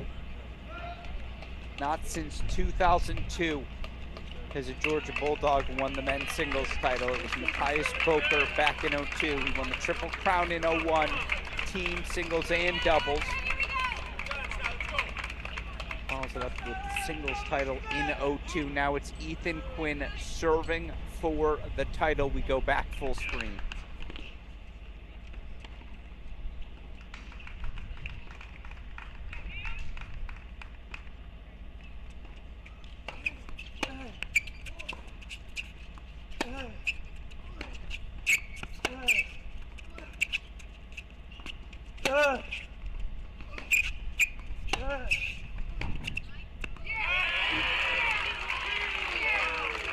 You can tell Skylar can't really move that way. Yeah, just a tough, gritty first point from Quinn, which is what you want to see at the beginning of a service game there.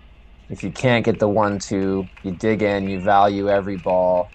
That's what he did there until he had enough of an opening to finish. Finds himself serving 15 love.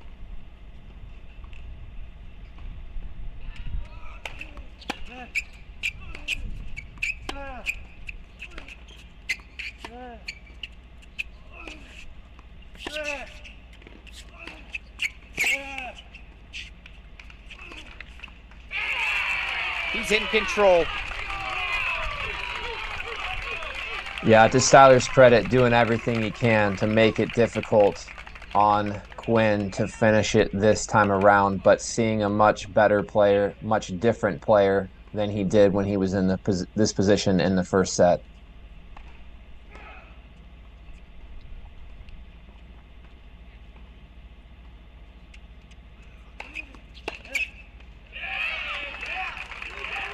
Match points, Quinn.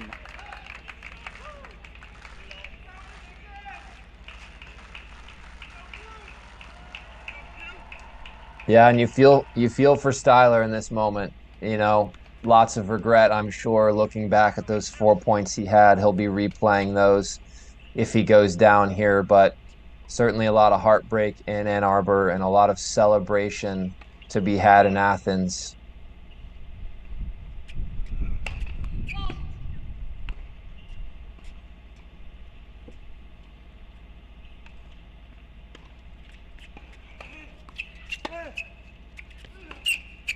Let's go. Assuming he holds serve. Got Which three at this more point, lows. it's not really safe to assume anything, is it? We have been here before.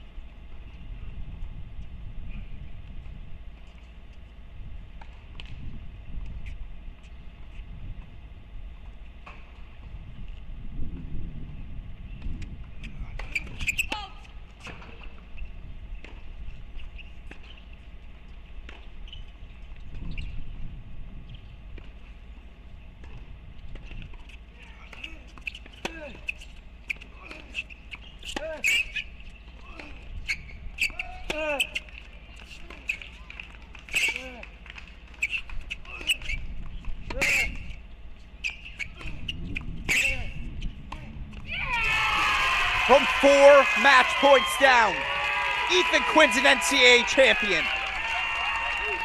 It was as good as we hoped it be. Ethan Quinn, 6'7", 7'6", 6'2".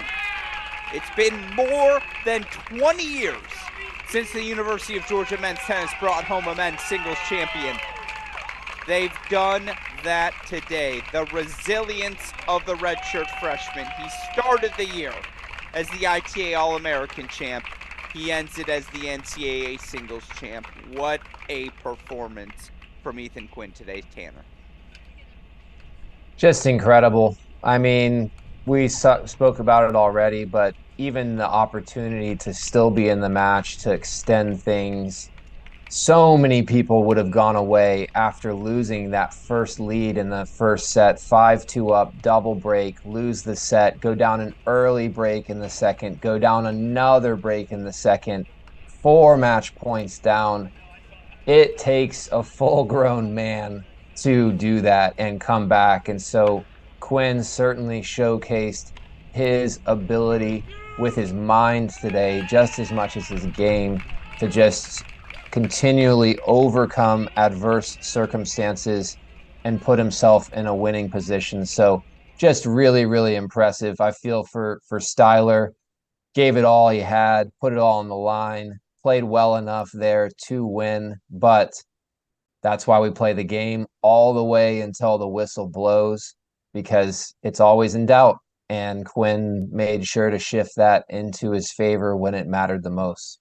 Third straight year we've had an American champion. Fourth straight year it's come from the SEC. Ethan Quinn, not only an NCAA singles champion, he might just have gotten a U.S. Open main draw wild card. Yeah, and I certainly hope the USGA will reward him with that. Certainly well deserved. And now with what we talked about with the accelerator program and this being a pathway to the pros, we should be giving that to the champion. We should be giving that and that opportunity so that not just for them, but all of the collegians that have the opportunity to play professional tennis can see that the top end, the best player each year is good enough to play at the highest level professionally. So I do hope the USTA will reward him with that and more as he goes through the summer and tries to make a name for himself on the Pro Tour. And look where we pick things up. Right as the first set comes to its conclusion, Crawley, Tangillig, 6-1. They take the first over teammates Brantmeyer and Scotty. Alex Gruskin, Tanner Stump here. That's the fun part about Championship Saturdays. We just keep rocking and rolling as you see trophy ceremony underway on court number 3. Our champions have been named. The next generation is here to play. It's freshman Feng Runtian of UCLA, redshirt freshman Ethan Quinn of the University of Georgia. They are your NCAA champions. Tanner, your thoughts on our singles finals? Just really good tennis, not in the ways that we initially thought. Certainly the women's final was a bit more straightforward with a great level of play from both, and Tien putting in a championship performance on the men's side. Not the match that we expected to see, but a match worthy of a championship final. Both players should be really proud of the character that they showed and the way they represented their brands, not just in this match, but throughout the year. What a career for Styler. He'll go down as one of the all-time greats in Michigan history. And for Quinn, the story continues, and it'll be a fun one to watch, whether that's in college or in the pros. Yeah, absolutely. As you see the trophy ceremony again underway on court for Andre Styler. It's a moment he'll always remember, even if he's not at his happiest right now. And you're absolutely right. That's a guy, him, Venti, Maloney. They just put Michigan tennis back where it should be. And again, us college tennis fans will always remember that fact, even if he'll try to forget how this final ended. Meanwhile, Ethan Quinn, a well-deserving singles champion, 4 match points down. He's now an NCAA champ. Tangillig, Crawley 6-1 up on Brantmeyer and Scotty. There's a set break going on court 1. Men's doubles final. Trotter and Luchanik of Ohio State taking on Harper and Spizzirri of Texas. You want to play the trivia game? Who's the last guy to win back-to-back titles? In singles? In doubles. In doubles. Back-to-back titles. Also had different partners. What year? 09, 2010. Oof. One of the great dynasties that's emerged. That's my hint. Well, it's definitely Virginia. Yeah, which guy? The lost player, the sneaky, most underrated player of the entire Virginia run. It's not Shane, is it? Ryan Shane's not underrated. Ryan Not Shane Ryan. might be... Not Oh. Ryan Shane. No, not Justin either. I don't know. Justin is properly rated. It's Michael Shabazz, who won it with Shabazz. Dom Inglot and Drew Courtney, 09 Yeah. and then 2010. Yep. Can you name the last guy to win multiple titles? 15-17, I believe. Or 16-18. Might be 16-18. 16-18 final answer. Blum never won it, did he? It was not Blumberg. That year, the first year your team lost to Virginia, I want to say in the round of 16. No, you weren't at, but no, you were playing Mississippi State that year. Was that the Illinois year? It might have been the Illinois year. Man, I'm bad at this. Yeah. The answer, Martin Redlicki, who won it with Mackie McDonald and Evan Zoo. Yes. Trying to think what other ones can I throw at you. Can you name the? I mean, we already went through last Triple Crown winner. Let's hold on. Let me see if I can think of one for you. This is too one-sided. I feel This like is good. it's You not send fair it at my all. way. I don't have the Wikipedia's open. This is top of the brain. I don't either, clearly. I'm Yeah. clearly if I do have Wikipedia open and I'm still answering like this, then I'm not very good at internet research. It's poor. Let's see. As you see, the next three host sites, Oklahoma State, Baylor, Georgia, we're headed back to college campuses the next 3 years. Well, let me ask you this. It's not a trivia question, but out of all the host sites that you've been to, what was the best experience and why? Well, you're trying to get me in trouble.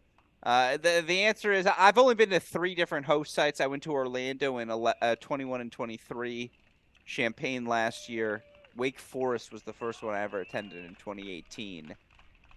They all have their charms. They all have, like, the USTA National Campus has a particular ring to it because you are just swarmed by tennis. There's tennis courts everywhere. It's all about tennis all the time.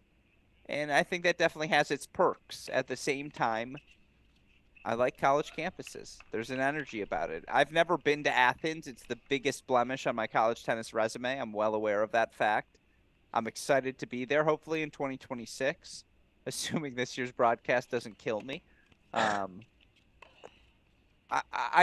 still need to see more. Like, I really like the National Indoors in Seattle. I enjoy the National Indoor. I love the Nielsen Tennis Center because it's just a tennis warehouse. Like, you just walk in and another one of those places where you're like, oh no, all we're doing here is playing indoor tennis.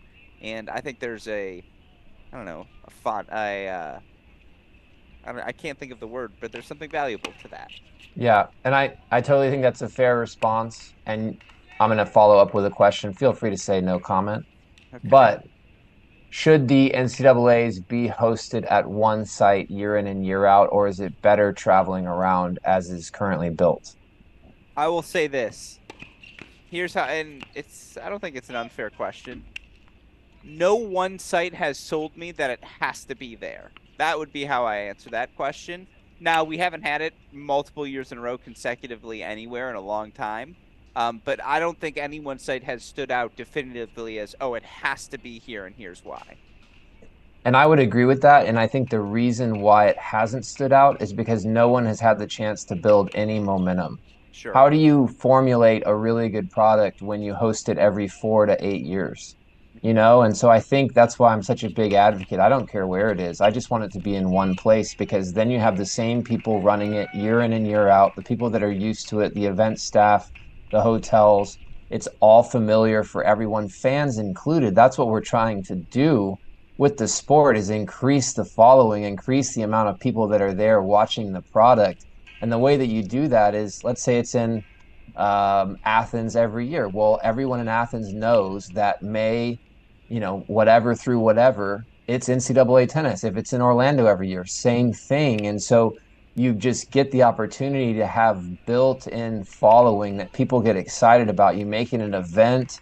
You make it more than just tennis. You make it this spectacle that people are excited about, book trips for, all of those things. And when we always have it in a different place, you're engaging a different market every single year. And to me, that makes very little sense when it comes to growing the game. So I'm a huge advocate for finding one site where it's a great place for people to come to, a good competitive experience. But more than that, it's just about increasing fan support and getting more people behind what I consider to be one of the best products of college sports.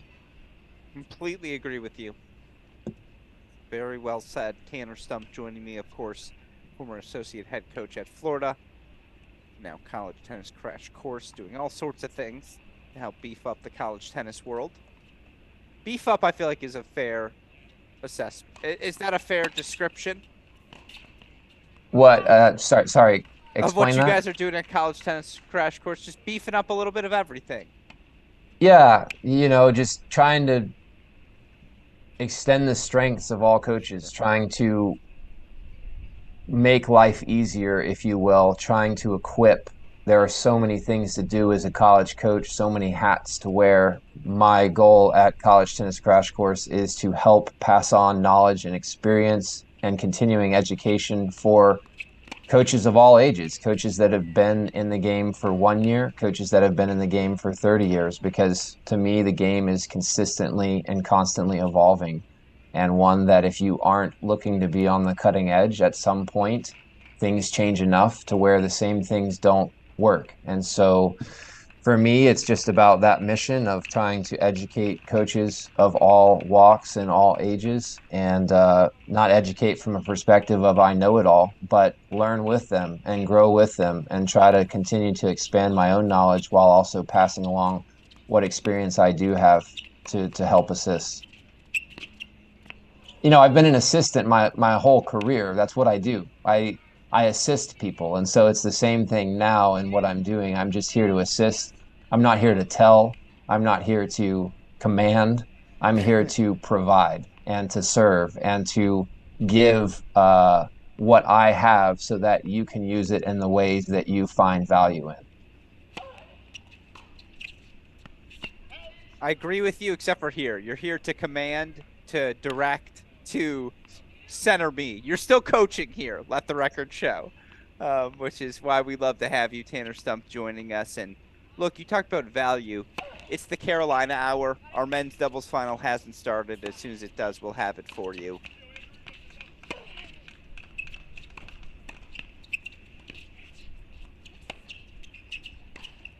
Yes. Well, I was gonna say I'll get there. I promise. I was like, I'll hold that thought. You see the battle here. We'll get to the tactics in a second. But to have a program like North Carolina, 7 national indoor titles in the last 11 years. By the way, they've made 10 national indoor finals during that run, multiple national champions, singles, doubles. They now, of course, captured their first team title. As someone who is a coach, I know in the men's game, but obviously trying to build something similar, what does it do for our game to have a flag bearer like North Carolina women's tennis has been now for over a decade? Think it makes everyone better.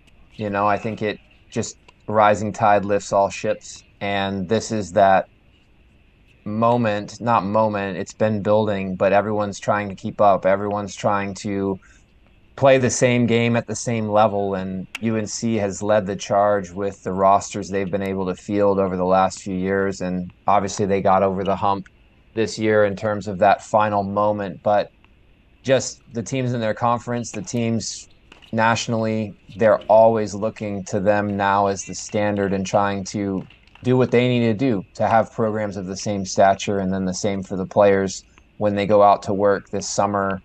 They'll be thinking about UNC. They'll be thinking about what it takes to be a national champion. And so I think that can only be good for the sport in terms of its level and in terms of its appearance, especially when you have a team of high character that's doing that.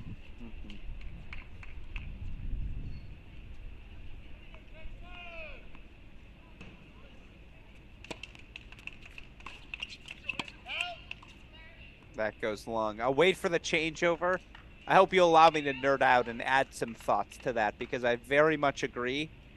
But I also, again, college tennis history-wise, we got to talk about what these Tar Heels have accomplished relative to some of the things we've seen across the board because you just don't see this run happen very often, and we shouldn't take it for granted. No, 100%. This is rare, and it speaks to the leadership. The players come and go, but the coaches remain the same. And so that's just a testament of the culture and the standards, more importantly, that they've set for themselves in terms of the types of players they recruit, the types of people they want on the team, the types of systems they have in place when it comes to practices, when it comes to training. All of that works in unison to maintain this high level, which is just so incredibly hard to do. And like you said, rare to see. As you see, it is a break back, so we're on serve in the second. Yeah, look, On the women's side in particular, there's one team. It's Stanford, and you've had blips. You've had Florida, who's had really good runs and really good teams over the years. Georgia's had really good runs and really good teams over the years. Stanford's the story. Stanford is what looms above all else, and for maybe the first time ever, going into 2024, Stanford doesn't loom above all else. Carolina women's tennis looms above all else on the women's side, and again, not to bring up the old wounds. This is where you're going to yell at me, but like you were part of trying to defend a title at Florida. You know how hard that is. People don't even blink when Carolina wins a national indoor title. They're like, yeah, but it's the indoors. It's like that's how dominant Carolina has been over the years. That it just has to be like, well, that's the Carolina event. They're going to win that. They do every year. I remember the Virginia four-peats, the Shabazz Sunam Singh teams that go from DeVarman through Shabazz's senior year. They won 4 indoors in a row. They weren't able to get an NCAA title. Like, through all of that, through all the ups and downs, for this Carolina team to finally break through this season, to go full circle, it's why, for the first time ever, like, Carolina's the top dog. And that's just never, it's never not been Stanford in women's college tennis history. Yeah, and I just think that, we'll see what. Obviously, we're a year out, way too early to predict All too much. 7 are back. All 7 are back, and much to our team at UF, we had pretty much everyone back and added a few more. You just are going to encounter different problems. You're just going to encounter a different puzzle. Even for Virginia this year, I'm sure they encountered things that they didn't expect to encounter or see from the year before. And it's just about adapting to those and figuring out how to thrive. We had our best regular season of any season I had at Florida the year after we won a national championship. So all signs pointed towards us being able to repeat and do it again. But it's even just the small things, who's playing well at the right time? Are there any injuries? What time are you playing? Does it rain? Does it not rain? Are you playing a team that gets hot at the right time? When it comes down to NCAA tennis, and this is why it's so impressive to be able to repeat or to be able to have something insane like a four-peat, there's just so many factors at play. Yes, some of it's roster, some of it's who you have, but it's just all about timing as well and peaking at the right time. And we're dealing with 18 to 22-year-olds at the end of the day. Like, that's tough to get a group to peak consistently when you need them to. So kudos to the teams that have defended their titles and repeated, because I've seen firsthand just how difficult that is. And we'll see how UNC will be able to manage and handle that. No doubt they'll be in there and a player for it. But what other teams will come about that will challenge them to do that again? Yeah, I'm going to go the other way as you see some brilliant doubles there from all 4 players. I remember when Virginia won the first one in 13, and you just felt like, or maybe when that new group won their first one in 15, and you just felt like the levee had broken. And it was just like, all right, now we're going to win them all. And there was so much weight on this Carolina team to win that first NCAA, and now they have. And yes, next year's the last year of super teams, but theirs are the Avengers. We're on dynasty watch. That's what I'll say. I don't say that lightly. Yeah, no, you could be very right, but there's you guys were on dynasty watch. You ruined my 2019. Exactly. We had the makeup to win it a number of times. That's the goal, right? You want to be one of the teams that can win it. There's usually a handful of teams that you look at and you go, okay, I think they're built to be able to come through and win it. The problem with that is like I said, you don't exactly know what things will look like and how the landscape will change. Other teams have a hand in that. What additions are they going to make? What changes will they make with their rosters, with the way that they do things? And then your own team. It's a long time between now and January, even, with knowing who will be on the roster. Maybe someone has a great summer, great fall, things fall their way, they turn pro. You never know. And so I think even all coaches would agree dynasties are great, but they're built one day at a time. And Carolina will take a break. Hopefully they take a little vacation, enjoy themselves, and then they'll just get right back to work, pounding the stone again, grinding again, trying to do and recreate what they've done this year.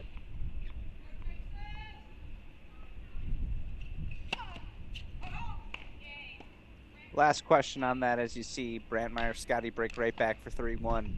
Highest level you saw from any of the teams, 19, 21, 22 at Florida. Who played the highest level? One match, highest level.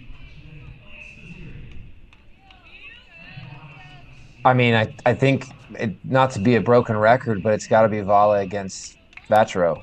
Yeah, just no. I'm saying team all the way across. Oh, team that we played against? No, just which team was better? 19, 21, 22. Who had the highest peak? I think 21 did prior to SEC tournament. We went through some, actually, a coach reminded me the other day, Raleigh Grossman, who's now at Dartmouth. He was the volunteer at Georgia, and we played Georgia at home and beat them 7-0. And I don't know if we dropped a set. And it was just performances like that where the guys were all clicking at the same time, and we hit a sweet spot there in our schedule, which should have been the toughest portion of our schedule, but we were just going through teams like it was no problem, really good teams. So I think that was the best level that I saw from our group in terms of everybody firing on all cylinders at the same time. I think the Illinois match is the best Florida match I saw of the era. That was also very good and an extension of that season, but the way that our team performed across the board against them, a team that I thought was one of the sleeping giants, if you will, someone who could bust a bracket. We performed very well in that moment. All right, we're going to go to a split screen. Here's why. Look what's on our court. We got men's doubles final action. Both our doubles finals now officially underway. We can lock back in here. That was the podcasting hour of our NCAA broadcast. Now we get back to the broadcasting hour. Alex Gruskin, Tanner Stump here. Fangran Tien, Ethan Quinn, your NCAA singles champion, who are going to be our doubles champs.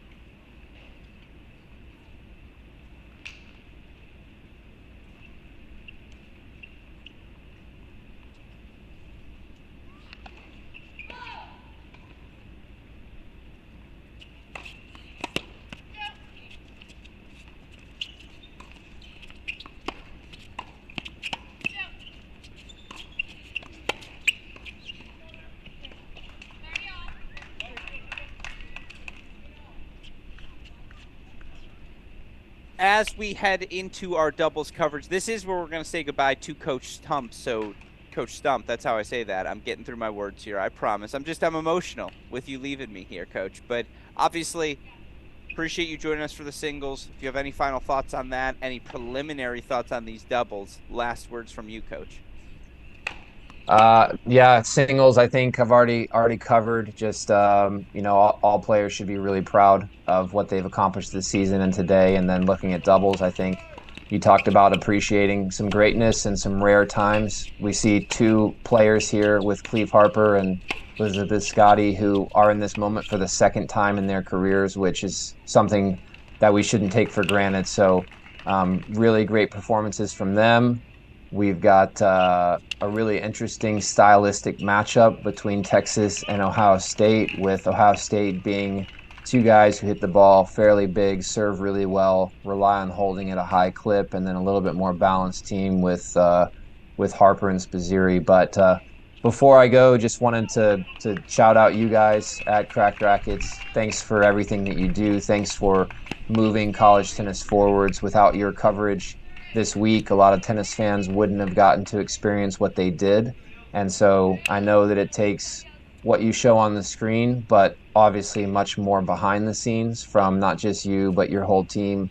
And so just really appreciative of what you guys are trying to do. And hopefully this is just a springboard moment for NCAA tennis and college tennis in general, for you guys to have more opportunities to broadcast and showcase a great product for all to see. So I know there's a lot of people in the chat who sometimes have a bone to pick with you guys, but just remember, everyone that's in the chat, that you wouldn't be seeing any of this or hearing any of this if it wasn't for Cracked Rackets. So just really appreciate you guys. Well, appreciate you saying that. Yeah, let the record show it actually there's nothing else going on behind the scenes. This is just it. We show up, we get to work, we leave. No, I really appreciate you saying that. And I'll tell you what, we all got smarter with your presence. So Tanner Stump, thank you as always. The website is collegetenniscrashcourse.com, and I promise college tennis fans, this is not the last you will be hearing from Coach Stump. So always a pleasure. Send our love to the family and appreciate you joining us today. Thanks, Kreskin. Course, Tanner Stump joining us. Now we lock in on our doubles finals, plural, excuse me.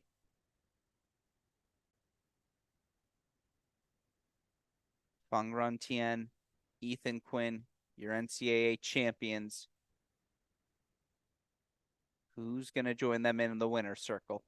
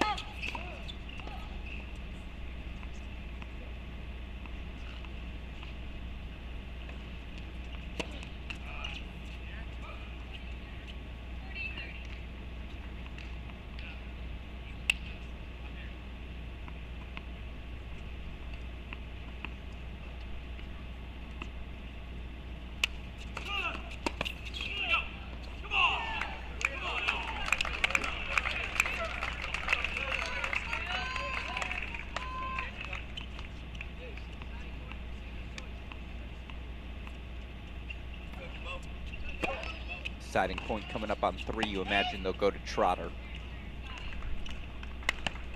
As it's a 5-2 lead on 1, will take you full to 3. Alex Gruskin here, 2 more championships to go.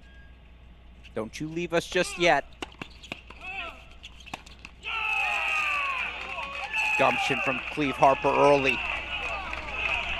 Harper looking to again become the first guy in over a decade to win back-to-back doubles titles. Michael Shabazz of Virginia did it with different partners too. Harper the 5th year, Spizzirri the 4th year for Texas. Luciano's got 1 year left for the Buckeyes. Trotter in his final match on the job. Boy, would he love to leave a trophy in Ty Tucker's trophy case. Bring in that beautiful new Ty Tucker Tennis Center with a little national championship trophy.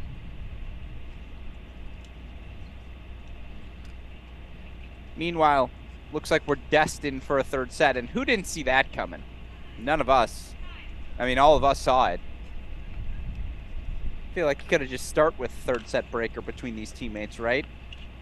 Too much pride on the line to get rolled over in straight sets.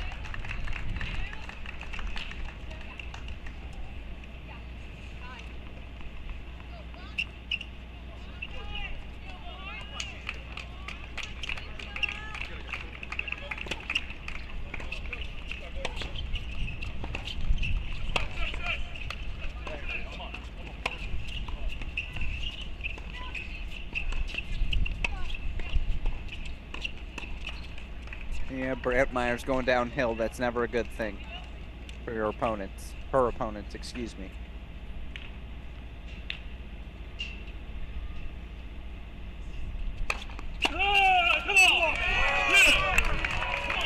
Now Harper's got some rhythm. You know you're going to get some spirit out of Cleve Harper, but I'll tell you what, these Buckeyes don't back down from anyone. It is going to be a fun and, dare I say, chippy in the best sort of way doubles final. Spirited, not chippy. I don't like the connotation of that word. Spirited doubles final on 3.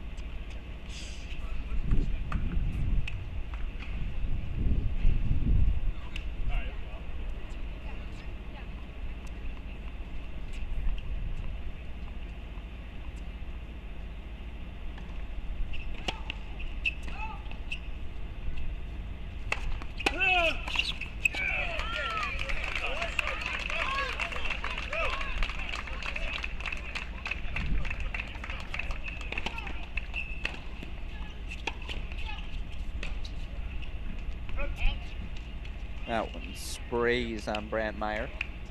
Still, Tar Heels 2 points away from forcing a split. I shouldn't say Tar Heels, I should say Scotty and Brantmeyer 2 points away to distinguish between the teams.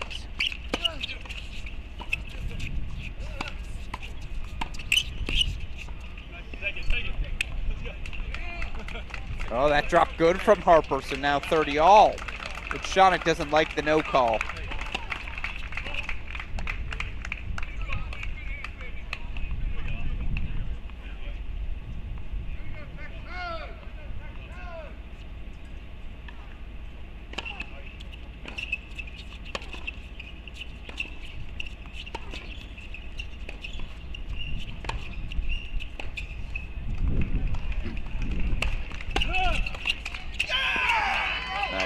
Response from Andrew Luciano gets on top of that volley. Meanwhile, we got set points.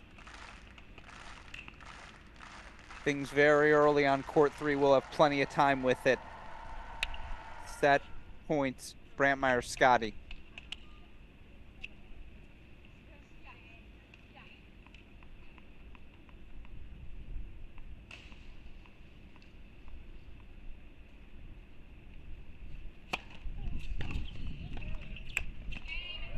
We're going the distance on 1. Wouldn't have it any other way. 3rd set breaker to decide our all Tar Heel final. That'll be first to 10, win by 2. And we'll have it full screen for you. You see, it's a hold for Trotter, so 2-all here first set.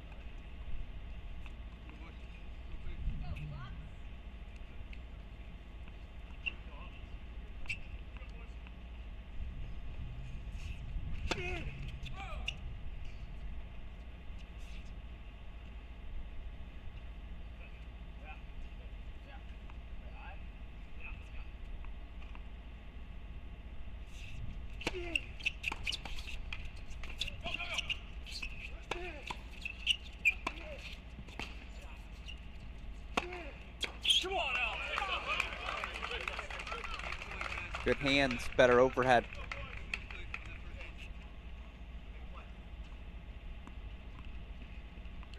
Again, we're going to go full screen for that third set breaker. As soon as it begins, we'll keep a small box of this match just so you can keep it up an update on it.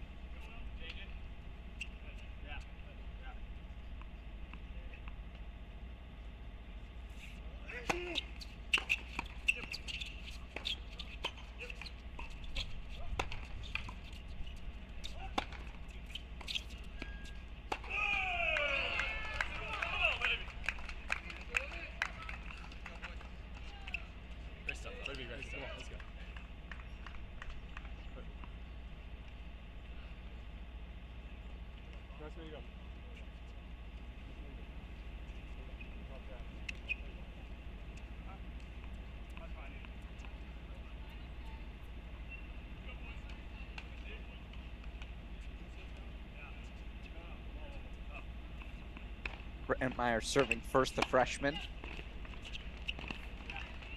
Crawley with the ripped winner. Mini break 2, heels on the near side.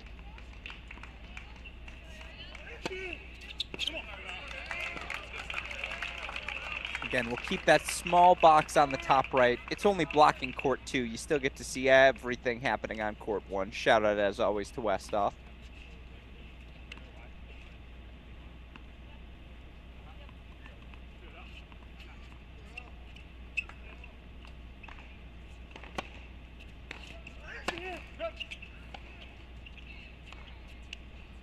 Carson Gillig, the sophomore, serving on the near side. Gillig serving, Crawley at the net on the near side. It's Brantmeyer on the deuce, Scotty on the ad. That's the pair returning for the heels in the high socks.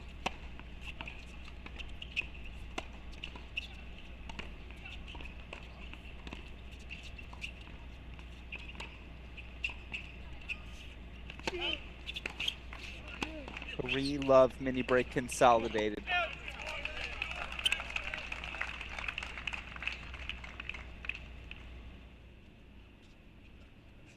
They're on a changeover. 3-2 Texas held on 3.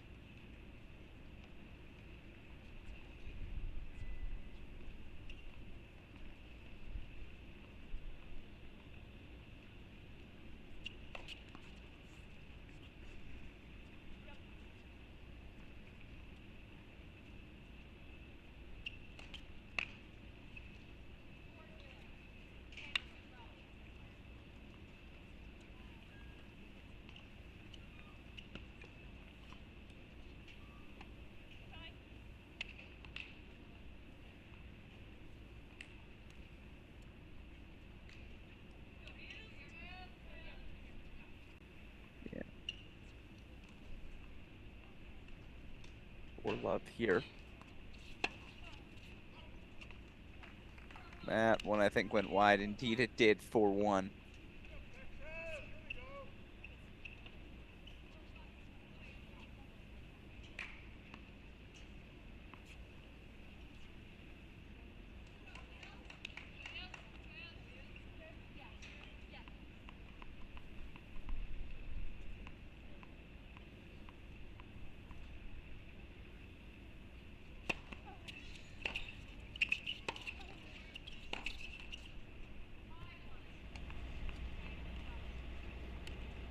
Five-1 as we make the first turn.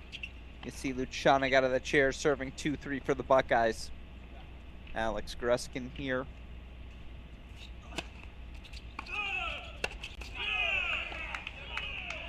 It'll be a quick change of ends. First to 10 again, win by 2. It's been a quick women's doubles final. Lopsided sets you see on your screen. Lopsided so far on the breaker, but you feel like there's another push coming.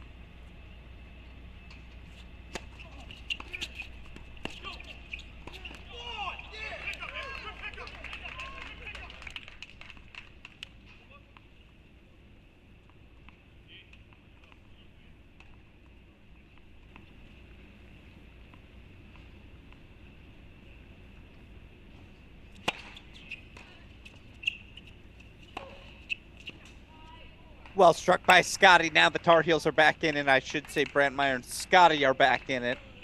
That's going to keep happening, huh? Still a mini break lead for Crawley and Tangillig, but 5-1's become 5-4. You knew another push was coming.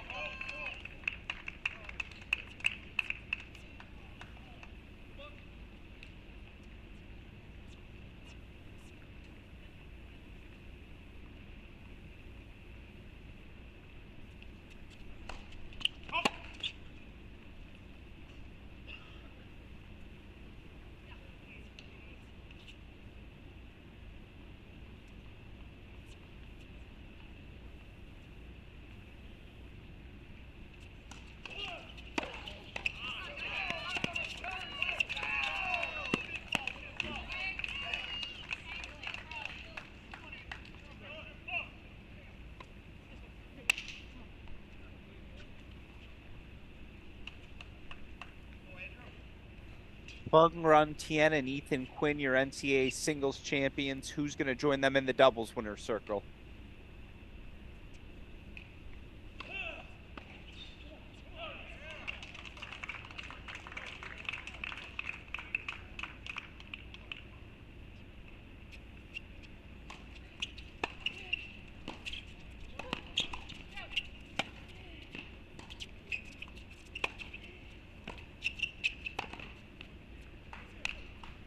Thought Tangillig thought, Brantmeyer's forehand was sailing long. It didn't, so you're back on serve 5-6. There you go. Mini break. No longer. As you see 3-all first set, they're cruising in the men's doubles final.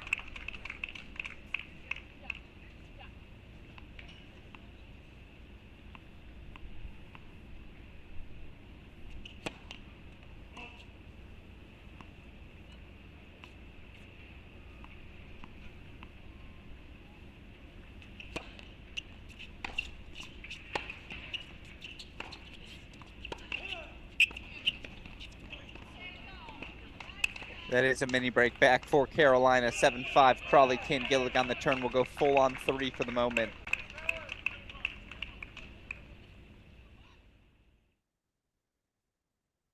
Game point chances here for Spiz and Harper. It's an early deuce point look for Ohio State. Haven't seen a break point chance really either way since.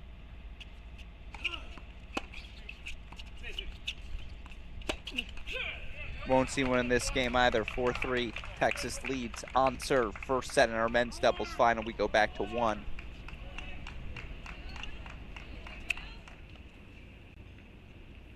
No, Scotty's landed good. Excuse me. 6-all.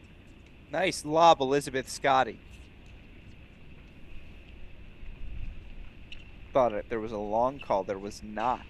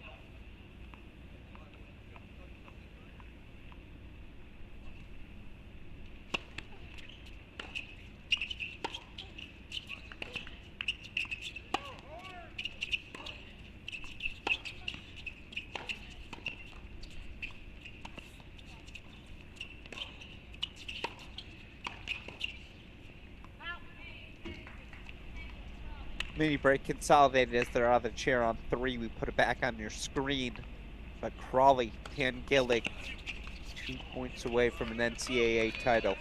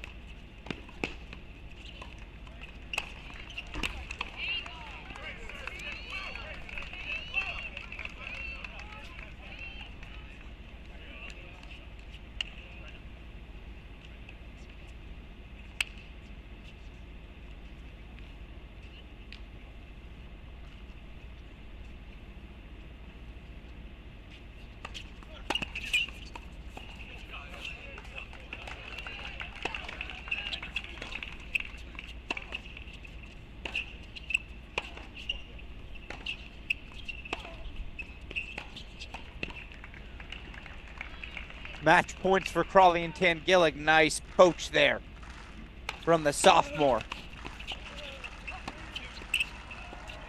Oh, it's open.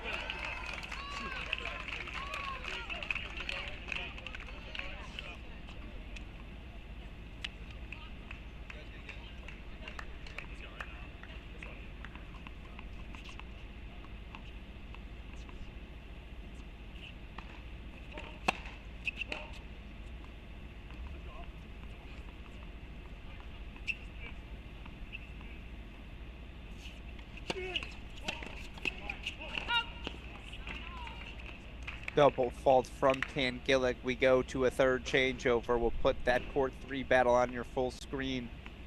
Looks like Lucianic Trotter held for 4-all. Indeed, they did. This is Elliot Spazzeri serving here on the near side. 4-all first set of our men's doubles final. 9-all third set breaker for the women.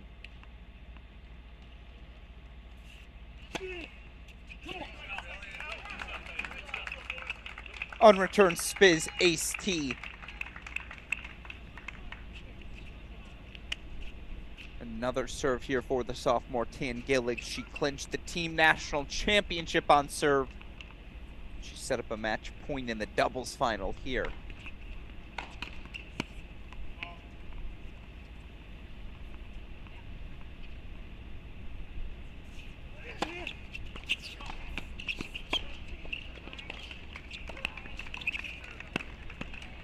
Crawley lands the volley. It sets up match points for Crawley Tangillig again.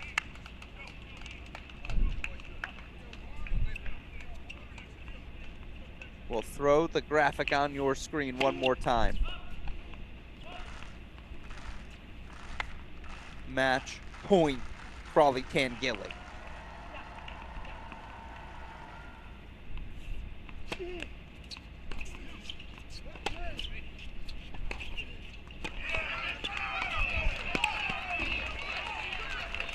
Your 2023 NCAA doubles champions, Fiona Crawley, Carson Tangillig. 6-1, 3-6, 11-9. So much love shared between these Tar Heels. They captured the first NCAA title in program history. It's the third doubles title as well. Crawley, Tangillig, your national champions.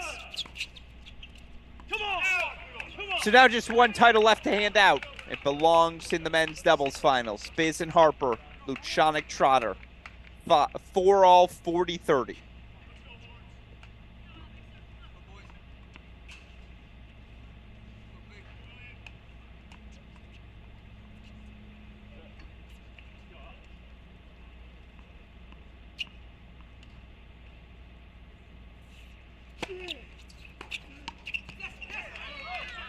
Deciding point coming up. Do you go Trotter or Lucianic? Trotter takes those big, Lucianic takes those big cuts.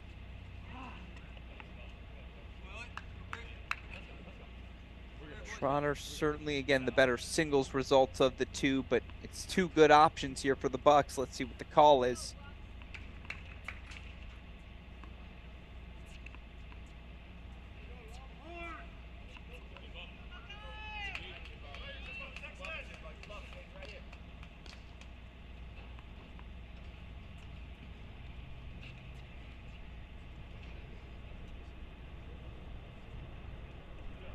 The call is James Trotter. The server is Elliot Spizzeri.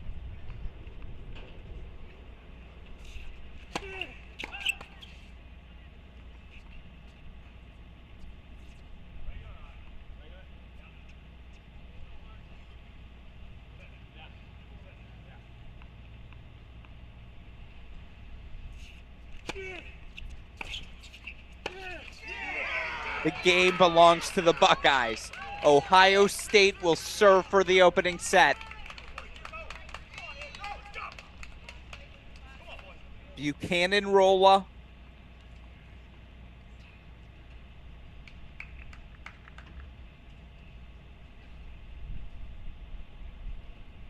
Is that it? That can't be it.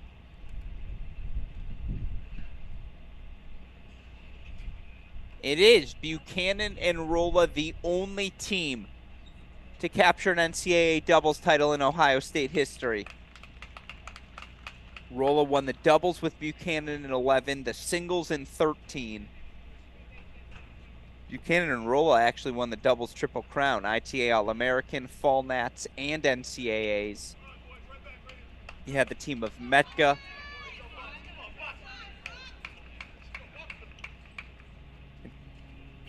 Cobalt fall in the final. That Tennessee pairing of Reese and Labidas.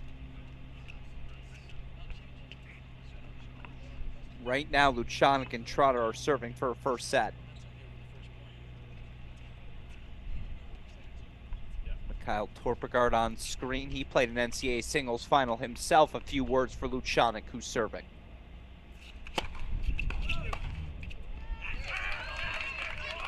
First one's decisive.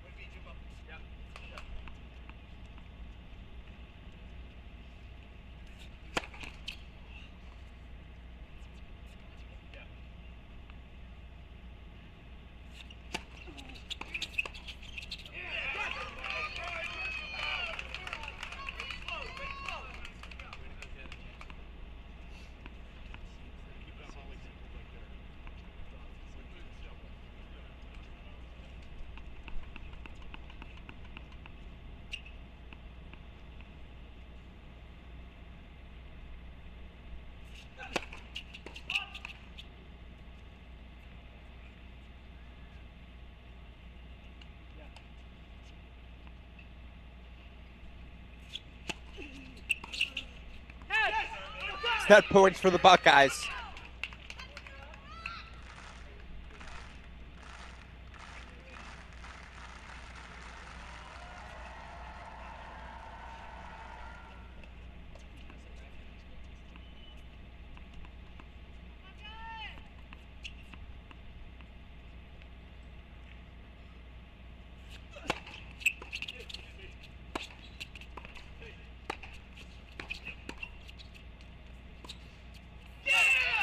The first set goes to Ohio State. Lucianic, Trotter, 6-4 opener.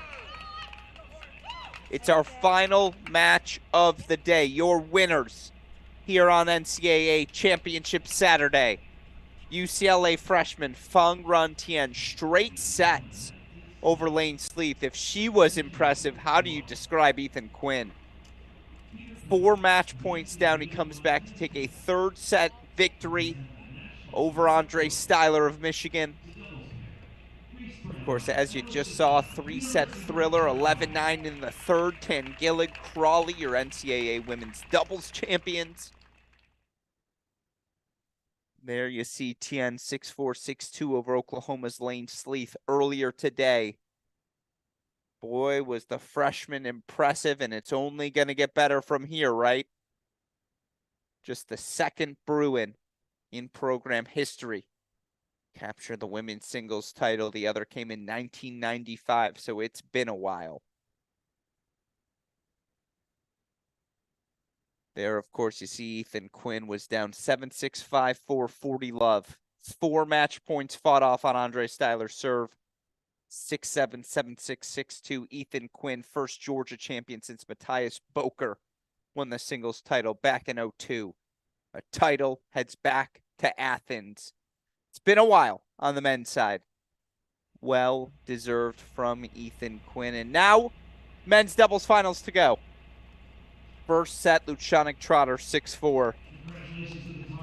Of course, last year the Buckeyes sent Cash and Votzel to the final. Cash and Votzel lost in a third to Spizzirri and Texas's Richard Ciamara. Spizzirri's going to need another third set victory over a Buckeye here today.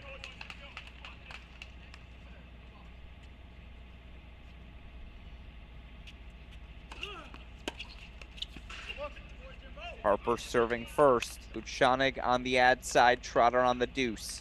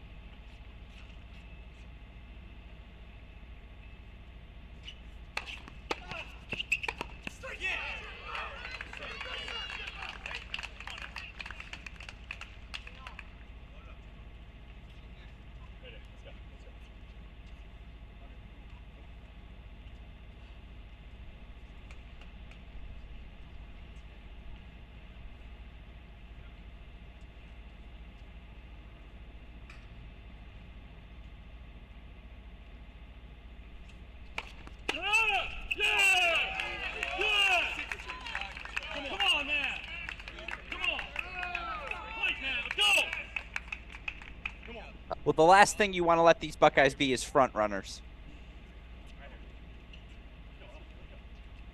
Not a must break back situation, but down a set and a break is a precarious position for these Longhorns.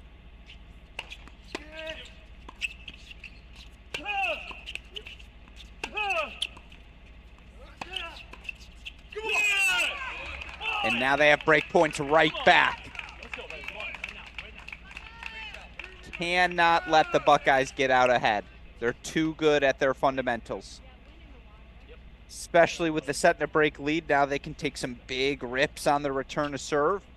It's a huge moment here for Harper and Spizzirri. Break point chances back.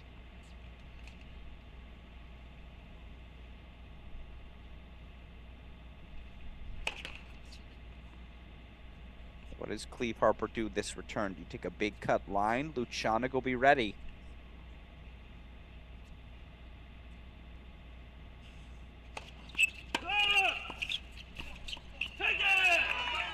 It's a secondary poach from Elliot Spizzirri. The break is right back for Texas. And you all know the saying, Texas fight, Texas fight. We've heard it so frequently these last 3 years in college tennis. Well, this Texas team is fighting. Now it's the Buckeyes' turn to respond.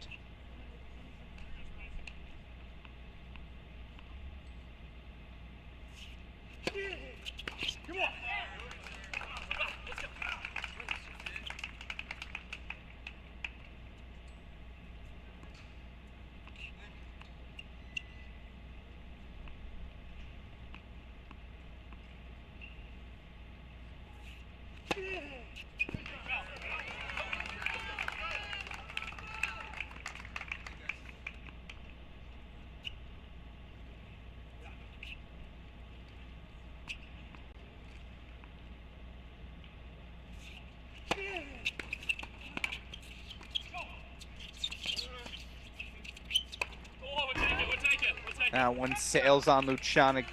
Spizzirri gets away with a hanging lob.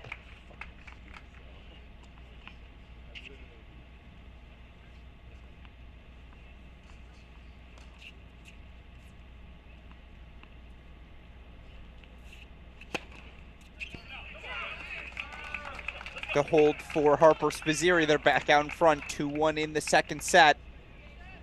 You saw earlier today, Fongrantien, Ben Shelton, they etched their names forever in the NCAA Champions Winners Circle.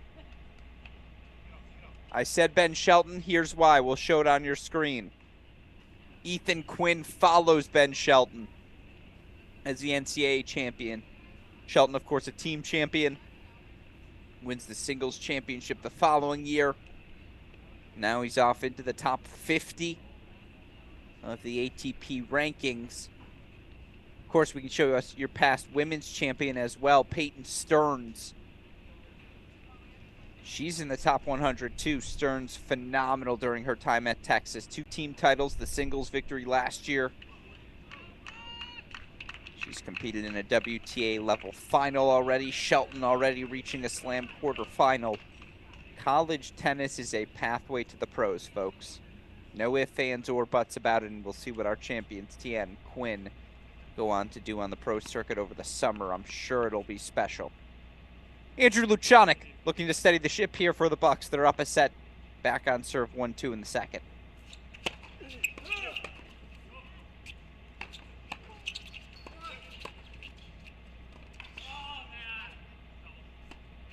Everything about that point was impressive.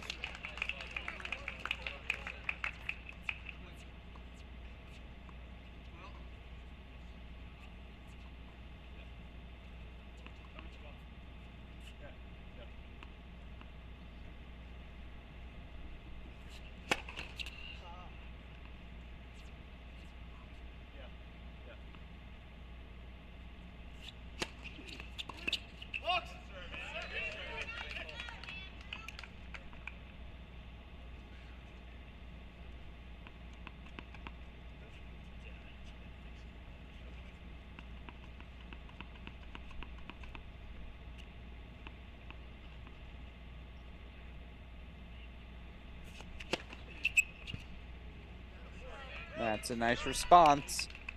4 game point chances now for the Bucks.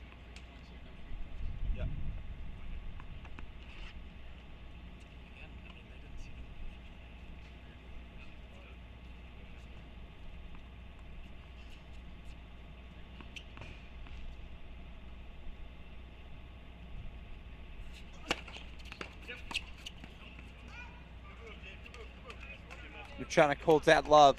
No, he doesn't. No, he doesn't. They faked me out with the high five. 40-15. That's why you build the 40 love lead, though.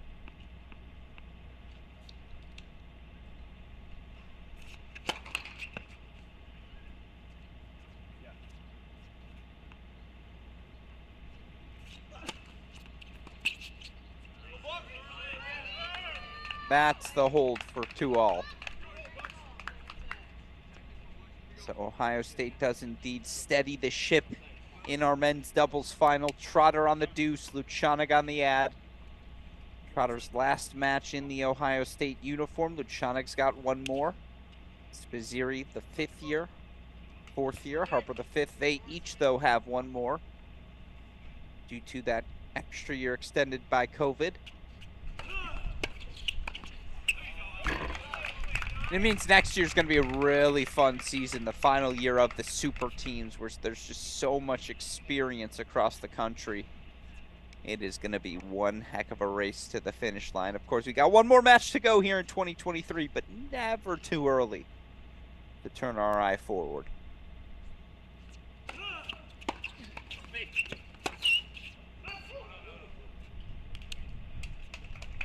I don't think Lucianic swung hard enough.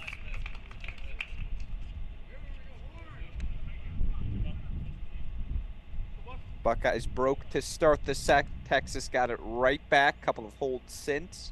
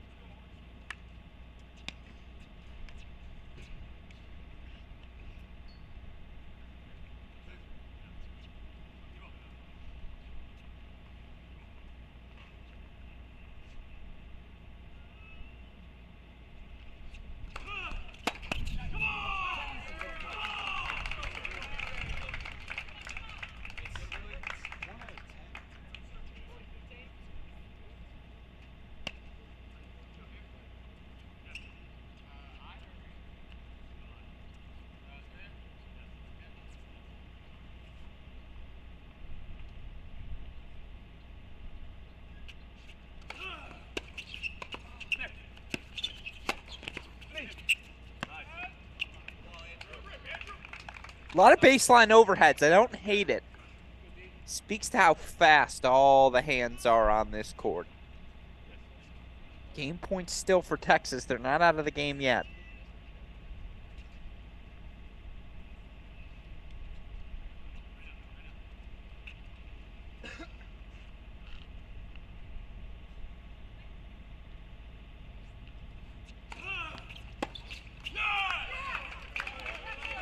Now they are. 3-2 Texas holds on serve, second set. Alex Gruskin here. What a ride it's been for our Cracked Rackets team. Joe Gentry, our friend at the ITA, indicated it's our 17th day consecutively of broadcasting here at CR. It's been worth every second. Obviously, it's our pleasure to shine a spotlight on all of these athletes who have competed so admirably at such a high level now throughout the course of this season. Not just Division I, whether it was the Case men winning their first title, the dominance you see of Barry at the Division II level, of course the Virginia men winning their second consecutive D1 title, the UNC women winning their first team title, Gotten just about everything, including today. Fang Ran Tian, Ethan Quinn, the duo of Tan Gilligan Crawley, your national champions so far. Andrew Luchanik of James Trotter of Ohio State up a set on serve in the second. One more match to go in this 2023 college tennis season. Let's enjoy it, right?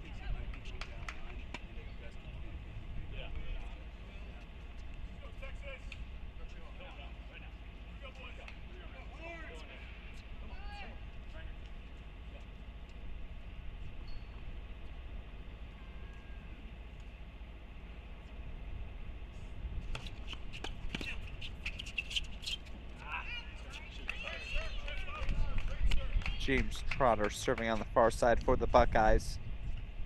This duo of Trotter Luchanik played 1 and 2 throughout the year. I mean, every Buckeyes doubles team is equally excellent.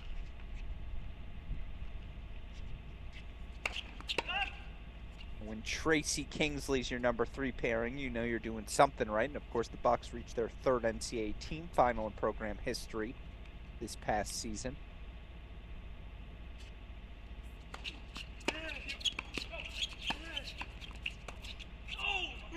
Only guy they lose is Trotter. Everyone else can come back for the Bucks. Everyone but Chi Huang, Nevin Aramili back for the Longhorns. And you feel like they might have a special player or two coming in this offseason, both programs as well. It's going to be a fun race.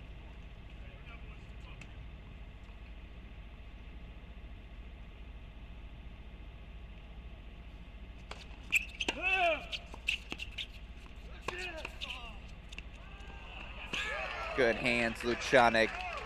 Didn't give an inch. It's either going to be a tattoo or a winner.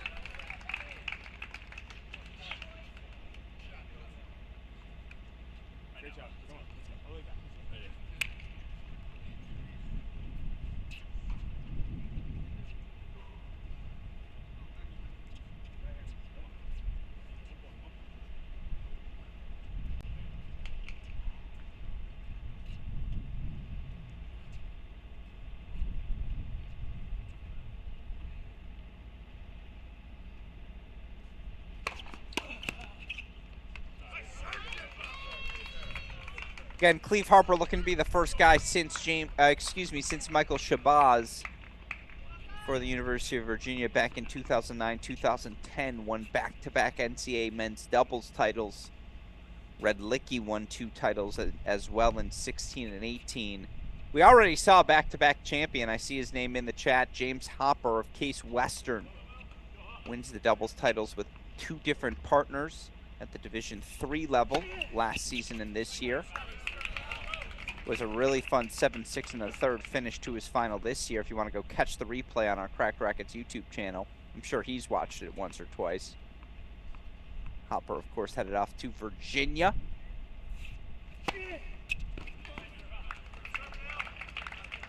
We'll worry about Hopper at Virginia next season. For now, we get to watch again. Spiz Harper looking to stay on serve here in the second.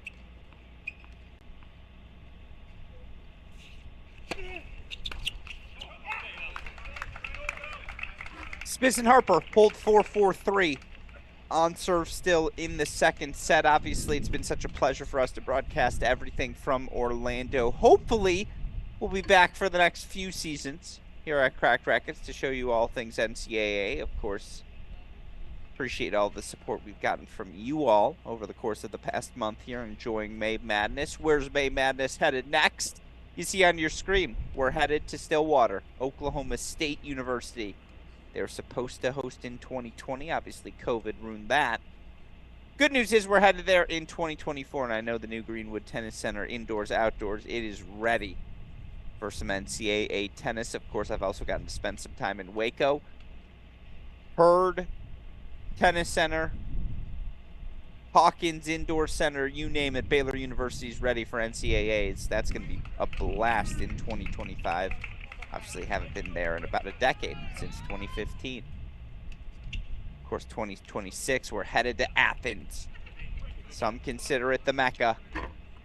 University of Georgia to host that event. Looking forward to all of those NCAA championships. Still one match left to go in this one. It's Ohio State up a set, down 3-4, but on serve in the second. Andrew Luchanik serving.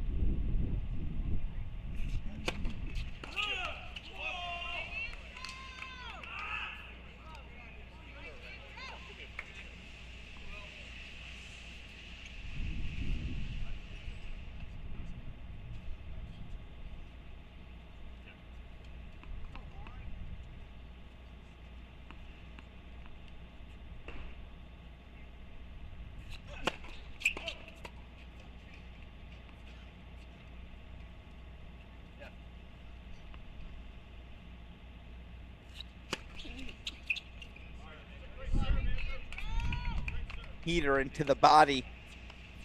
No love lost.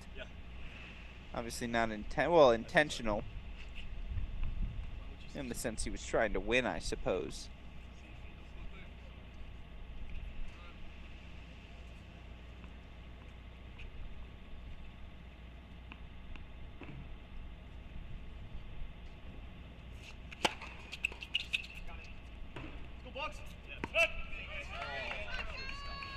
It bounced over the fence. That was the disappointment in Luchanik's face. Game point chances, though, for 4-all.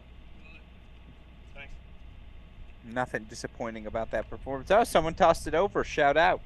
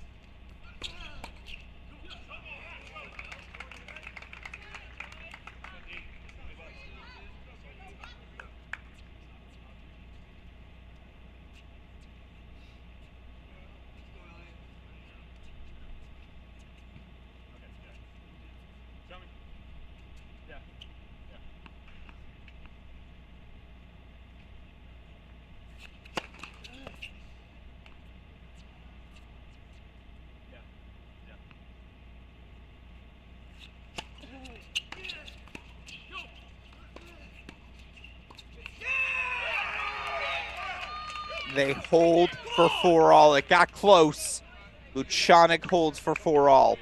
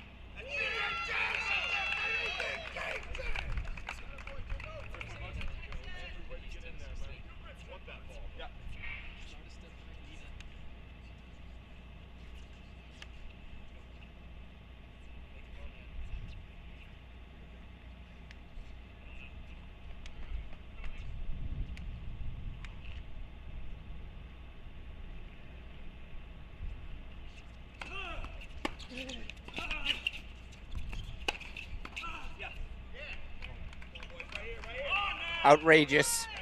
And it's an opening. Got a little dicey in that last service game for the Bucks. Now all of a sudden they have a love 30 look.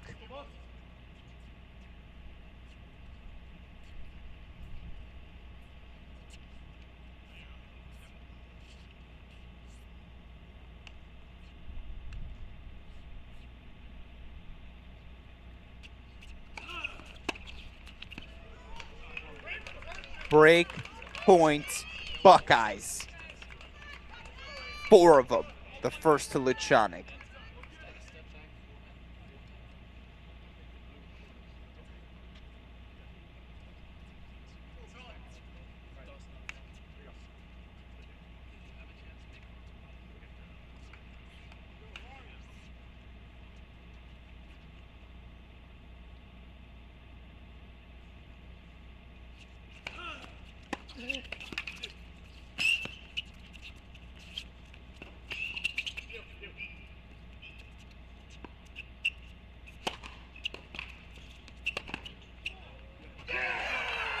Perfection, it's a break. James Trotter will serve for a national championship.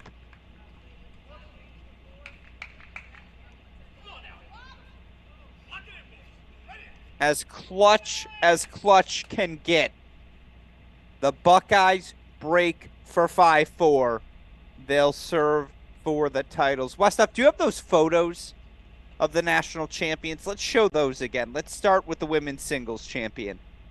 UCLA freshman Fang Rantien was exceptional in her 6-4, 6-2 victory over Oklahoma's Lane Sleeth. You see the freshman with the trophy. First champion for the Bruins since '95 in the women's singles competition. Meanwhile, on the men's side, Ethan Quinn fought off 4 match points. 6-7, 7-6, 6-2. First Georgia Bulldog since Matthias Boker to win the championship back in '02. So the drought is over for the Bulldogs. You also saw Tan Gillig, Crawley, NCAA women's doubles champs. Trotter here can serve for the men's title. To serve for the men's title.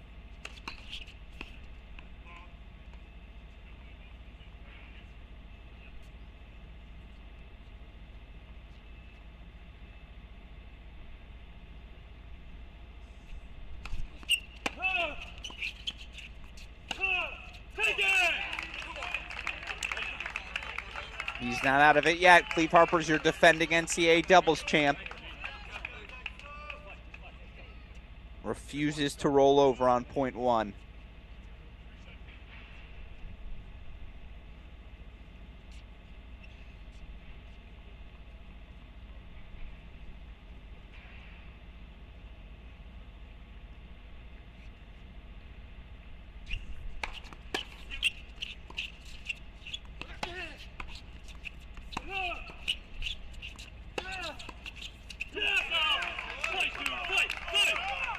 They just won't go away.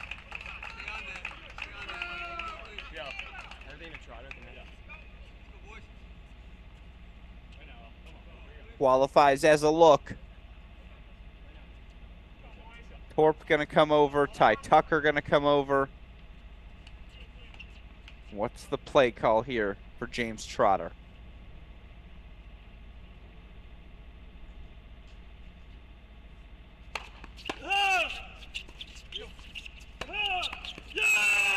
Where did he find that return?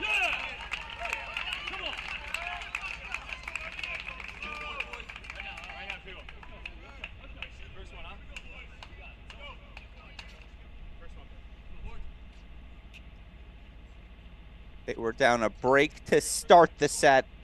They got that break right back. Can they do the same here?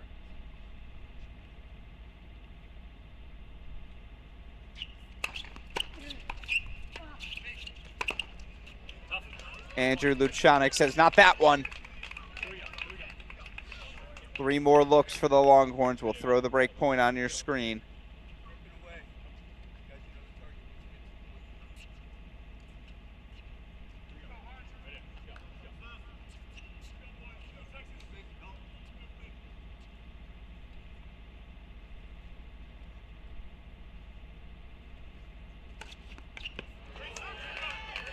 Trotter goes ace wide. Of course he does. It's the last match on the job. You empty the tank. 2 more looks, and they're both going to go Spaziri's way.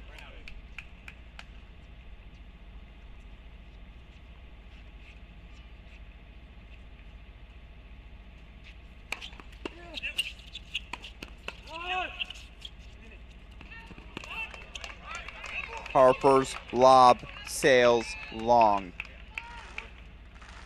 Match point Bucks.